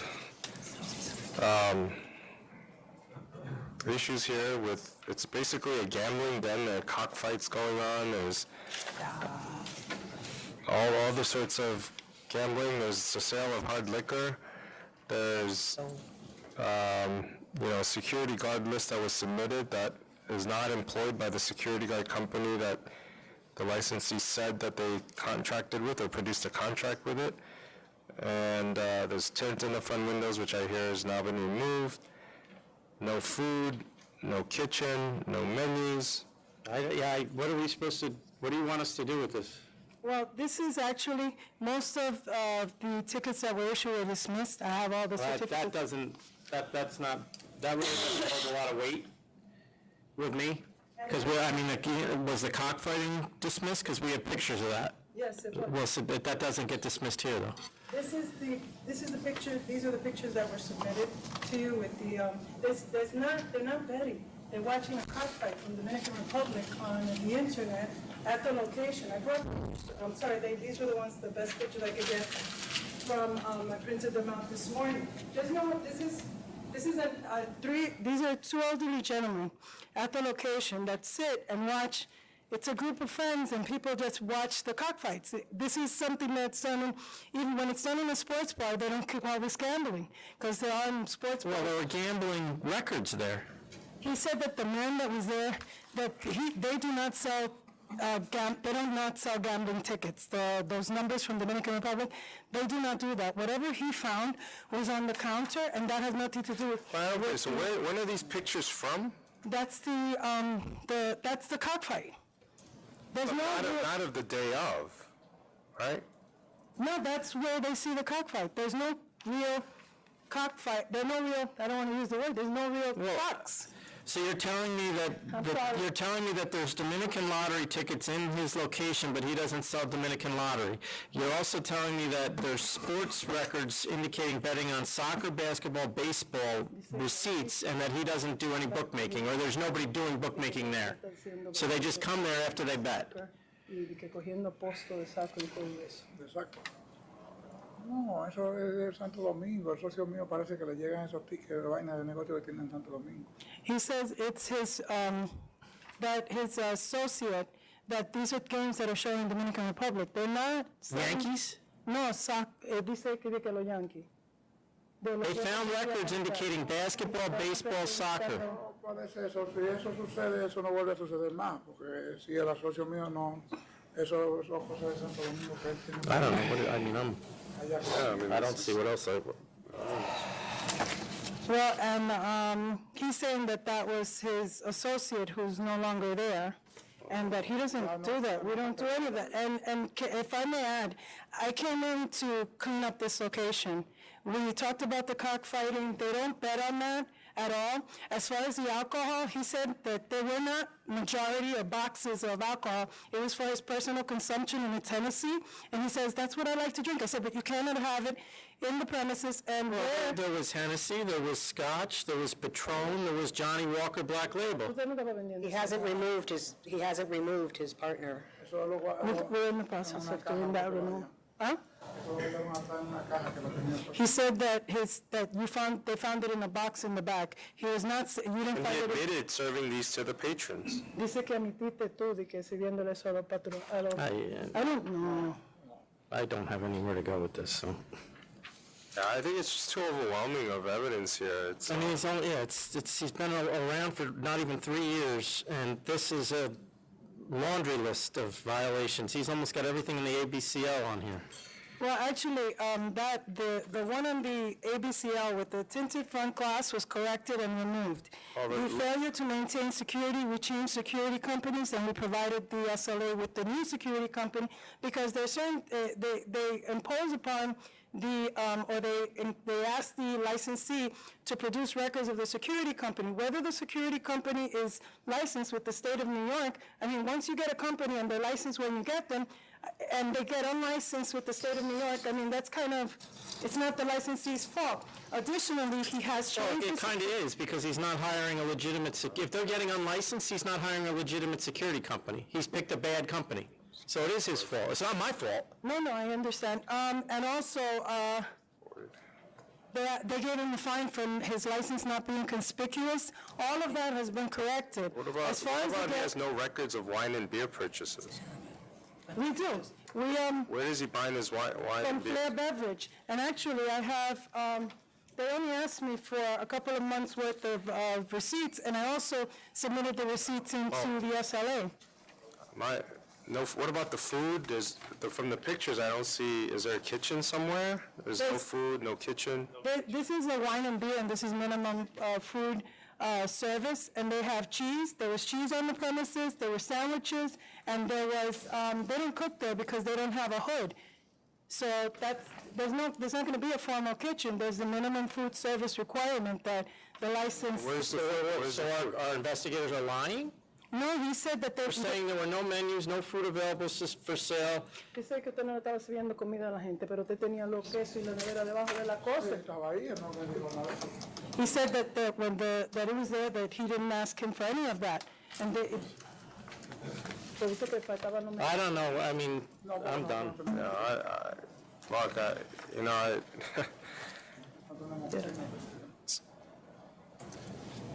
Yeah, I don't know. The litany of charges here, one by one, we can, if it was half of this, fine, I understand maybe, but 9 charges within the first couple of years of operating and the severity of these charges, including the hard liquor, is what really is an issue here for me because, you've heard other instances where people have had wine licenses and they had liquor on premise.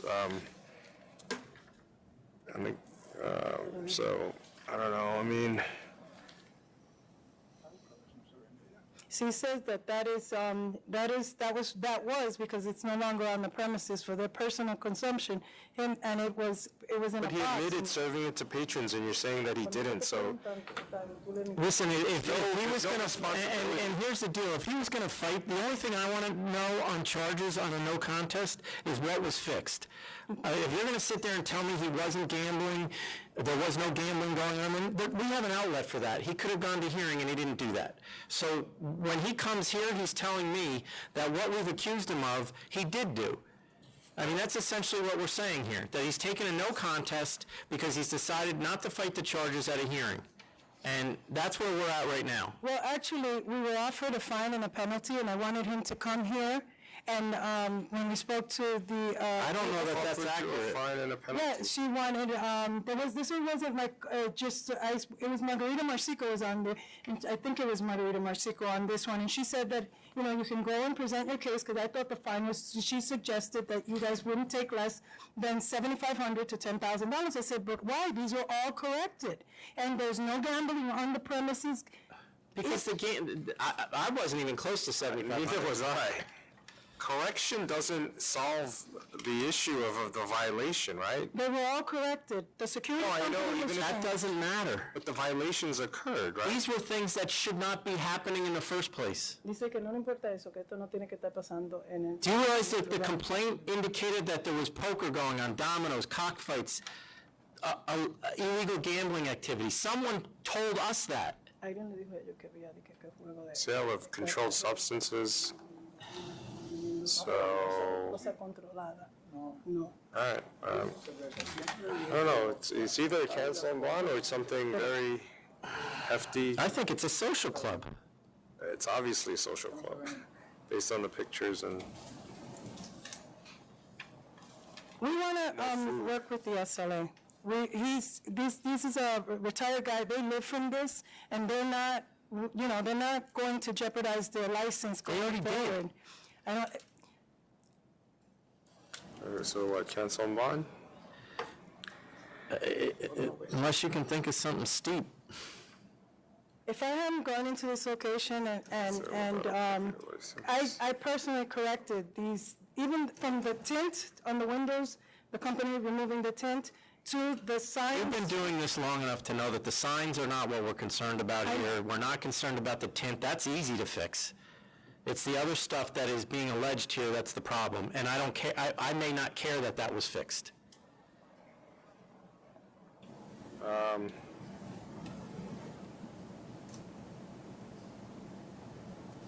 don't know. I see. I want to give him a chance, but the charges are so severe that it leaves me almost no choice but to cancel and bond.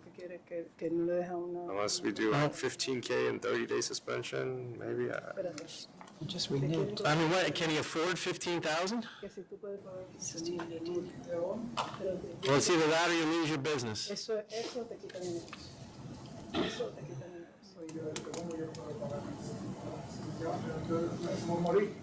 What did he say? Hold on 1 second.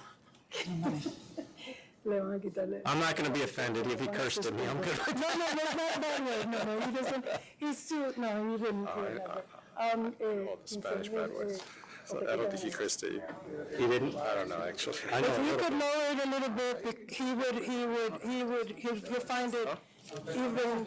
He'll borrow it if he has to. If it was a little lower, because he's. It's up to you. Whatever you're good with him. One of what?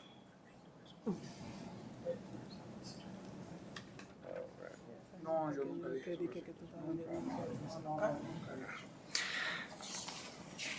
Yeah, it's, look, like I said, I'm torn because I want to try to be sympathetic, but the charges, I think we have to go cancel and bond on this.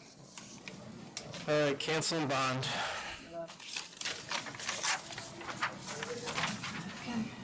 He said that they won't take the 15,000. It's too serious. Es muy serio, dice. Too much gambling, too much sale of liquor. Mucho jugadera y mucho vender licor de alcohol. Okay, next. Okay, is item 700, M&B Deli Grocery. Not sure who signed up for that. There he is.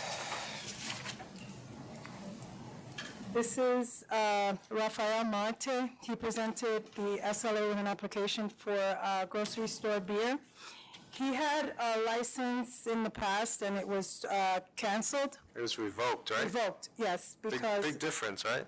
I'm sorry, it was revoked because there was a court date to appear and a $3,000 fine, I believe, and... It actually was 10 and it never got paid. So before we go on... And it was 4 sales to minors that resulted in the 10. 18. Did we ever get to 10,000? No, that's what I revoked. He's saying that when, and I actually spoke to the attorney who handled that, Nestor Rosado, they missed the date to appear to contest this, and he didn't know it was 10,000. He told me it was 3,000. Additionally, he's been without a license for 2 years. And if it was revoked and he came and he wants an opportunity to run his grocery store, he's lost much money. I think that... So have we. Yes. Additionally... Never got paid. The 10,000 that he was fined never got paid. And he did request reconsideration. And someone requested reconsideration for him through an attorney, so... I mean, I'm not going to waste your time or mine. I don't think we really need to go further than this, so I'm going to vote to deny. Yeah, I vote to deny. He's, Well, So, I mean, we can't even consider this, I'm sorry. This is bad. He had 4 sales to minors. He had $10,000 fine, which he didn't pay. Then they asked for reconsideration 2.5 months after, in October of 2013. So he obviously knew about the $10,000 and the fact that we had revoked it, and then he still didn't pay. So he's saying he didn't know.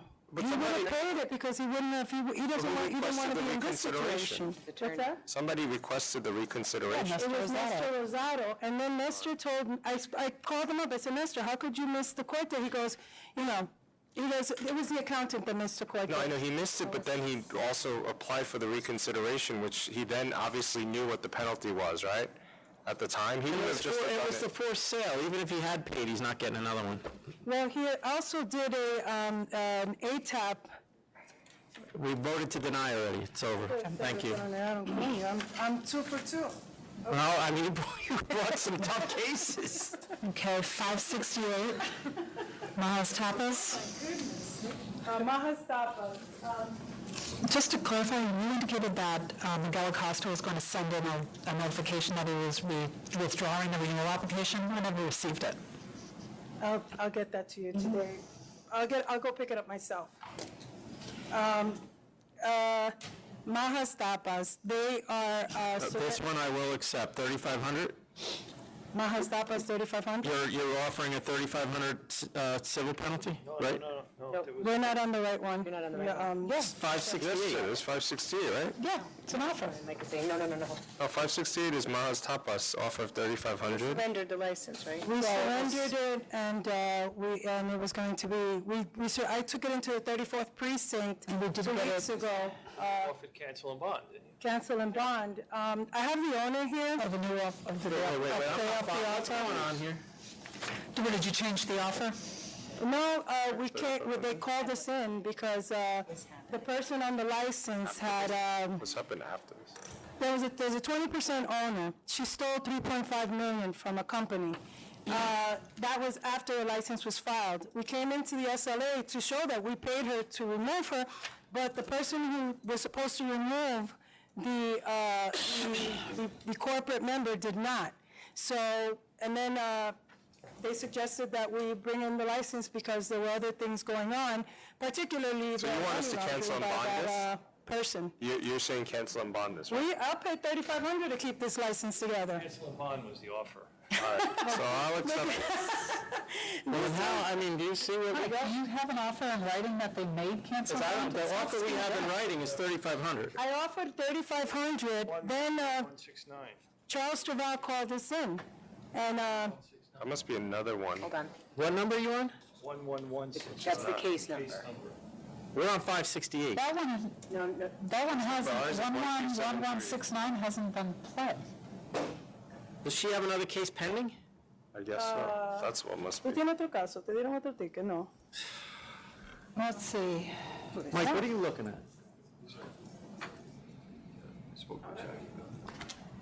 It's On this particular matter, the shareholder who purchased 20% of the corporation sold $3.5 million, got a penalty, got a felony. So you got a recent case. The recent case is 11169. This case, they're offering 3,500 on. Correct. The other case isn't before us today. No. That you're offering cancel and bond on. That we're offering cancel and bond. So what we're taking here, But if so it's canceled and bond, then bond. we might as well take the cancel and bond here then, right? Yeah. But they're not, she can be the attorney of record on here? We have another attorney of record on this case. I'm the expediter, but the attorney of record on that one was, who's the attorney of record? Francisco. Francisco Kiniping. He was here with the, he was here. So we with can't the- do, you can't do anything on this. But are you indicating charges are going out on that other case? Yes. So The mail. So can we just counter cancel and bond and she can accept it now? And She's not the attorney. Oh, she's not the attorney. Yes, you can either accept it, We're on the other one. The licensee it's going to be can coming back according to... Licensee can accept it, right? Kiniping ofreció 3,500 en otro, that's the sale to minor, that 3,500? No, it's a failure, it's 2 failure to post warning signs, it's 2 charges of pre-mixing, the books and records. How do you not know about this? Workers' comp. Because Kiniping, I was only here called in on the matter with the, because there was 2, but we only dealt with the one. So would she accept it? felony, Would she que se accept the cancel and aceptaron bond? 3,500. Van a cancelar la licencia. Pero yo le estoy diciendo que cancelen esto también porque están cancelando la licencia para que no tenemos que pagar 3.500. Exactamente. So, ¿tú aceptas eso? Porque está cancelada. Yo lo que no quiero es pagar 3.500 sin necesidad porque ya está cancelada. Ok, una pregunta. ¿Aunque la cancele, eso me afecta en algo o qué? No, que tú, como mismo que ya tú no vas a aplicar No, nada. exactamente. Yeah, she's going to accept that. Okay. Sí. So they'll be canceling bond, and then the other one, we'll I just just, want her name on the record. we'll just cancel for the record when it comes up. She doesn't need to come back for No that. tiene That's que venir true. la próxima vez porque the reason she came here is because she wanted to a moment to address the board because they want to reapply because and the reason this license was canceled was because they were misguided by an investor. The investor stole this money after the I'm sorry, I license. just need her name. This is Magdali. Magdali, got it. You're better off, if she's going to apply, you're better off doing something in writing when she does apply, And making the, okay. yes. And that case isn't before us anyway, the one you're talking about. Okay, so. No, ya está cancelada porque se fue con el licencia. Nada más tenemos que mandar una carta y cuando expliquemos otra vez, tenemos que explicar la historia. Okay. We have one more. Yep. 684, Vitalis. Eddie?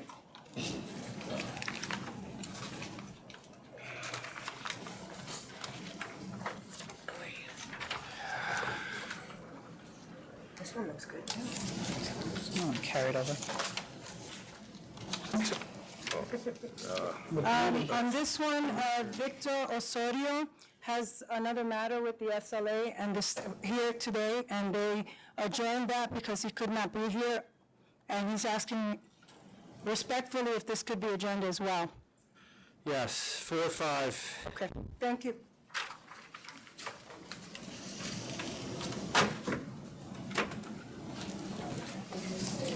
What other matter? 676 and 677, SLP Management. Mr. Palumbo. Yeah.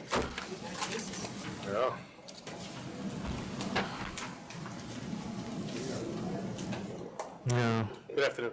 I mean, I can't believe it. Good afternoon. Offer 4,000, I accept. Just the only thing, did I read that they failed to cooperate? Oh, yeah, he walked away from investigators and failed to answer questions. At the end of the inspection, he was unable to produce books and records. That was the manager of the premises who has been removed. Okay, I'll accept. Can't be tolerated. I'll accept. Happy St. Joseph's Day all. Thank you.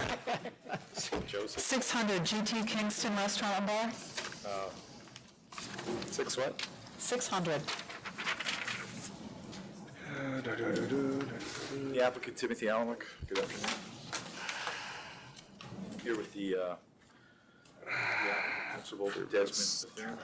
That should be print here. Okay, the applicant is the availee of the previous licensee, which was canceled and bond. So he's the adoptive son of the availee of the prior license that was canceled. Yes, and he So- lives with him. Say that again? He resides with him. Oh, so Egbert Bethune is the availee? That was the allegation. Desmond Bethune was the availee. No. No, Desmond Bethune is the applicant. Your father is Egbert Bethune, who is the availee. No. Yeah, he's Desmond. Oh, I'm sorry. All right, he's Desmond. Okay. No, but you're saying he was the one availing? No, Was but the I'm son wrong. availing? Oh, no, she was wrong, okay. I'm wrong. Because I have the SLA right. All right, well, look, these are the kinds of issues we keep running into where the person who is availing or person who was the availer or availer, you end up with people related to them who live with them coming before us. He's been a salesman, hasn't been in the industry, and now he's applying under his name. And I get that his father would be able to advise him and help him. Worked part-time in this location. He grew up in his parents had a bar grocery in Jamaica. He grew up around the business. And, when he saw the lease available, he saw an opportunity. And at this location, there were no other violations that I could see, except I believe there was a $2,000 fine before for maybe unauthorized source about 4 or 5 years ago. But otherwise, there were no issues. There were no sale to minors, there was no noise or fights or anything like that. We disclosed, obviously, the relationship. It was not. And what was the availing, just, was it the father owned the place, or he didn't own it? Father had owned it. He bought land in Jamaica, wanted to develop a home there and started to build, and he put his common-law wife, she was on the license. And they lived together for 20 years. They still live together, but they split up. So she came up here. She wanted nothing to do with it anymore and surrendered the license. But he was on the license. He wasn't on the license, is what you're saying? He wasn't on the license. He wasn't. He had been on it previously. He had the license previously. But do you see where the dilemma is for us? I see. It's complicated. But again, like I said, there were no other violations, and we disclosed it.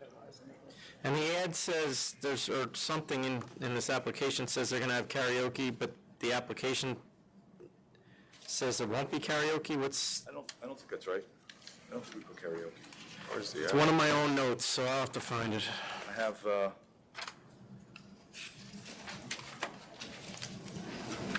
So where's the dad now? Is he in Jamaica or is he here? He's here and he's back and forth. He's 62 years old. Yeah, it says GT Kingston Restaurant and Bar Karaoke Bar. Isn't that Oh, that's on the menu. karaoke? That's a mistake on the menu. That's not on the application, I don't think. No, it isn't. That's why I'm asking about it. Oh, that It's a new tells us a dish. lot. It's on the menu, but not on the Dish, application.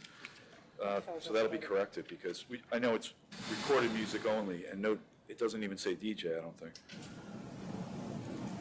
Okay. And there were no problems related to I anything. just, I'm sure he'd make a fine applicant. It's just the relationship is, there's just no. But again, we disclosed. Yeah, please. Before my dad passed away, But your dad passed away? No. It's his adopted father.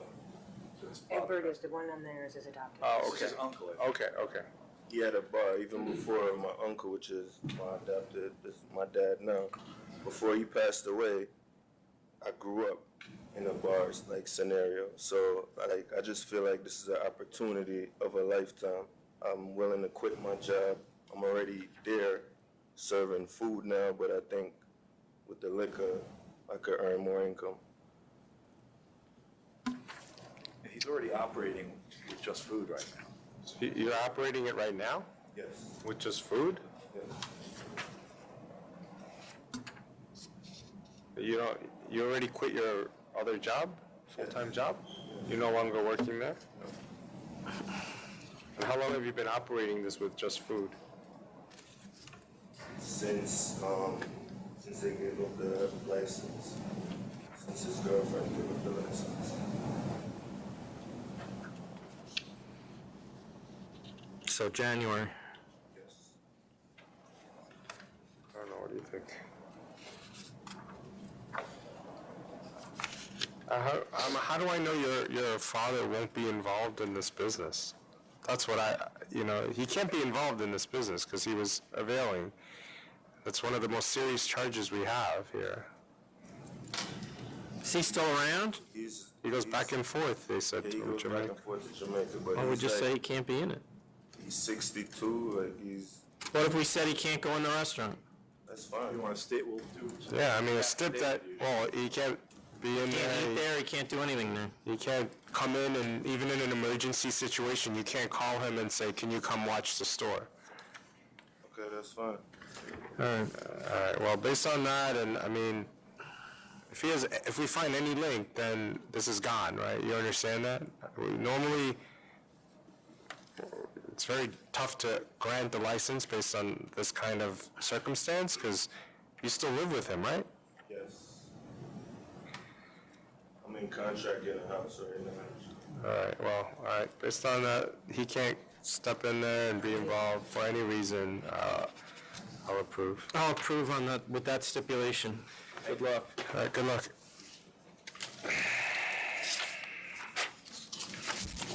623 Hip at Murray Street. 6 what? 623.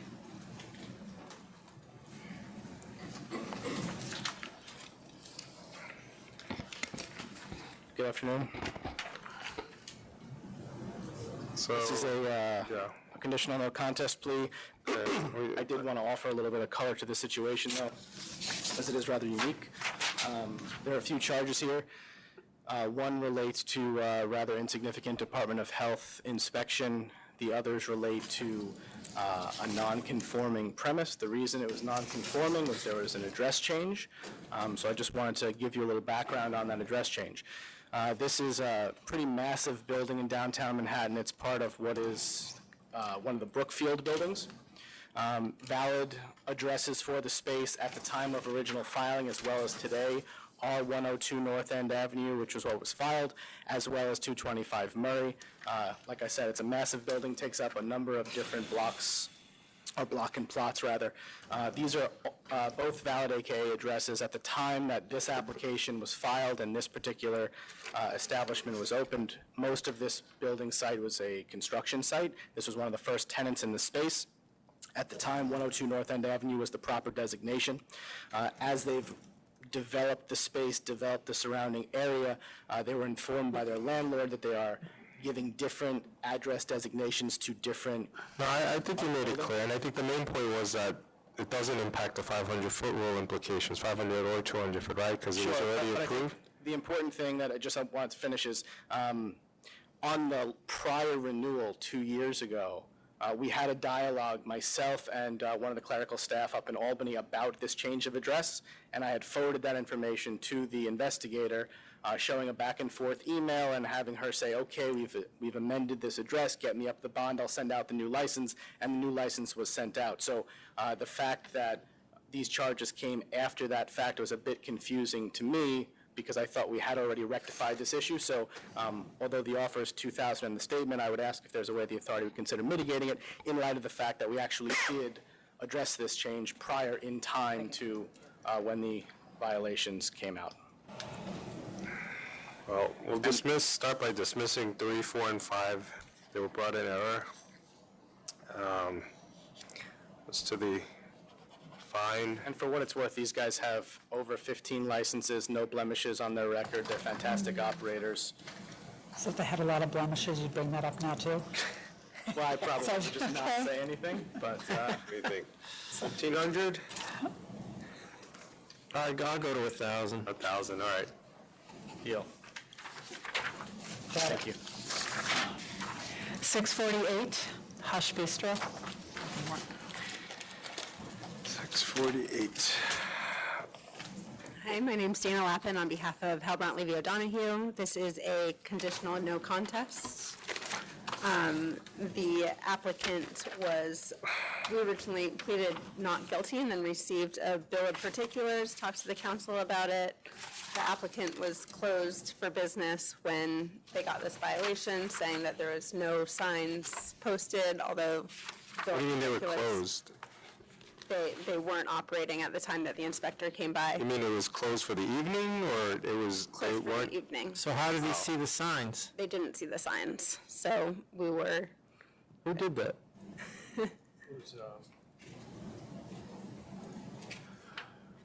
So you're saying they never actually entered the premise, and They didn't enter the premise. That was indicated in the investigator's report. That he never entered, but didn't see the client signs? Of course, if you don't confirms enter that. It was closed for business. So how could you... So he charged them without, where are they supposed to post the signs, on the door? Yeah, the client confirms that the signs have been there the whole time. I don't get, why did they charge him with this? Who was it? I do. All right, well... Not that you know, I can ask, I know you know. No. So why would we even do letter of warning? Why wouldn't we just... No, I'm going to dismiss I'll both of them. dismiss it too. Thank you. Find out who did that, Mike. You know the law. I can't get in, so we'll just find him. You can only see, you really only can see 3 walls. I mean, what if they were on the other wall? But it has to be with... Joe, you're doing your next I'm item? picturing the guy sneaking around the restaurant, looking in the window. 703C, White and Black Wines and Liquors. Say that again, Jackie, I'm sorry. 703C. She just said he couldn't have gotten inside.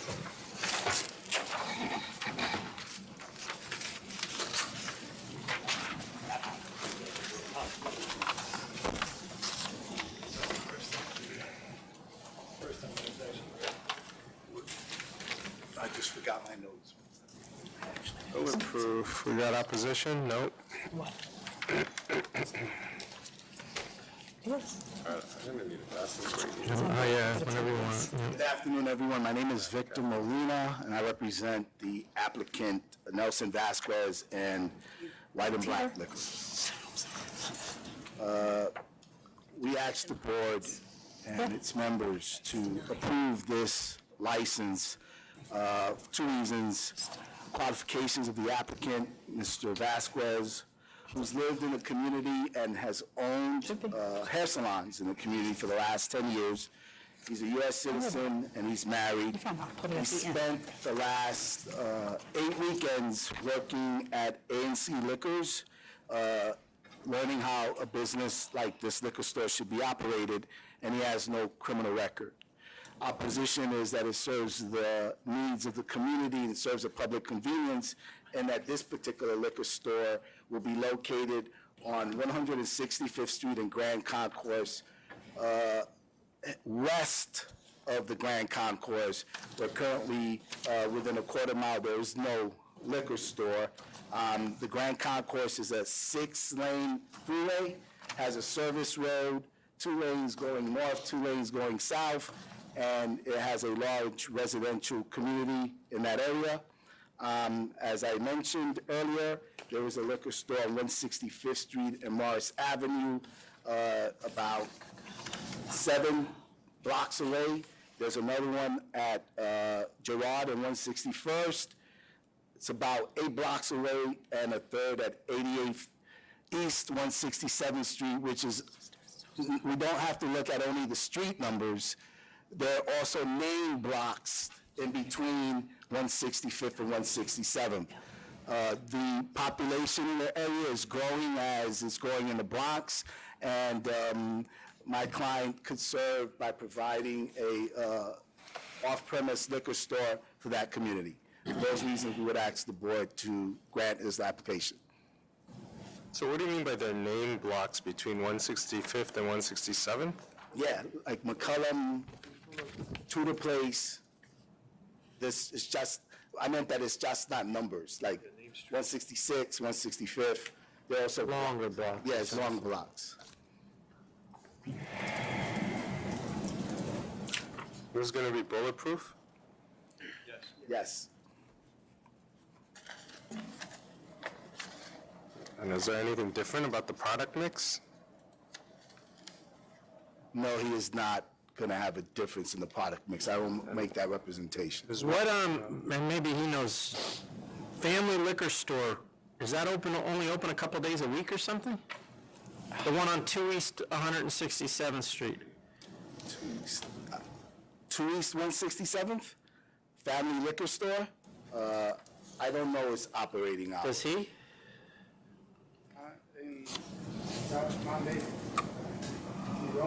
I mean, its sales are Really well. ridiculous. Small. Yeah, he says it's located on Jerome Avenue and 167th. But are they regularly open or no? Yeah. They're open? So get out of that. Oh, okay. And it is a large area of blocks. It's a large area to climb from 167. You said for the past 8 weekends he's worked at AC Wines, but we have here on the questionnaire he's worked here since 2015. I think 8 weekends, March. ¿Cuándo empezaste con ANC?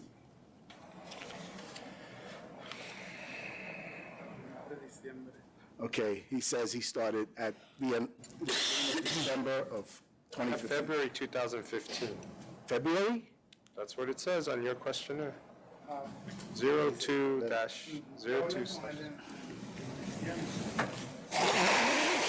Febrero. Tú no empezaste en febrero, dicen que estaba trabajando en febrero. Ok, ¿y qué hiciste en febrero? ¿Y empezaste la fin de semana en diciembre? I'm starting to get suspicious. Well, that would be 8 weekends. Oh, no, maybe they're the wrong year. He may have. Because he said he started in December. Oh. So now I'm thinking, who's AC Wines?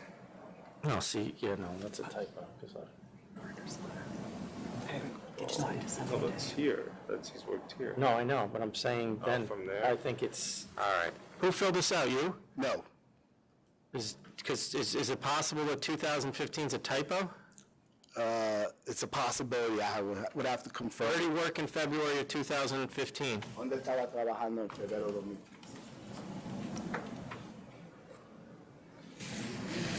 ¿Qué tipo de negocio? In his hair salon. 5D, excellent new style.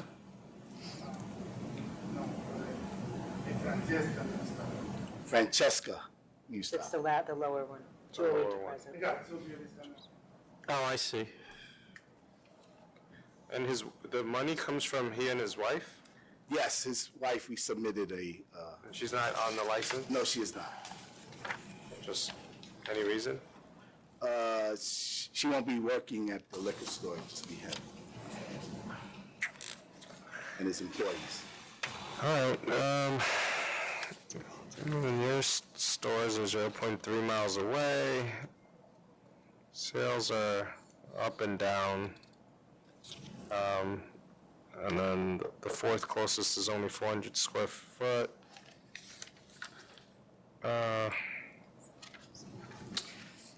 I'll vote to approve. I'll vote to approve. All right, good luck. We're going to take 2 minutes?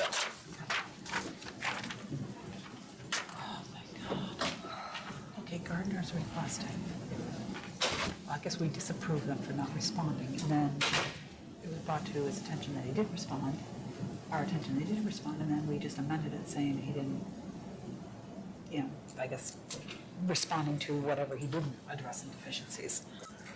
I guess it's the... He addressed some of them.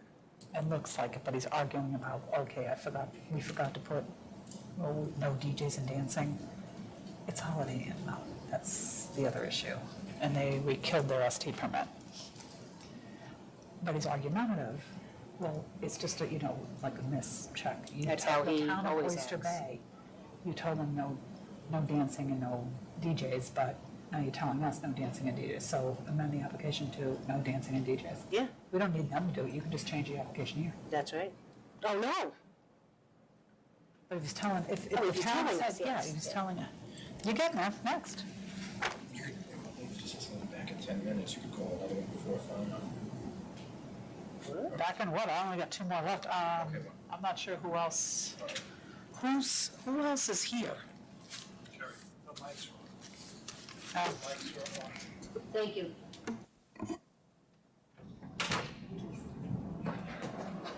You're going to get us a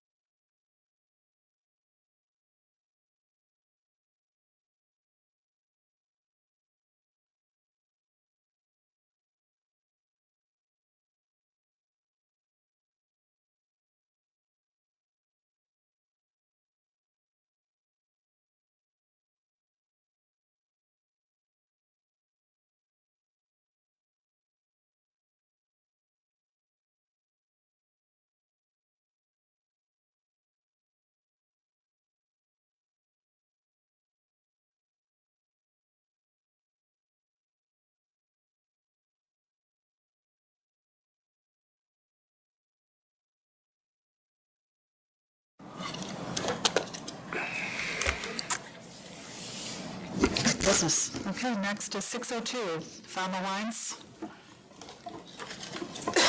Sorry.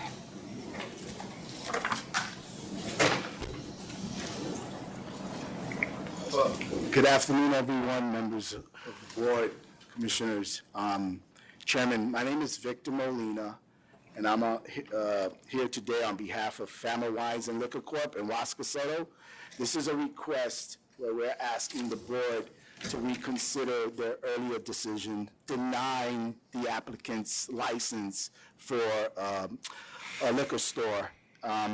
We're asking that the authority reconsider. I sent a letter dated January 19th, 2009, and I just want to touch on some of the representations made in the letter before the board makes a decision. In addition, Mr. Soto is here present with me, and he was kind enough to bring a representation of the liquor stores in the area. He's holding it up. This is the proposed location.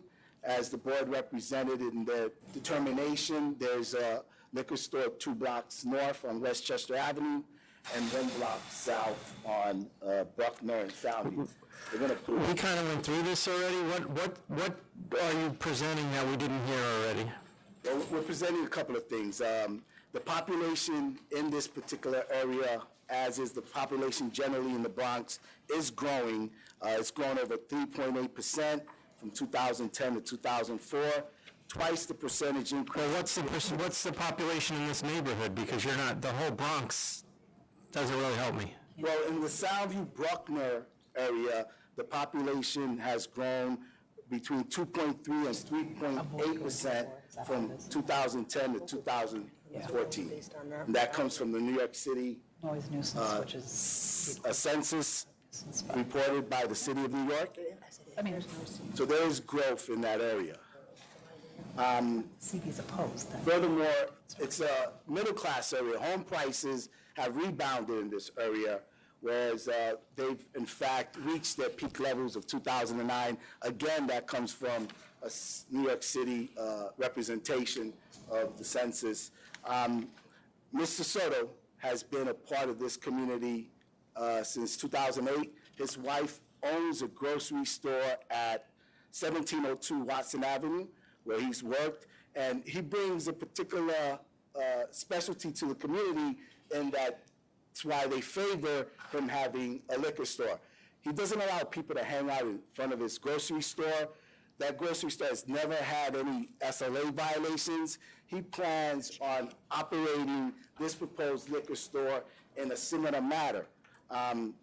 We have petitions, and we provided some to the authority with our original request. We have over, I believe, 150 signatures that we gathered from people in the area saying that they would hope the authority reconsider. In fact, that's the reason why he took it upon himself to reconsider. He's mentioned that people came up to him and said, when are you going to open up that liquor store? He said, I can't open it. It was originally denied. He said, you should reconsider. We'll provide support.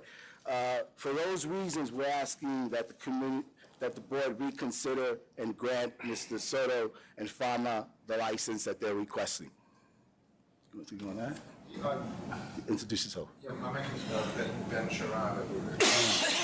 I also just wanted to add, as far as the convenience of walking to it, for the people that live in those houses and prefer not to walk on Bruckner Boulevard and go instead on Watson Avenue, going to the Soundview store is quite a walk, and this is a much more, it's really more of a neighborhood shop for the people who go on Watson Avenue. And we have some photos of what is going on at the Soundview location, and that's what he's trying not to provide. He's trying to provide a different type of atmosphere where we won't have people hanging out in front of the liquor store.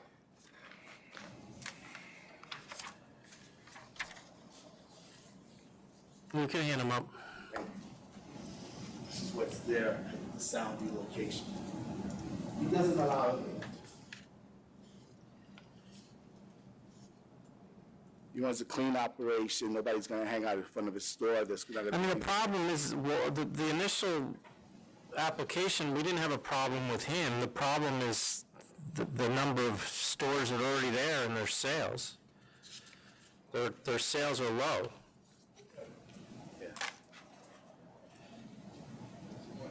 Mr. Soto's pointing out that This area, it was really, a lot of people were here in that area. All of people coming to the grocery, and they explained to me, why you gonna open? They said, they didn't have my application. They said, but we can do it to help because we don't have to. A lot of people from here, they told me, they have to take a car to go to different liquor stores. This way, to cross over here, it's inseguro, but it's dangerous, he said. What about that one, Westchester Avenue? it's far away from here, far away. You gotta take a car from here to go over there. There's nothing on that whole side, you're saying? This over here, There has to be. this bay There over has to here. be. You see some view, there's a Browning over here. And this is some view, that's some view street. And the wash coming this way, that's a highway over here. These are all people over here, it's projects, a lot of people over here. Do you have any questions? I'm just trying to see what he's trying to say. They have to take a car to go over there. Somewhere.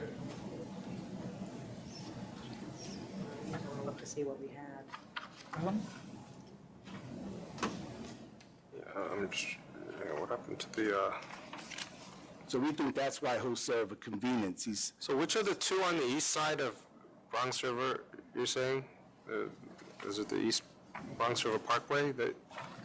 That's up there and down there? This is the Bronx River. Right, so you're saying there's nothing over there to the right? Right. He's saying that there's one on Westchester. Right, there's one in Soundview and One then, in South South. all right. He's saying that there's nothing going over here. Until when? There's one on to White Plains Road. What's it up? It's like 5 blocks, all the way down, 5 or 6 blocks. 6 blocks, I think. Where is it? Can you show me the 6 blocks? Somewhere over here, I don't know what's. Not on the same avenue? No. It's impossible. This It's not area, possible. all the people coming to my store, that's why they have for this. It's a New York City housing, that's why, right? Yeah, those are housing projects. This all is project, all those over here is project. Projects. Yeah, big project. making sure all those other 2,000 family over here, in that area over here. I've been here for like I could see that. a year over here. Nothing, right? I You know. don't.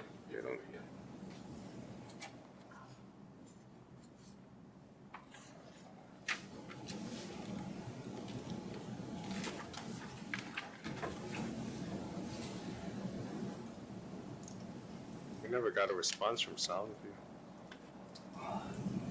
Still have no response from them. No, there's still no response? Well, no. No. Well, it's not like but Where's still 1613 active. Westchester Avenue? That's the one up there, right? That's the one up there.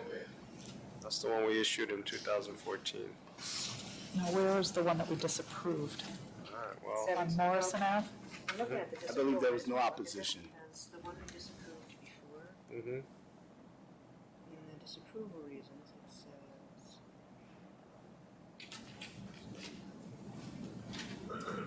Which one's the one we disapproved before this? It's 1183. K&J? Yeah, 1183 Morrison Ave. 1183. Where's Morrison Avenue? What is on the other side? Oh, it's on the other side? Yeah, the other side of the bridge. Where's Morrison Avenue? Right there? This way. Oh. That makes it clearer. And that That's on the other side. Bronx River, it's not like it's elevated. There may be No, I know. crossings every quarter mile. I'm willing to reconsider. You? Go ahead. All right, so based on this depiction and the representation that there's nothing until where? Nothing over here. This way, not. Until where? The all the way. From Castle Hill over here, in the corner to the Browning, from Castle Hill, I think it's all the way. Bruckner and Yeah, in the corner to the Castle Hill and oh, Browning. and there's housing, big swath of housing, New York City housing. This is New York City housing, these are private residences. This is private residence for two. And these are only two stores, it seems, east of the Bronx River Parkway. So I'll vote to approve this license. I'll vote to approve. It appears it would be add to the public convenience and advantage based on its location. And then approve, And we right? send approve. Thank you very much. All right, good luck. Got it. Get out.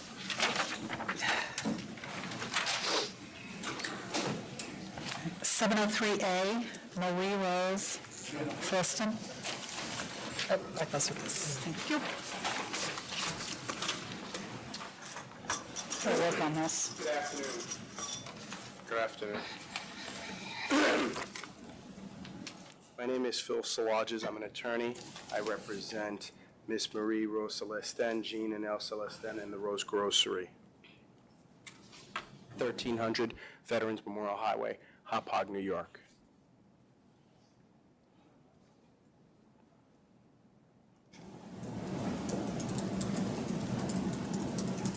It's a grocery store that was selling, well, was buying rum from, was it rum? Yeah, Haitian rum. 69 cases of illicit Haitian rum purchased directly from Haiti. We're disputing that. That's not, my client was never charged with that. Yes, you were. You were charged with it, purchased from unauthorized source. And the licensee admitted it. $50 per case, 50 cases, and then selling small bottles, $5 to $6 a piece. He didn't admit that? In connection, okay, I represented them in connection with another matter. With respect to the administrative matter, I had an opportunity to negotiate a settlement of this matter with Mr. Amaretto, and I'm here for the purposes of that settlement. How does that answer the question I just asked you? Did he admit it or not? Apparently, there is documentation to that effect.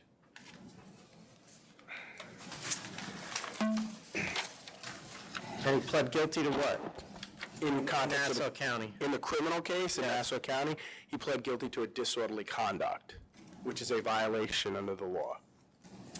His exact allocution is that he did something that served no legitimate purpose.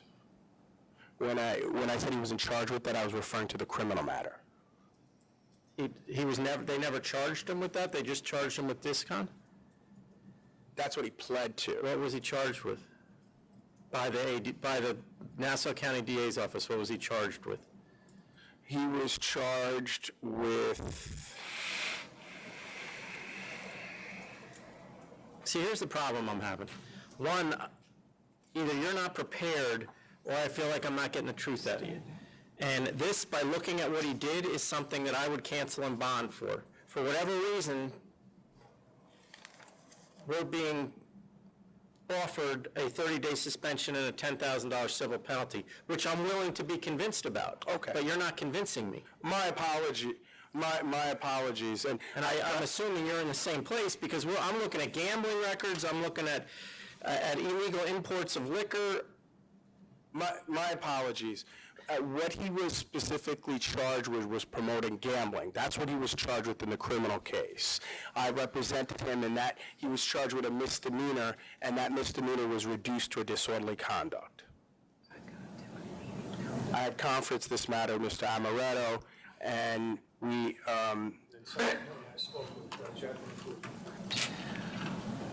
had reached a settlement of this matter, and that's why I came here to ask that settlement be accepted by the board. Okay.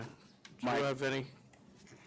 No, I just had the issue with the 69 cases of rum from Haiti. And that was confiscated by the police and presumably destroyed. I hope so, but he admitted to this, and how is this any different from what we just did before? My clients are, it's a husband and wife. They're very hardworking, and they do understand the severity of this. This is why I'm here. They're prepared to pay the $10,000. They're prepared to have a suspension, and they do not intend on ever finding themselves here in this situation again.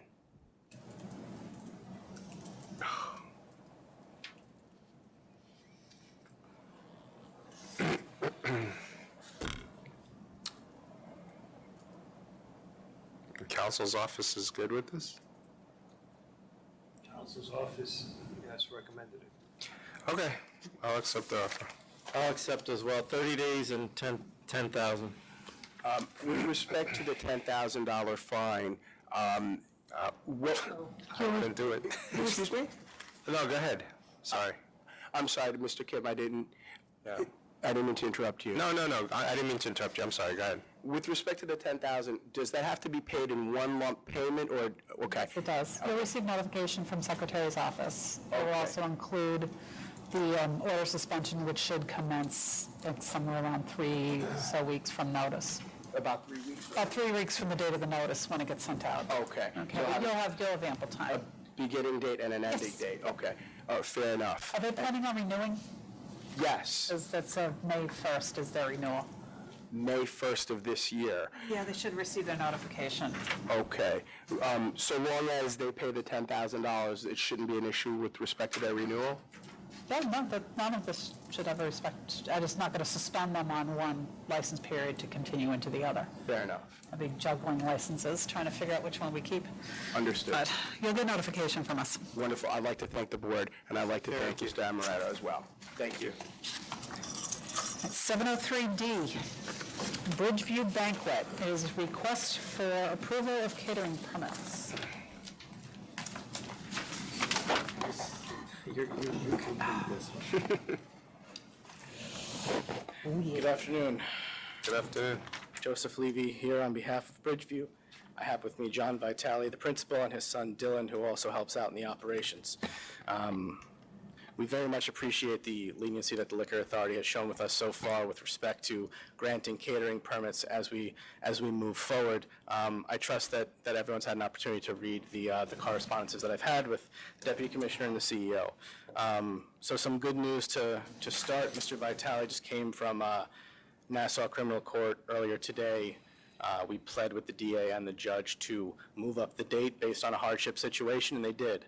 So they met today, and we have a certificate of disposition today, which means that you will have an absolutely complete alteration package with a bow on it on your desks tomorrow, waiting for you to review. And the idea being that the scope of the alteration, again, just to set the scene, you have Bridgeview Yacht Club, which is one building. You have Warehouse 5, which is an adjacent building. Warehouse 5 had an OP previously. That's where we had issues this past summer. Bridgeview Yacht Club has been a very reputable catering establishment for many, many years. I actually looked there with my wife when I was getting married about 6 years ago.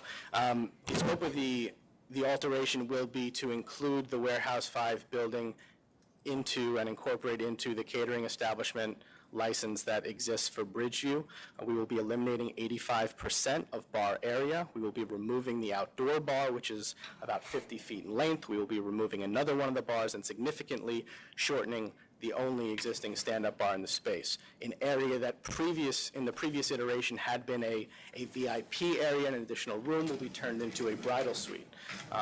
These gentlemen run an establishment that, as you can see from the list of events that have been provided for you over the last really 6 months, it's weddings, it's bar mitzvahs, it's family and private events. Never will you hear about a self-curated or promoted situation. There's tons of licensing history years here, and it's really been a nice run until obviously very recently. That license was surrendered. We hope now that we have this certificate of disposition in hand that the alteration, like I said, I can guarantee it'll be with you tomorrow, and we hope to get back in front of you all very, very soon to act on that. What we're asking for in this request, and we understand it will absolutely be the last time that we do this and have this ask, is to give us a bit of a bridge from now until such time that you guys can hear that alteration application.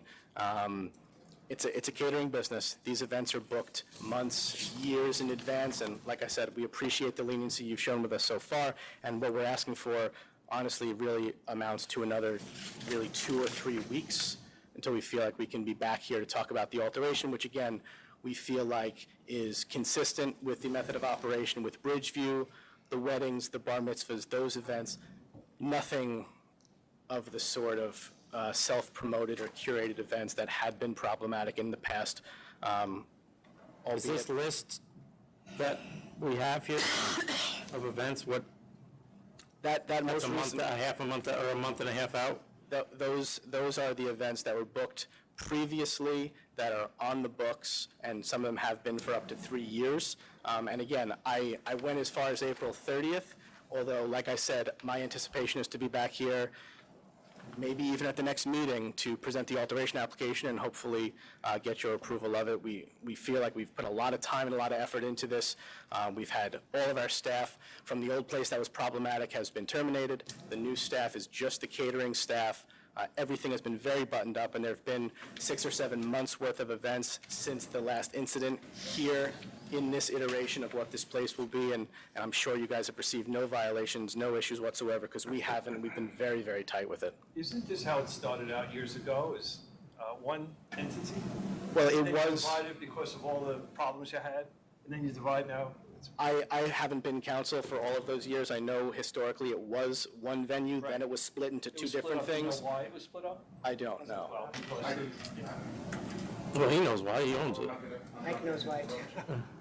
Oh, somebody tell me, because I don't know. One time, the entire premise was all a very large nightclub. And then through the year, we just made it all into a catering. Separated. So we separated it so that the majority of the place would just be a catering hall, and we would just have this small nightclub. Warehouse 5. So now you're going to reconnect them again. Right, and just be all catering, which would, right, but the reason that they were split was just that I just did not want, it was too large an operation, and we took a chance and we developed it into a catering hall. So again, what we're asking for here is really What just. I understand is the agreement originally back in August was so that he could allow to apply for catering permits to set to end in December 2015. Correct. So what am I missing? We were expecting that the criminal proceedings were going to be wrapped up a whole lot sooner than this, and my expectation was, and this is on me, not on my client, that the criminal proceedings, and again, we didn't handle this in Nassau, the criminal proceedings would have been wrapped up, and that would have been more than enough time for us to file paperwork with you folks and be back here to hear the alteration, which we did feel good about from an operations standpoint and a scope standpoint. As you can see from the events I provided, the latest of all those events is midnight, and they're very controlled and they're private, and you see the nature of them. They're weddings, they're bar mitzvahs. What was the reason to wait for the criminal? So as per our prior discussions, it was a cleaner package and a better look for the members to see not someone who had half a dozen or a dozen criminal charges pending, and we didn't know how they were going to shake out, than to see a certificate of disposition and see that everything's been dismissed. That was sort of a good narrative to accompany the alteration application. That's conversations that we've had in licensing, and I'm sort of following your direction, trying to work with the authority here and give you the package that you want to see. Well, I think you've been approved for January and February events, right? So those happened already? Those happened already, correct. They all happened. I did that, yeah. Oh, you did that? Yeah. There were two. It wasn't every weekend, I think it was two or Yeah. 4. There were 2 weekends so far that have not been approved, and we've had to either cancel events or Well, shuttle these them somewhere. 313 events that happened. That was last week, but they didn't happen because we didn't have alcohol. Oh, these have all been denied. So Not all, just the 13, 19 was Friday. 13 has been denied. Bridgeview has a catering establishment, and there's programming there. The events that are before you are programming that would be in the additional catering room at Warehouse 5 that we had historically gotten catering permits for. These can't be moved over to the other place? I thought that was, as I recall from August, I mean, part of why we gave you that leeway was for them to, right? Because I remember in October, and there were all these weddings and events, and we said, okay, that's too late to cancel. But beyond the year, those were that you could move over to the other place. So there's been lots of flip-flopping, and we've done it where Right. we can, but there are a few that we're just kind of stuck in a situation where we get sued, send them somewhere else, and it's just, look, we're trying to do the right thing here. We're trying to work with the authority and give you guys what you'd like to see, and we were delayed, which we didn't foresee with the criminal charges. They're done. It came out in our favor, and we're asking for really a 2 or 3 week bridge so that we can tie this thing off and not have to do this anymore. I don't know, I mean, you know, my issue is in August when we granted whatever agreement we all came into in the totality. This was part of the agreement. Well, it wasn't me, it was prior counsel. Okay, well, whoever it was, from our perspective, we approved it based on the understanding that it would be at a date certain, which was December 2015. You've had January and February events, maybe some previous March events. So I just feel like now that you're going into your alteration and you've gotten the criminal matter settled, that, you know, just make that happen as soon as possible and then come here for that. So, well, like I said, it'll be on your desk tomorrow, and we'll be back here April 5th. But like I said, it's, you know, some of these bar mitzvahs, they book 3 years in advance, and it's hard to move. I know, but, you know. And look, the expectation, honestly, for me, although I'm not a criminal practitioner, to wait 7 months to have something like this resolved was a long time, and it was certainly unforeseen. And if you're going to fault us for the timing of this, I take responsibility for that, because I gave an estimate on time based on what I see, and if it's wrong, it's wrong. No, 7 months is a long time for a misdemeanor. So like I said, we're here, everything's done. We're just asking for a reprieve for 2, maybe 3 weeks tops, just so we can get this thing in, get it approved, and move on with our lives. You've seen the incredible support from people in the neighborhood, people in the community, elected officials, local businesses, people who've had their children's events at this establishment before. This is a guy who literally helped to pick We don't need to go in, you know, I'm just saying is, I'm just trying to think back. If you had come to me then and said, we need till April, I don't think I would have done that deal, whatever deal we did in the totality. So, I mean, it's a little bit unfair to put, well, I understand why you're doing it, but I don't want to be the bad guy here. I just, that's the agreement we came to because of the violations that occurred. And I'm just trying to, for the sake of this applicant and others, at least, you know, adhere to the agreement that we had. And given that, I mean, January and February are gone too, so those are bonus months that weren't part of the agreement. I get that. So I understand I feel like you're asking for the 19th, 20th, 26th, 4 more events, and I feel like a bad guy almost saying no to that, but it's just kind of, the agreement was December, and And I have to go on, and in all honesty, after the last one was granted, they were told no more.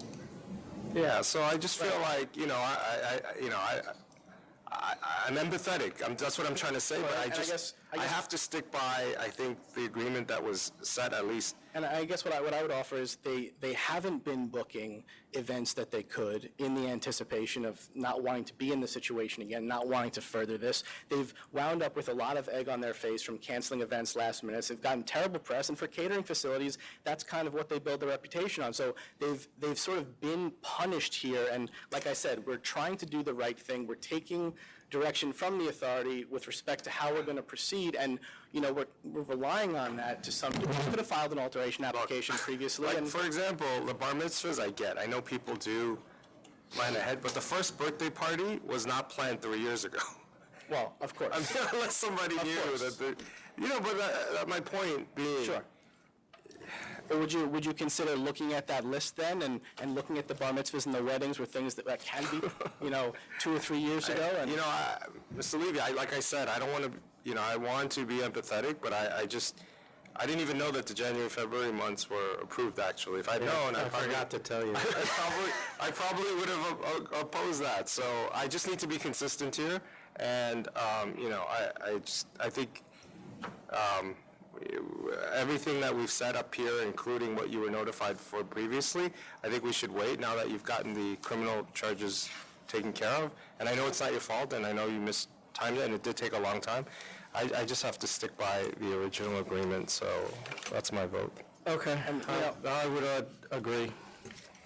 If you guys could please consider the fact that that this guy has done so much for this community. He just recently won a Man of the Year award for this community. This is his whole life, his whole livelihood. It's a family business. He runs with his son. He's really been put through the ringer here, and I get it. There was a bad situation that happened here, and it was on his watch because he was the owner, but he wasn't at the premise. But you can look at the programming that's been there for years and the license history that's been there for years. This is a good, solid operator, and we're talking about catered events that end at the latest midnight, that are controlled, that are bar mitzvahs and weddings predominantly, and we're asking for really what amounts to 2 weeks' worth of programming until we can be back The here. major charge was the high school teenage parties, right?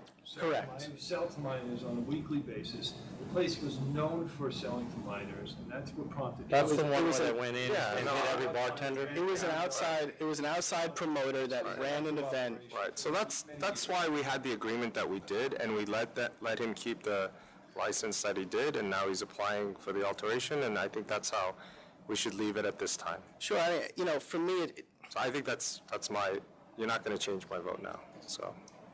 It's just, it felt like coming here with the certificates of disposition was going to make such a big difference to have that tied off. And at this point, I'm wondering what difference that made, because now we're here, we have them. I don't think it did make any difference. So we could have just filed this thing. Well, I don't know that we would have considered the alteration with that pending. Right. But we don't have it in front of us But either, I mean, so. we've been vigilant in terms Well, of. and for sure, you wouldn't have gotten the January, February events, because then I would have known about it. Sure. So that's what, I guess, the difference, holding off. I mean, that's why the only reason it's here today is because I wasn't comfortable approving anymore myself, and without him saying something. So he said what he said, and I don't disagree with him. I appreciate that. We can't do just a couple weeks till we get to the April 5th meeting? You haven't, just of note, you have not filed the alteration You're application. assuming we're going to get it done in Well, time. we just got this today, But and you're you'll have to. assuming that our resources are going to get it done in time. Sure, that's true. Okay. That's, We'll do our best that we can. Yes, so. we will. right. We will. Okay. Sure. Commissioner, to not speak about the events, but to keep it to just these few bar mitzvahs, I've had to deal with people, and I realize our timing has not been correct here, but the hardship for the client is way beyond, I have people literally crying, texting me, I put forth. when did you sign these contracts with But these? we knew back a long time ago. Yeah, so when did you sign these contracts? The ones that I submitted? Yeah, the 3 bar mitzvahs, not the first birthday, because I'm not going to even consider that one. All of the things I submitted were signed prior to the event that was here, when you guys. All of those 3 contracts were signed prior to August 3rd, 2000, what was the date, August 3rd? Cancellation order's in there. Yeah, August 3rd, 2015. So all of these contracts were signed at that time, and then were they notified? Were these parties notified that you just had this? Well, to be quite frank, we didn't think that we'd be here. Well, that's in what I'm March. saying, right. We'd still have this issue. We thought this was going to be resolved quite a while ago. Felt that we told them that we thought we were having a hearing before December 31st. And that was on me. Mr. Levy told me, and that's what the clients were told. And then it's been, obviously, there's been this delay. I actually thought my application was filed already. And here I am, and I just have these people, and there's obviously a lot of tears on the phone that I'm getting. And it's a big hardship for people who've had these parties. Our catering hall is, we've just had floods in the last couple of weeks from Hurricane Sandy. The place, it's just, we're having a really difficult time making it as a business. It's a big burden for the people who have these parties. A huge burden.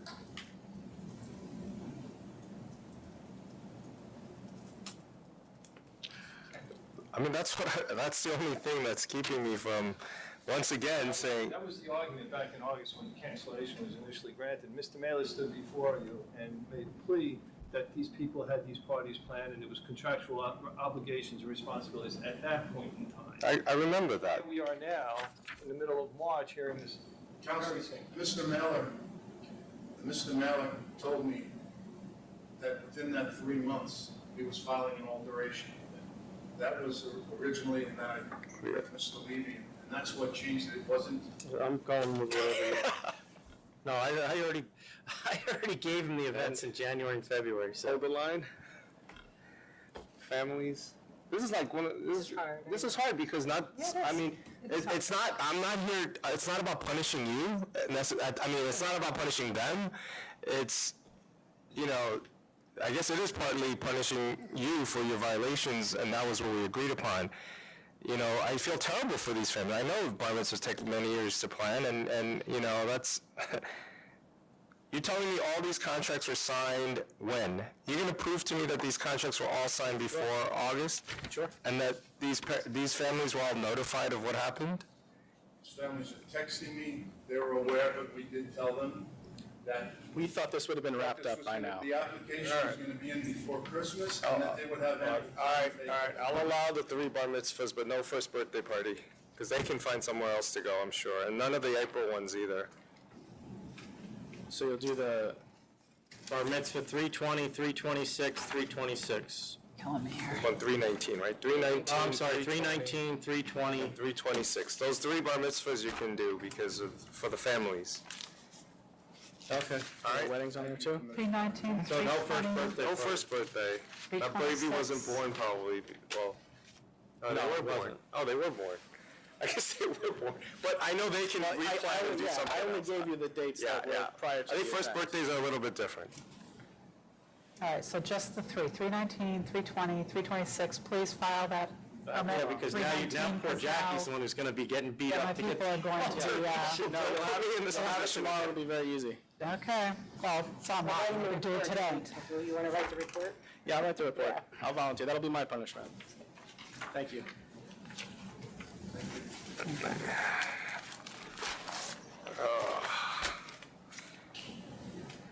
Okay. What do you want to recall? Yeah, the guy that was canceled? He wants to pay 15,000, he wants to run. And he's, I had to come back. What'd you get on the record? Sure.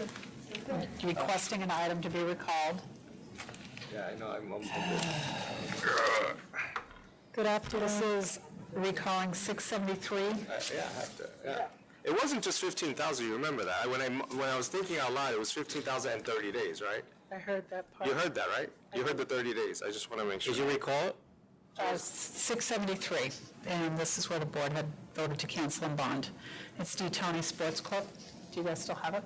No, but I remember. I remember everything. I remember the pictures. I mean, the only thing that I think. This is on you. Well, no, and I think the only thing that has happened since you left was that we did give somebody a walk who was doing a very similar thing. Right. That paid how much? Look, the food is really 15 and 30. 15 and 30, right? So fine, 15 and 30, but he's got to have the food there and he's got to run it. I'm gonna, and then this is on me. I'm gonna take responsibility for this because they are elderly guys. I'm gonna go, and there is this language thing. I'm gonna go in and I'm gonna bring things and email it to you with all the changes that you requested in those 30 days. That gives me plenty of time to put them in order because they did everything that was requested in terms of, and going forward, that location is in order and Okay, yeah, so that's our counter. So you're taking it 15,000, 30 days. Yes, no contest play. You're just going to Oh, I'm sorry, modify. 15 and 30. Oh, so that's it. It's a fine. You have to take it. Just the fine, the 15. No, it's 15 and 30-day suspension. Okay, esto es lo que te da. Let me just, so he knows that te están dando $15,000 y 30 días de suspensión. No lo pienses. Okay, thank you. Thank you. Bye. I got to catch it. You got to catch it. You ready to roll? All right, let's go. I'm not going to make it. Remaining items, 552. Oh, geez, what do I have here? Also 664 is together. Is All there right, I have yeah. 6,000 for this, and I have cancel and bond for the next one. 664. I'll agree to that. 6,000, I gotta pull 664 then. Oh, I'm sorry, you got to call 664, right? Yeah, 664s. Pull that one too. 664, you cancel and bond? Yep. 553. 2,500. 2,500. Oh, I've got a 555 and 556, I have a request to adjourn. 4-5. 4-5. 557, 9,000. 9,000. counter offer? Yes, counter. Thank you. 558, Offer 2,000, accept. Accept. 560, Counter 7,500. Counter 7,500. 561, Offer 1,000, accept. Accept. 62, 3,500. 3,500. 563, Offer 5,000, accept. Accept. 564, 3,500, accept. Accept. 565, This was put into safekeeping. What do you have, 5,000? 5,000. 567, 500. 500. 569, Offer 6,000, accept. Accept. 570, Offer 6,000, accept. Accept. 571, 3,400. 3,500. 5... Offer is accepted. Yeah, offer accepted. 572. Yeah, I have counter of 5,000. Counter 5,000. 573, Cancel and bond, accept. Accept. 574, 1,000, accept. Accept. 575, Dismiss charge 2, accept 2,500. Accept. 576, Premises deemed abandoned, cancel and bond. Cancel and bond. probably there's no bond. If there's no bond, I'll get rid of it. All right. 577, 4,500. 4,500. 578, Letter of warning, accept. Letter of warning. 579, All right, highlight 50. This is one of the Montauk cases. Yeah, 1,500. Is there It was like 71.5. yeah, there's a decibel there. Yeah, so it's 1,500. 580, 1,000, accept. Accept. Yeah. No, but I mean, if you have the reading, it's not a bad case. Yeah. okay, And dispose of the county. 581, Letter of warning, accept. Letter of warning. 582, 500, accept. Accept. 583, I have a request to adjourn to 4-5. 4-5. 584, Offer 9,000, accept. Accept. 585, 7,500, accept. Oh, there's no food here, though. We don't know if they fixed this stuff. no, hang on, is this our new menu? Bring them in. Bring them in. Tenders, wings, fries, sticks, sandwich, and soup. Bring them in. Here. Grilled chicken sandwich and soup of the day. Yeah, that's not a menu. Bring them in. Oh, yeah. Does it meet the minimum? That meets the minimum. That makes the minimum. That's a menu? It's a gentleman's club. Yeah, it's not a restaurant. In the plan. Oh, all right, accept. All right, Thank you.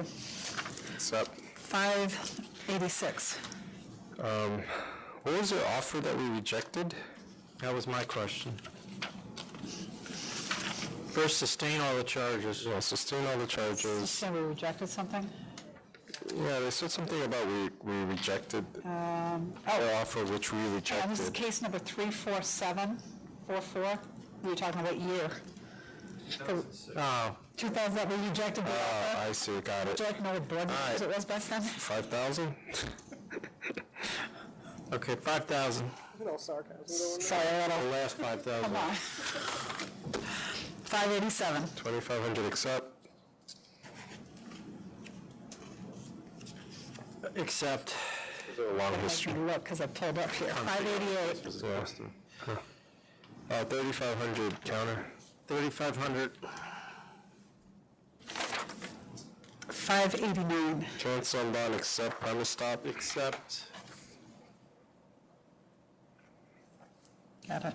I'm all stuck. Hang on. 590. 6,000, accept. Accept. 591. 2,500, accept. Accept. 592. 2,500. Yeah. 1,500 and 1,000. 2,500. 593. 6,000. 6,000. 94. 2,000, accept. Accept. 595. 3,500, accept. Accept. 597. Cancel on bond, surveilling. Cancel on bond, stop on premises. 603. So 3. Request for reconsideration. Deny, reconsideration. What did you say? I said deny. Deny.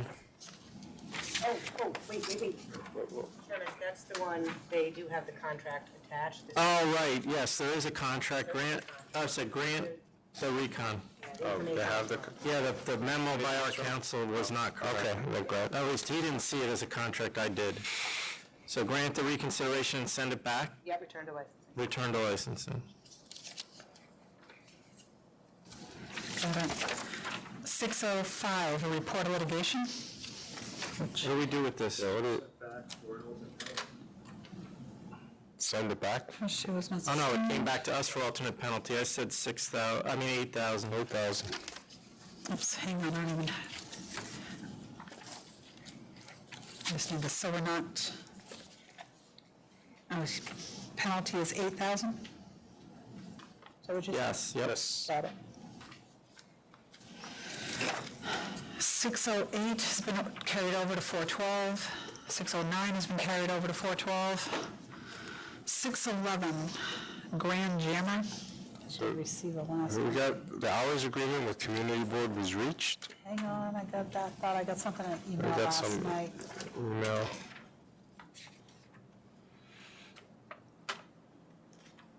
Belkey, Hoffman. And the CD and the applicant have agreed to hours of operation. It does not seem like an effective, not use an effective use of everyone's time. Discuss the board on this matter. The applicant is not planning on appearing. What is the hour? Oh, 2 a.m. Monday through Thursday. What about Friday and Saturday? hang on. Doesn't say what happens on Friday and Saturday. Hang on, trying to blow it up. Jackie has something from. Yeah, no, we have that. It's not- I have the It doesn't agreement, talk but- about the weekend. Oh. Yeah, that's in here. That's the same one? Okay. Yeah. And it says through Thursday morning, so I'm assuming Thursday, Friday, Saturday night is what? Right. That's not here, yeah. Thursday, Friday, Saturday night. So I guess we have to confirm it with them, right? Why is she not here? She just thought that they reached an agreement on the hours that they will need to come, but they only gave us hours for Monday through Thursday. Which is what, 2? Yeah, maybe, was it because in the previous time that the weekends weren't an issue? Let's see, what do we have? Oh, yeah, it was only dealing with Monday through Thursday, 2 a.m., so they reached it. Okay. Yeah, Monday through Thursday. So early Monday mornings through early Friday mornings, 2 a.m., yeah. So approved. With that stipulation approved. Although their agreement says Thursday morning, so I'm putting, yeah. Oh, is it Friday morning? that was a community, but just Thursday's the agreement, so that's fine, just do it. They signed it, community board signed it, yeah. Yeah, Thursday, closing Friday morning. At 2 a.m. Yeah, yes. Yeah. Well, that's not what their stip says. Thursday. Thursday morning. Thursday morning, so it only covers Monday, Tuesday, Wednesday. I think they did it in error, but they signed it. So whatever the community board stip says, it's Exactly. in case they can back it up. Yeah. To amend it. Monday through, then it would be Wednesday. Wednesday, 2 a.m. Okay, got it. 612, Offer 3,000, accept. Accept. 613, 3,500, accept. Accept. 314, 614, sorry. 3,000. 3,000. 615, Out of warning, accept. Accept. 616 and 17. Well, what do we do with this felon employment? So So if 7,000 in fines, they don't have food, and then there's a felony employed. Employment of felon. How much is employment of felon usually?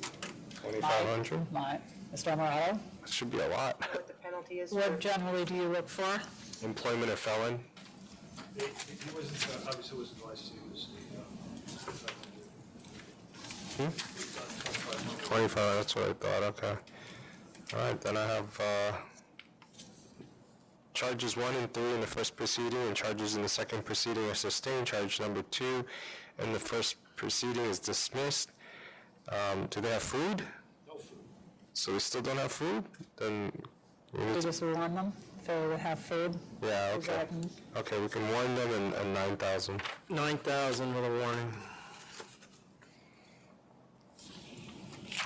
Got it. 618. 1250 accept? No. 12? Oh, I'm sorry. 618, yes, accept. Odd amount. I read the wrong number. Yeah, 619. 1,500 accept? Accept. 620. Why security? Why is guard? this so old? Is that why the fine is so low, Mike? Old? What's old? You're looking at 620. 620? Oh, I'm looking at the next one, I'm sorry. 620? Yeah, I have a counter, but no security guards. Why security guard? When the operation, that isn't supposed to have a security guard, right? Look at sales to minors multiple times. I got a counter. 8,000? 8,000 counter. 621 and 22. This was requesting be sent back to council's office to address the availing issue. Okay, send back to council. Okay. 621 and 22 are going to councils? Right. Okay. 624. 2,500 accept? Accept. 626. So ALJ overturned the disapproval. I disagree. Availing, previous landlord was canceled, licensee. Yeah, I disagree also. Yeah, he had said in his, we get this a lot where they put in their personal questionnaire that they were a manager, and then they say, oh, no, I wasn't, if you bring up any issue.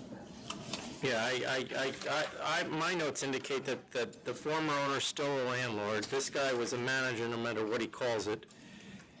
He ordered, wrote checks, made deposits, dealt with vendors. Right. And I also believe sold the synthetic marijuana that owner was caught with. So, But there's no evidence of that. So what do we do with this? We uphold it? I uphold it. I uphold the original decision. I do too.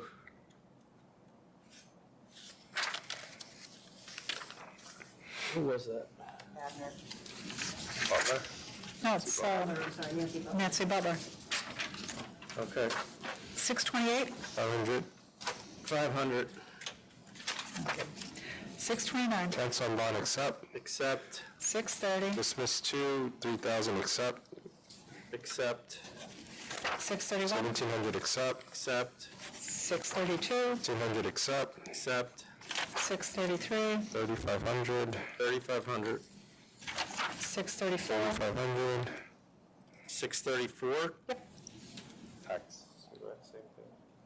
But didn't the U.S. Postal told us that the business is closed? So I was going to cancel and bond it. Or if they don't pay the fine, If they don't pay, it'll be canceled too. Okay. What was your fine? 3,500? 3,500. 635. Cancel on bond? On bond. 636. For 10,000 accept? Accept. Big Ange can 638. Cancel on bond? cancel and bond. 639. What is this, 1,500?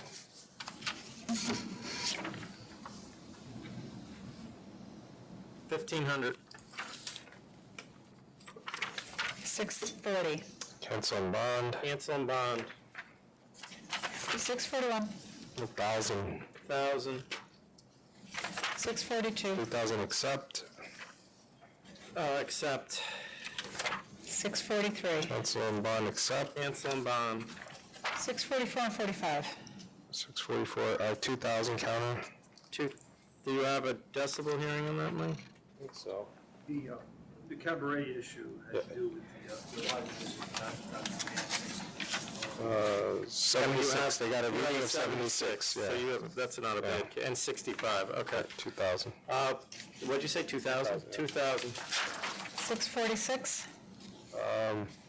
Says why two charges here? They had applied, I'd count at 1,500, dismissed two? What, because they're two unlicensed, oh no, I'm sorry, that's not Licensed. right. Something about the cabaret, they were licensed, they said, right? Oh no. Not for people found to be, should be withdrawn. Oh, the council said to withdraw, council. So dismiss two, sustain 1, 3, 4, 1,500. 1,500 counter. Counter. Oh, yeah, it's a counter offer, Yeah. right? Yeah, counter 1,500. Okay. 647. Council requests charge for dismissed, counter 3,500. Counter 3,500. 649. 500 accept. Accept. 650. Cancel and bond. Cancel and bond. 651. What is this, 500? 500. 652. Offer 5,000, accept. Accept. 653. Offer 5,500, accept. Accept. 654. 1,500, 1,500. 656. cancel and bond, accept. Cancel and bond. 657. Oh, the social media said they knew what they were doing and lied. I had a higher penalty, 8,500. 8,500. Counter. 658. Okay, just, is this the one where, Stolen wine from the Port Authority. right. I don't know, I don't know why we didn't have a veiling either on this. I'd cancel and bond. Counter offer? Oh, it's $50,000 offer?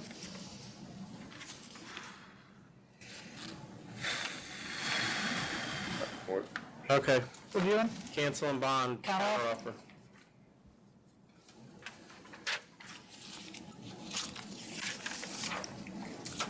$659. 3,000 accept. Accept. 660. 2,500 accept. Accept. 661. 3,500. That was it. Should be 3,000, right? 18 years and under. Plus 500, and then they've been licensed. Oh, for over 5 years? Been over 5? Yeah, I guess it has been. Yep, all right, 3,000. 3,000. So late offer is accepted. Yes. 662. 500. 500. Oh, good. You did. Cash? No. 665. No money received yet, cancel Oh, and we're bond. 664, aren't we? 665. 664 was already done. I don't have 664. Oh, no, maybe we already did it. Okay. That was another check. Are we sure we did that one? Yeah. I don't remember that one coming Hang up. on. Messing That might have been the guy who came and paid, no? No, there's this two check. This is two checks. 664. Oh, you know what it is? This was in conjunction with Wasn't that 552. U.S. whatever. Amusements? Yeah. Oh, So we yeah, cancel okay. and bond Yeah, this. cancel We already and did bond. that, yeah. 665, then you're right. Yeah, 665. One of them, Cancel and bond if we haven't received the check. Cancel and bond. yeah, just hang on, I think one of them actually paid recently, just yesterday. Oh, okay. I don't know if,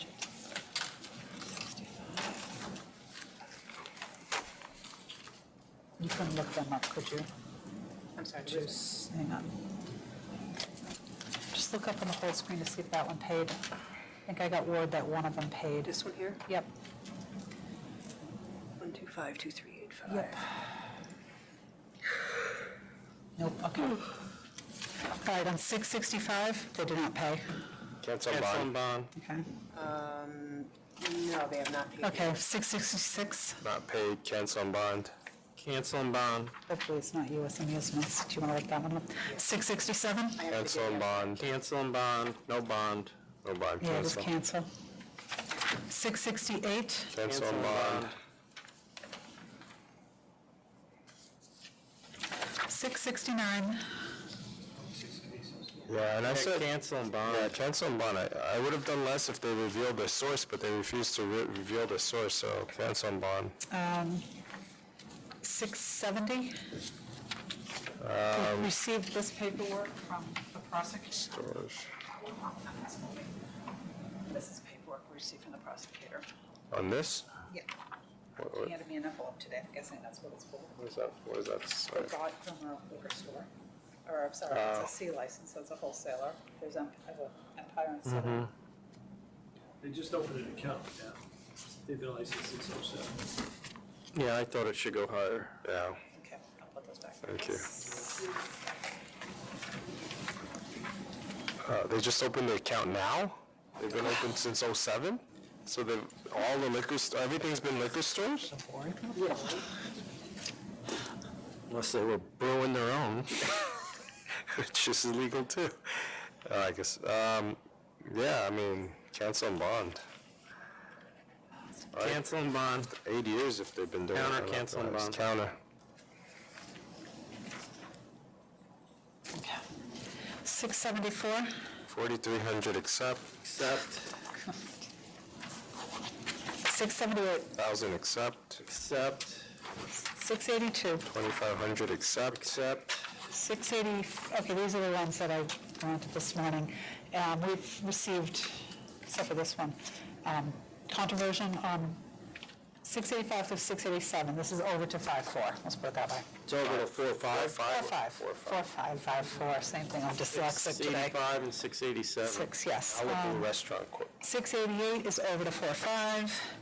689 is over to 4-5. 690 and 691, we did receive controversion. I will attach that. So this is over to 4-5. Same with 692, 93, and 94. They were all over to 4-5? Yeah. And I'll have the controversion attached so that you can read that. And last I have a 703B, which is a default. So, Grocery at 1844? I got cancel and bond for that. 703B? Yeah, cancel and bond. Synthetic marijuana. Cancel and bond. So, okay, I have no other items. No, we are adjourned. We are adjourned. Okay.